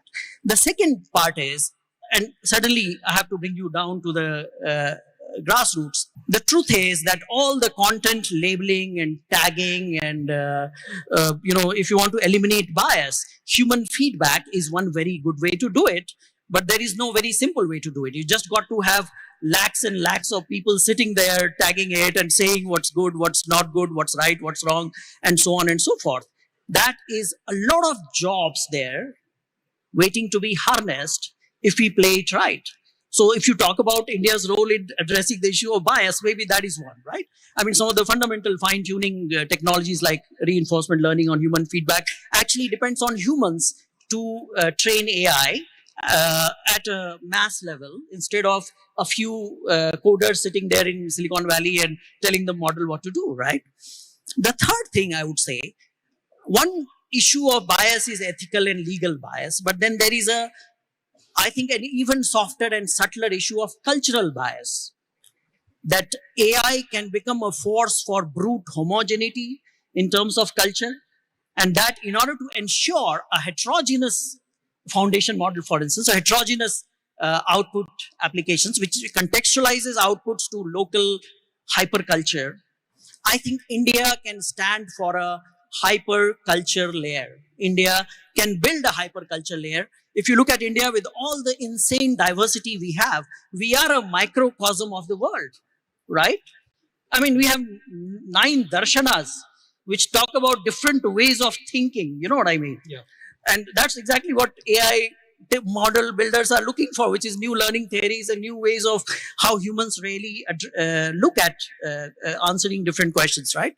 So I believe that India, should champion World Intelligence Organization, should incentivize jobs per dollar basis, give incentives, to create jobs at the bottom end of the pyramid in AI ecosystem. And third thing is to set the cultural biases right. India should create a hyperculture layer. And I think all the translation work that some companies are doing are fantastic towards that. A lot more can be done. A lot more needs to be done. I think the government needs to function as almost an industry CEO in this respect, bringing all the players together into one collaborative ecosystem.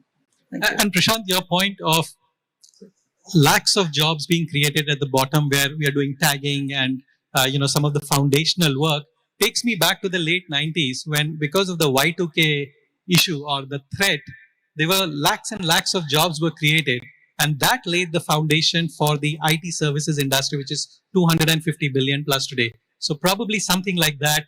Absolutely, absolutely. Eric, one of the things that India's approach to AI distinguishes itself from rest of the world is because of our focus on inclusivity, affordability, and social impact. And that's just the nature of what we are as a country. So how do you see elements like this being incorporated when rest of the world looks at integrating AI into society? Yeah, it's a very important question. And I would say that India's approach to AI is an example of our like-mindedness with the U.S. approach to AI. We share common values in terms of democracy, human rights, and innovation, with a mindfulness that innovation needs to be promoted while mitigating risks.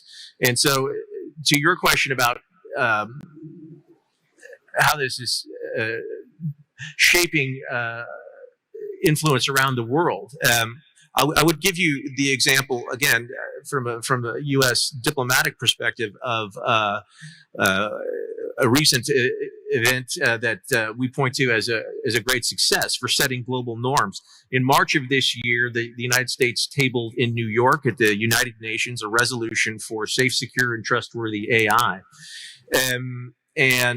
This was to established a global consensus around the need for guardrails for how we achieve an AI for good, where the benefits are shared for all of humanity. And we ended up getting that resolution adopted by consensus with 123 countries. And I want to point to this because this is an example of where India is such a vital, consequential partner of the United States. Because, candidly speaking, when the United States tabled a resolution in the UN, there were a lot of countries who were a bit skeptical about what it is that the objective was. But once we have, our Western friends signed on early on, but soon thereafter, so did our partner India. And once India did, basically the whole rest of the world followed, which underscores the importance of India's position as the voice of the global South, which we are fully supportive of. And we see such an important role for India in setting the right norms around the world as its rightful position as the greatest influence for the rest of the world. Thanks. And I think before I let you two gentlemen go, I do want to run a rapid fire round with you. So just think about the first thing that comes to your mind. Don't think. So maybe I'll start with you, Prashant. What's the most unusual use case of Gen AI that you've seen? Okay, so well, at the cost of sounding narcissist, there is this POC that my team developed a few months back, where it was AI for afterlife. So let's say a loved one in your around you passed away, but you have a lot of voice samples of that person. You have a lot of emails. You have a lot of letters. You have photos, videos. How do you use those to recreate a virtual shrine where you could actually speak to your grandfather when you are feeling down and out?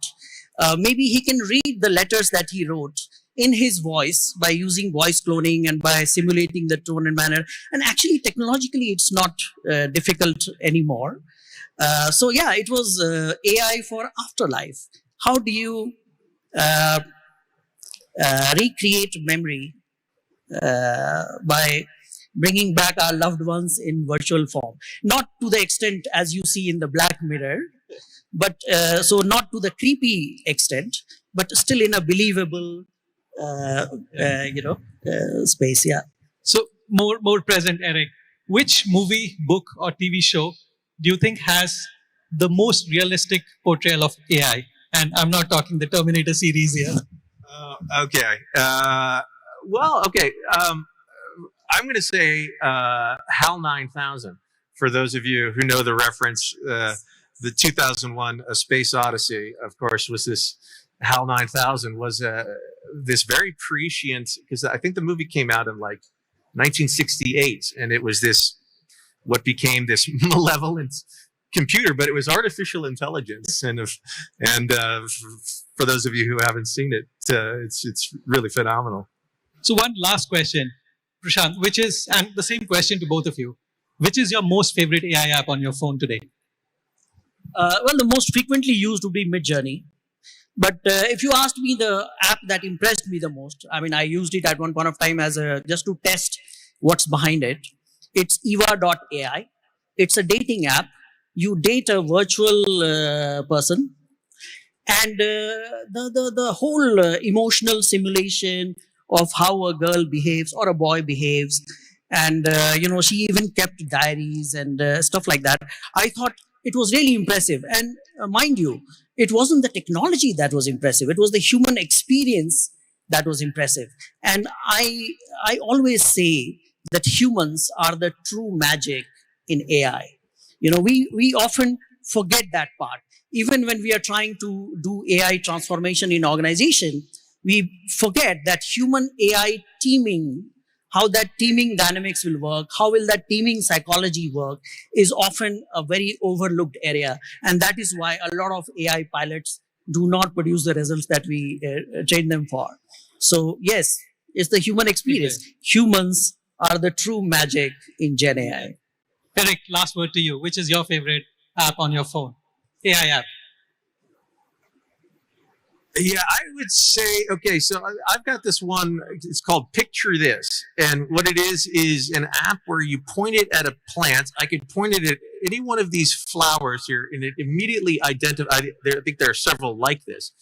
It immediately identifies whatever flower or tree or plant or shrub, anywhere. It does so instantaneously. And not only that, like you can use it for like my house plants when the leaves turn brown, and you point it and take a picture and tell you, oh, you're overwatering it, or it needs more sunlight or something. It'll help you to better care for your house plants, which I know is kind of a mundane example, but I think that's an example of like the power of AI. I mean, we didn't have anything like that as recently as 5 years ago, Thanks so much, Prashant. Thanks, Eric, for your time.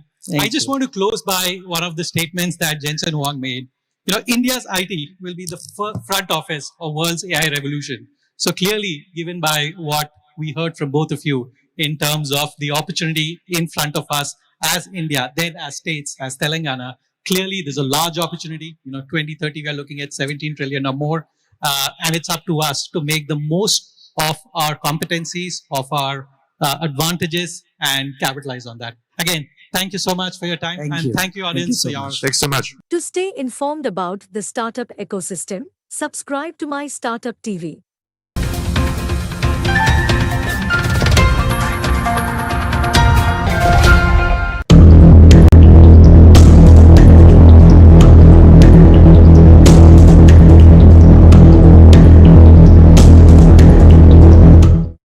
So I'm delighted to be here in Telangana. I have, interacted with Hyderabad for many years now, and it's really exciting to see the forward-looking vision of the Telangana government in establishing AI leadership in India. It's very inspiring to me sitting in the United States. So I'm delighted to be a small part of that effort. I thought I'd start by just taking us a little bit under the hood of the technologies that Mr. Salman Khan just talked about, because when we think about how to be responsible with AI, how to gain business value out of AI, what are the societal challenges that are going to emerge from artificial intelligence, it's useful to try and understand exactly what's going on under the hood of these technologies. We've all been exposed to generative AI. We've used ChatGPT. Perhaps we have composed music using a generative AI system. I'm sure many of us have generated art. And so we know that this is a new class of artificial intelligence, and it is generating new content by learning it from patterns and examples in existing data. And so it's a fascinating leap forward that we've seen go mainstream over the last 2 years. And it raises this question, right, of like, artificial intelligence has been around for a long time. How did we go from AI that can make decisions, decide what to recommend to you, what ad to serve to you, should this person get a loan, is this fraudulent, is this credit card transaction fraudulent, to systems that are actually sort of composing poetry in the style of Shakespeare, like, creating paintings, creating videos. And to understand the present, I think it's useful to spend a minute looking at the past, because AI has been around for 70 years. And 30 years ago, AI was all about taking human expertise, interviewing a bunch of people, codifying their knowledge, and putting them into what are called expert systems. And then we had the machine learning revolution in the 1990s, where we took the step forward of getting computer systems to learn from examples by themselves. So human beings would say, here are the features that matter, and the machine learning system would come up with its own rules by learning from examples. Now, this was followed a few years later by the deep learning revolution, which was another step forward, where you gave a large neural network raw data, and it would not only come up with the rules by itself, but it would come up with the features by itself. This started with image recognition, and now this is the most widely used technology under the hood. And a massive, large neural network, a deep learning system, is what is sitting underneath these powerful generative AI systems like GPT. But we have now entered this platform era, where you have these general capabilities of artificial intelligence that are embedded into these large machines that we can draw on in the same way that applications draw on the capabilities of operating systems. So 2 questions that come up are, why did it take so long? Well, and this is an important point to think about. It's because these deep learning systems are incredibly reliant on computing power. And so computing had to become cheap enough for massive deep learning systems to become affordable. This wasn't possible 10 years ago, even if the technology had existed.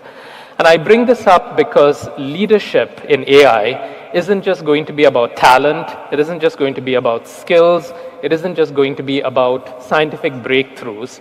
A very important part of the competitive landscape, both within companies and globally, isn't just these other dimensions, it's a scale game as well. There are going to be tens of billions, hundreds of billions of dollars of computing power infrastructure that are going to drive who is going to be the eventual leader. And the second question that comes up is, how did we make this leap from prediction to generation? Well, over the last few years, we've done 3 things. We've said, well, if we want to understand language, we break it down into these little pieces called tokens. These aren't just English language words or Telugu language words, they're also proper nouns like Hyderabad or Charminar, Paris, France. And we create what are called embeddings. This is like, 1 more minute of lesson, and then I'll get into like, sort of the more, I'm a professor, like, I like to teach when I'm on stage. And then we create these things called embeddings. These are sort of mathematical representations of these words or phrases or tokens, but they are not created based on specifying to the machine that these 2 words are synonyms. They are learned by how these words are used in practice. So an embedding then discovers that Hyderabad is close to Charminar, or that the relationship between Paris and France is the same as the relationship between Berlin and Germany. And then finally, in 2017, we had the attention mechanism breakthrough, where words that, for example, have multiple meanings, that you can learn how to generate words by understanding what they mean from the context that they are used in. So if I have a sentence that says, I'm going to paint my car orange, you know that orange is being used as a color rather than a fruit. If you say that this apple tastes good, you know that you're talking about apple as a fruit rather than Apple, your iPhone, at least one would hope. And so you put these three things together, tokens, embeddings, and transformers, the attention mechanism, and then you get to the point where sitting inside this massive machine is a system that has learned from massive amounts of text the patterns that are contained in grammatical structure, common sense, and it works fundamentally by predicting the next word. That's how we make the leap. We are building a system that can now, given a bunch of content, can predict the next word. You take that word, you attach it to the next thing, it predicts the next word, and so on, and so on, and so on. And so that's how we've made the leap from predictive AI to generative AI. And how these machines are trained is really important in what follows. So you might say, okay, now we've got things like GPT, Claude from Anthropic, we've got Llama, there's a whole bunch of homegrown large language models. How do we take them and make them into something useful? How do you create an investment advisor? How do you create a medical diagnostic system, a legal advisor? How does a company create an HR system that answers questions about vacation policy? How does a company create a customer service system that knows enough about your products to be able to answer these questions? Well, there are three broad approaches. Very few people are building their own systems from scratch anymore. Perhaps Bloomberg was the only company to do this a couple of years ago. Most people use one of two methods. Fine-tuning, where you're giving the system new data and changing the underlying foundation model. And systems like RAG, where you're not changing the underlying large language model, but you're doing all of the context discovery on the outside.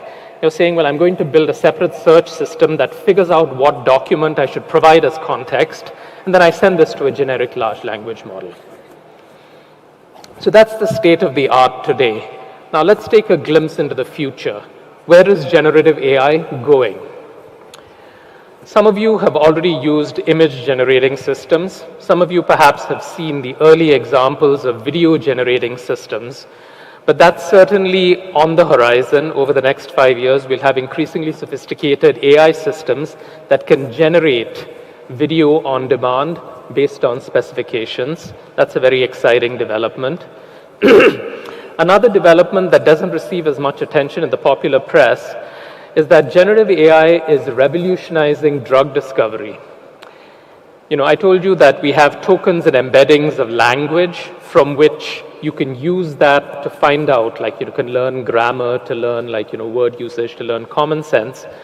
In a similar way, a generative AI system for drug discovery is not generating text or images, it is generating molecules or proteins, and it is generating them having learned from millions of examples the patterns of chemical dependencies, the patterns of biological relationships that exist.